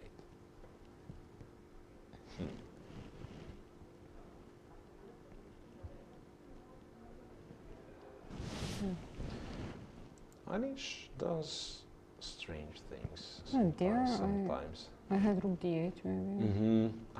Yeah, you're absolutely right, actually. I tend to forget that I'm not winning if I trade. Okay, not winning is maybe a bit of exaggeration, but it'll be hard, right? So trade here, g6 and bishop c5, for instance. I'm probably not able to win. Yeah? Bishop f6, king g7. How do I achieve h6? There will be no way. And also the pawn might be started on a4, bishop g4? King g4. So far I don't see the problem. I go h5. Here I go. h6, a3. Yeah. I control the long diagonal, right? I mean, I can lose, like. Yeah, I mean, it's almost like a few more moves and then, yeah, black will get optimistic. No, I mean, that certainly was stupid of me to allow the trade of rooks. You know. Yeah, if not bishop b6, what else he could possibly be thinking of? Rook d6 takes on a5. Ah, no, but that's a wrong corner, right? Because I was even considering like one day taking on h6 and like h pawn and the rook against the bishop, but you need the other bishop for this to be any sustainable of a defense, right? Here it's just dead lost. Ooh. Yeah. So what sort of surprises me a little that black is thinking he doesn't have that many moves. You can move the rook on 5th rank. You can move the rook on 5th rank. No, but then you will not have this rook d6 check. Yeah, you're right. So then I get to the 7th rank. Yeah, you're absolutely. No, not like this, because rook d5 is still possible. After rook b5, what I will do, I will go rook c8 maybe. And let's say a4, I'm not interested in this pawn, but I'm giving a check, and I go king g6, you're right. And then I'm threatening a checkmate. And if rook comes back to b8, even this might be, and I go rook a8. And it looks very passive, but the bishop is locked, right? And the a-pawn is running. Which side you would pick? Yeah, here it's about the time to ask this question. Yeah, absolutely. There was something that I was thinking, king g6, rook b8. This might be a bit of a race, but I don't think white is winning this race. Or maybe he does. I mean, if we trade, it's a check, right? Probably check from here. Rook behind the a-pawn. White's probably still winning because like too active. Just too active. But after bishop g7, there is c5. And then the pawns are too far. I mean, if you try to do the same. Right, there is also rook b6, white h5, check, and bishop f6. Maybe like this. But still, he made it, or maybe it was, already not that trivial. So after he didn't play, once again, we can show how smart are we. No. Kidding, of course, yeah, but still a mystery what he didn't like or simply missed. Sometimes it happens, like you know, it's a blind spot and you don't. Yeah, but bishop c3, bishop d4, rook d7 seems like resigns. One more time, yeah, attack the f4 pawn. Wait, queen f6. So we are blind, of course, yeah. That's logical. That's correct. Yeah, finally, queen f6. Anish, you're a very strong chess player. Please excuse us. Yeah. Yeah, queen f6. Very simple. Then it's logical. Then what he has done was perfectly sound. But it's still not easy to win. It is still not easy to win. Bishop went to c3, allowing a check. So he's not afraid of this. He's not afraid of this because there is a check on d6. It's a tricky position. So maybe white should try to go king g4. Does it make sense? Yeah, but how do we... Yeah, like king g4, black, let's say, he says pass, and you go h5 and he says pass. And then you want to give a check on the sevens, go g6, free the bishop, and the h-pawn goes. There is a feeling like it really is a long way, yeah? And if you give check, rook d4, king f5, rook h4, then I will be able to go checking king g6. Yeah, so how do we do it? Maybe we give a check first, in g8. Yeah, possible. And one of the things to do is actually go king g6. After this check, go to f5. No, that's better. I mean, it's pretty much the same, but then after this check, I can go to e6, right? Who knows? Probably white's still winning. Probably white is still winning. It's just that it prolongs the game for quite some time. Let's quickly see what MBL's doing. I believe might be, no, wanted to say might be finished by now, but not really. So check, king h4, rook c4, king g3, rook c1, king h4. Quite understand. Or simply, you have the time, you have an extra pawn, and you spend, I mean, looking for chances, and I don't see that many. Okay, if he wants to free the king, he has to push until c2. But yeah, I mean, c4. There is also this move, I'm guessing. Or I'm not. No, wait a second. Then I might not be back on time. No, I don't like it. I like it. c4. Let's go g5, yeah? How can I lose if I play it like this? Probably I cannot lose. c3. no. Check. Here. King G3. King G3. This King G2, right? And I have King G2, Yeah. King H2. So this pawn is alive. F6, I will just wait. And you can never take H6. So what's interesting, if let's say H pawn is not here, it's winning, right? It's winning. I can, once again, I can quickly show. Obviously, white will not give the pawn for free. Yeah. Once again, King H2, King G2 would be a draw. But this is lost because of, okay, let's take a long way, because like it has to be done from this side. So the king gets to d5, gets to e4. Okay, here it's especially easy because it's the c pawn, right? It's the c pawn and there is no rook c4 because king d3. But even with the a pawn, it's kind of the more instructive way would be to go king e3. Then after king h2, it's king f3. And it's a Zugzwang. Yeah. It's a Zugzwang.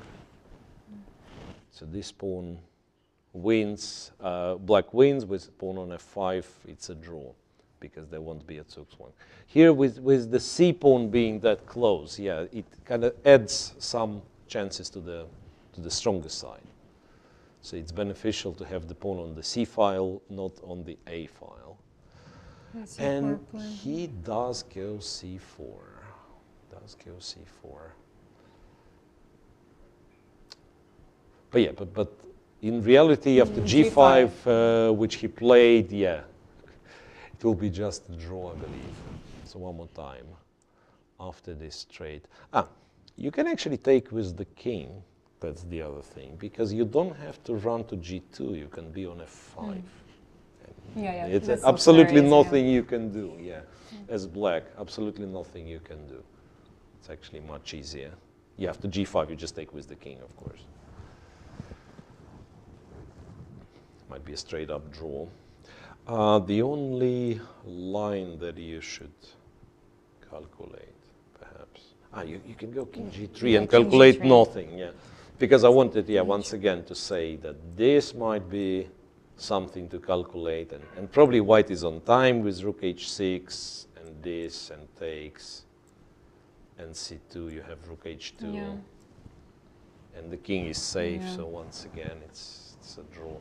Yeah, it's draw. Doesn't matter how you play it. So Giri's game, and once again, my apologies, Anish. All right, but I still want to go back. Bishop c3, rook f4. Because I still cannot believe there wasn't anything better. Rook takes g7. Bishop d4. Rook takes g7, bishop d4, right? Bishop a5. Like here, there is a feeling like even a move like king g3, king g3, king f3, g4, and so on. Okay, so we are shown that this game indeed ends in a draw, MVL against Alexander Predke. So Predke has shown quite a good display for day one, for his first game ever in the Grand Prix. Making a comfortable draw with black, pushing a little. Right. So anyway, back to Giri's game, which is now officially is the last game of the round. He went for the very forcing line, hoping perhaps to win kind of on a spot. g4, rook takes. And now you have to be quick, because a pawn is also, represents quite a bit of counterplay. So g5. Maybe he thought he was winning here by force somehow.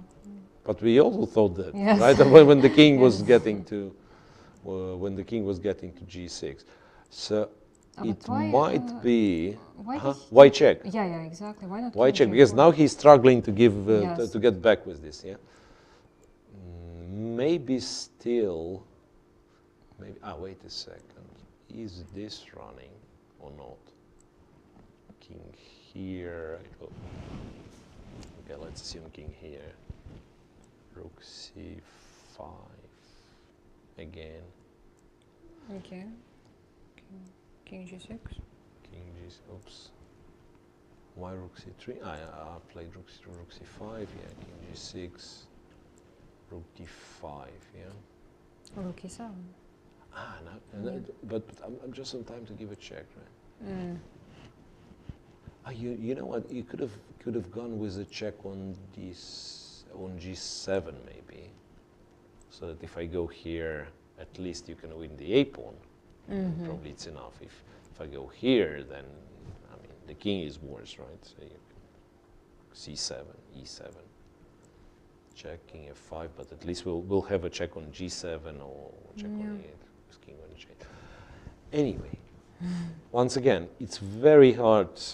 After an embarrassing mistake of mine, when I said bishop c3 was winning immediately, it's very hard to claim that this was better than that. Yeah. But there is a feeling, like from...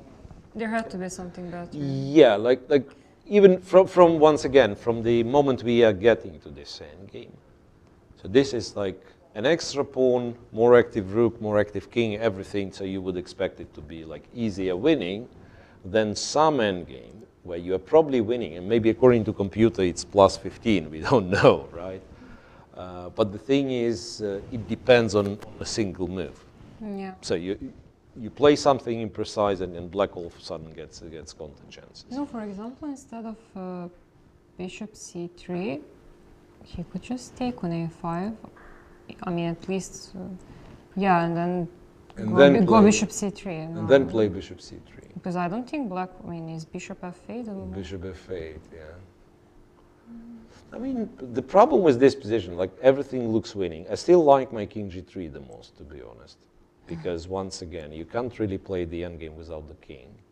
And then you keep the threat of bishop a5 and bishop c3. If it would be that simple, he would play it. So probably bishop b4 is a move, and then you still have to work for it. But there is a feeling. c3. Yeah, you can go once again. You can go c3, push the bishop back, and then go king f3, and then play g4 and f5. No, I just think that he thought two connected passed pawns are very, very strong. So. Yeah, you're absolutely right. We all have patterns, and this looks like two connected pawns. The king is bad, and so on, and you kind of stop and don't really calculate precisely. You just think, okay, I'm getting there, and I will figure out. Exactly. Yes. And then in some of our lines, when we had the king on g6, right, it looks like almost a checkmate, and then the rook comes back to the 8th rank, and you understand, it's cool and all, but I have no threats, right? One rook and the bishop on the long diagonal kind of protects everything. Okay, so now what we have, bishop went to f8, rook c8, so he kind of switches to plan B, which is, maybe win a pawn, maybe try to play a slower game. He's probably still winning, though. c5. After this, check, I assume. King goes. Now he controls d6, so he can play this and king g6. Maybe some study-like stuff. Because how do you stop king g6? The rook is so awkwardly placed. Rook e5. Bishop f6. Yeah, rook e5, you go here, once again threatening a check. After this check, you go bishop f6. And you are threatening a checkmate, and after rook e8, you have f7. Oof. Still very confusing. Very confusing. And black might as well decide, okay, I don't need the c-pawn, right? And that's exactly what he thought. That's exactly what he thought. But now it should be, I mean, you don't even have a threat of a3. So So just take the c pawn, Yeah. put the rook behind, and then kind of slow down. Yeah, that's a very positive shift for But maybe rook a5. for Anish. Maybe rook Right? a5 after. Oh, we can block it. Rook a5, bishop a3. Right. Yeah. a5, bishop a3 for now, or maybe check, and I don't know. Maybe it's important to give a check, actually. And then we go bishop a3. Rook a7 now with one pawn should be easy, right? Yeah, yeah. Just trade. Should it be easy? King g6. I'm a little bit worried about black having the long diagonal. Ah, no, but I'm winning. I get it here, and I go bishop e7. And bishop f. Even like a3, bishop f6, trade pawn takes, a2, f7, a1, f8, something. Yeah. I know it sounded confusing. What did I think? Then he pushes a3, bishop a3 in that position. Also, I can take bishop a3 and go bishop e7, bishop f6. Yeah, of course. Yeah, take on king f6. So what happened was rook a8, c5. Ah, so he didn't take. He goes rook a8 so that he can take the a pawn. Clever. c5, rook takes a4, and rook d8. Come on, I mean, it's got to be winning. It's got to be winning.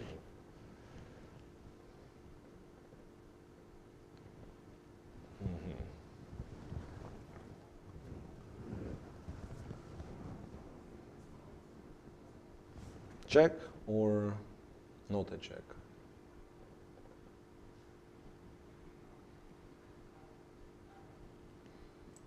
Option A, give a check, go to e7. Not sure where the rook's going. Let's say rook c8, rook behind pass pawn. King g6, c4. Also have to move the rook.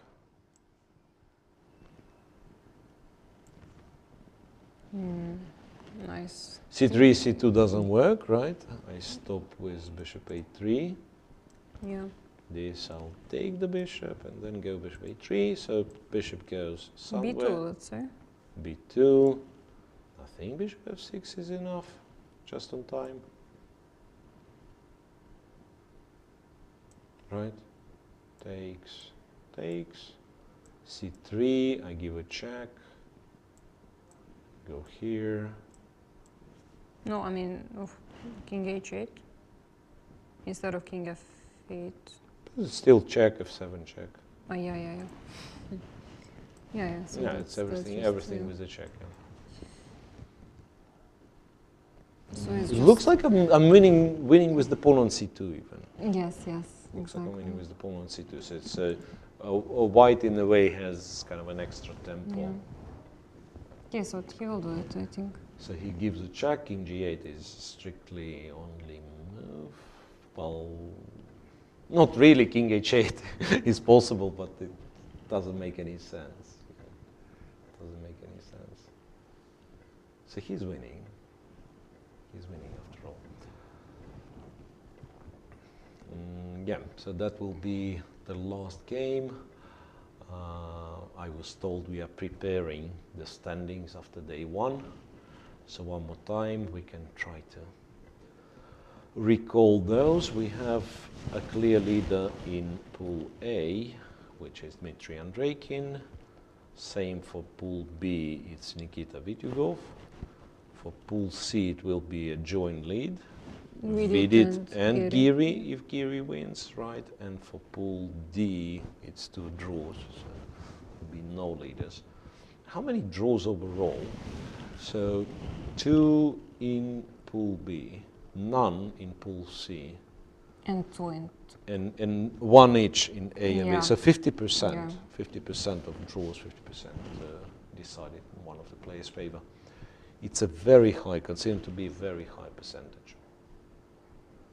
Of decisive games, right? Yeah, absolutely. 50% is a lot.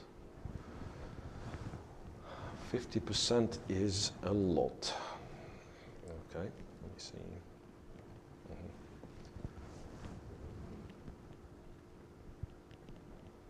And Tabata is on last seconds, looking to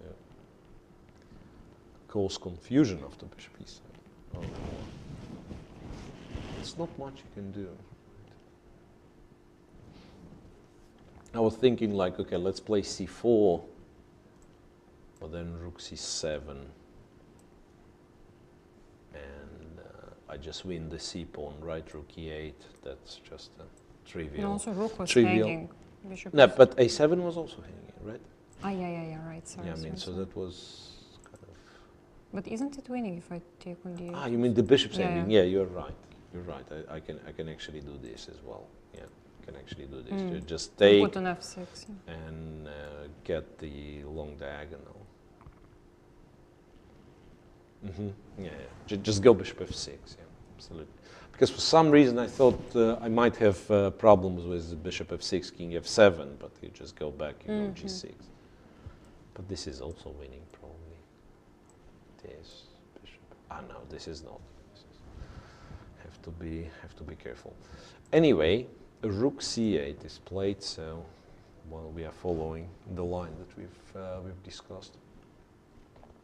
To make it even simpler, not to bother with moving the rook. Remember, we are looking at king g6, c4, moving the rook, and so on. I think bishop f6 at once.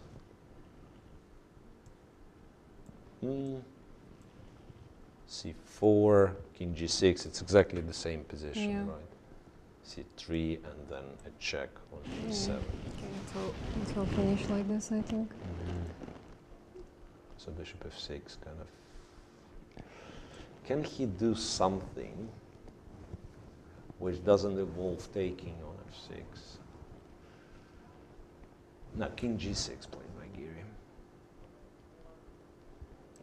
Okay, that's more natural. c4 and rook d7. Oh, that's the same line that we were discussing.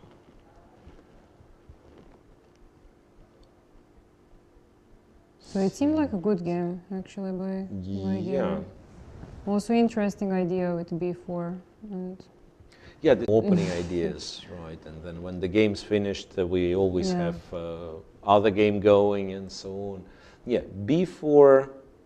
I don't know if it's exactly a new concept, right? I also. I remember Teimur Rajabov playing a3 b4. So back then, when remember what we were discussing, the Gioco piano can be played in 100 different ways, right?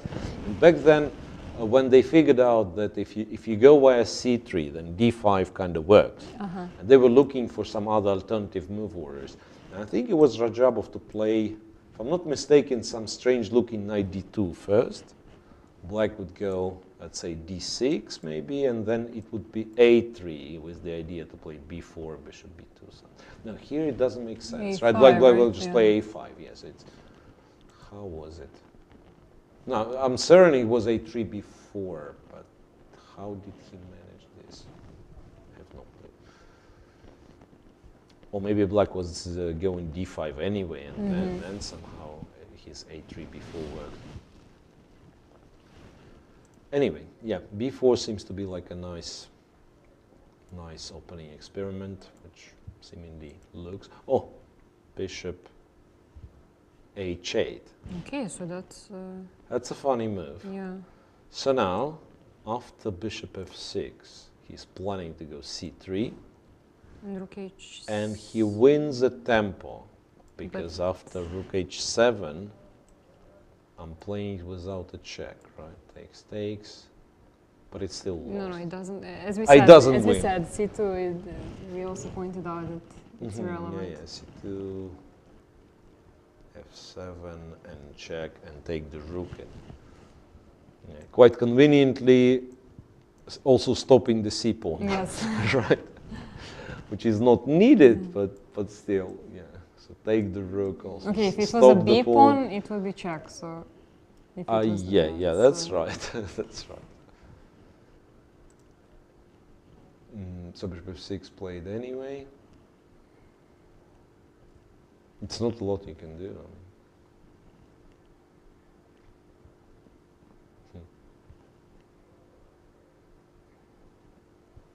Wait, c3? Is c3 plus? Rook h7. That's Oh, that's exactly what we how we checked. exactly how we arrived to this. No, I mean what you could possibly do is to try to fight it like this, so that rook h7 at least doesn't work. Yeah, but then this is easily winning. Rook c7 and so Yeah, he did two play. connected passes. He did play what, c3 And rook yeah, and h7. after rook h7 he might as well resign. Bishop f6, g f6 logically, f7 is a threat, rook f8, no, it's still f7, come on.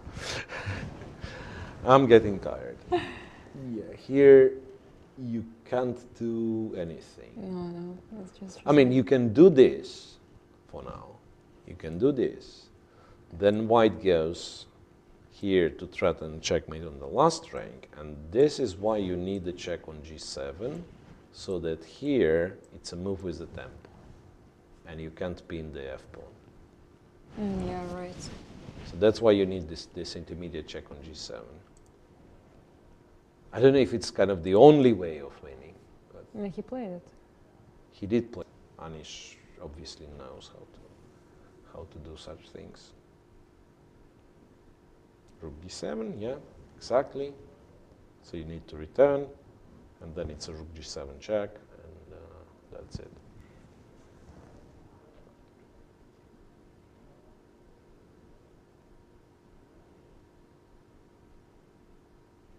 Yeah, Tabatabai, he even seems to be surprised a little with the fact that this is winning, which sometimes makes me question if, like, yeah, maybe they're learning chess a little bit different than we used to. That's for sure. And it's not, yeah, it's funny, but it's not criticism at any of bit, course, you know, of because course. I remember, yeah, the game's finished. Yeah, Anish has won, so that concludes the round. And the story I was going with, I remember this game where Alireza lost to Carlsen. Yeah, remember, like this distant opposition Pawn thing, endgame, yeah, yes, pawn yes. endgame. And people were making fun, Alireza, he doesn't have a clue in the endgame. Yes, he doesn't know the opposition rule, and he is still 2750. Come on, guys. I mean, imagine when he learns. I mean, he gets himself an endgame book, and he learns all the rules. He'll crush everyone. Yeah, so that's, of course, yeah, if we, as, you know, kind of, in my case, Soviet chess school legacy, right? I wasn't for too long, I wasn't around in the Soviet Union. It was post-Soviet Union. But anyway, we learned chess from backwards, right? Yeah, from the of end course. game. I mean, first pieces that you were given as two kings, and then so checkmate with the queen, checkmate with the rook. So now perhaps people learn it in a different way, but yeah, they are better players. What can I say? They are better players.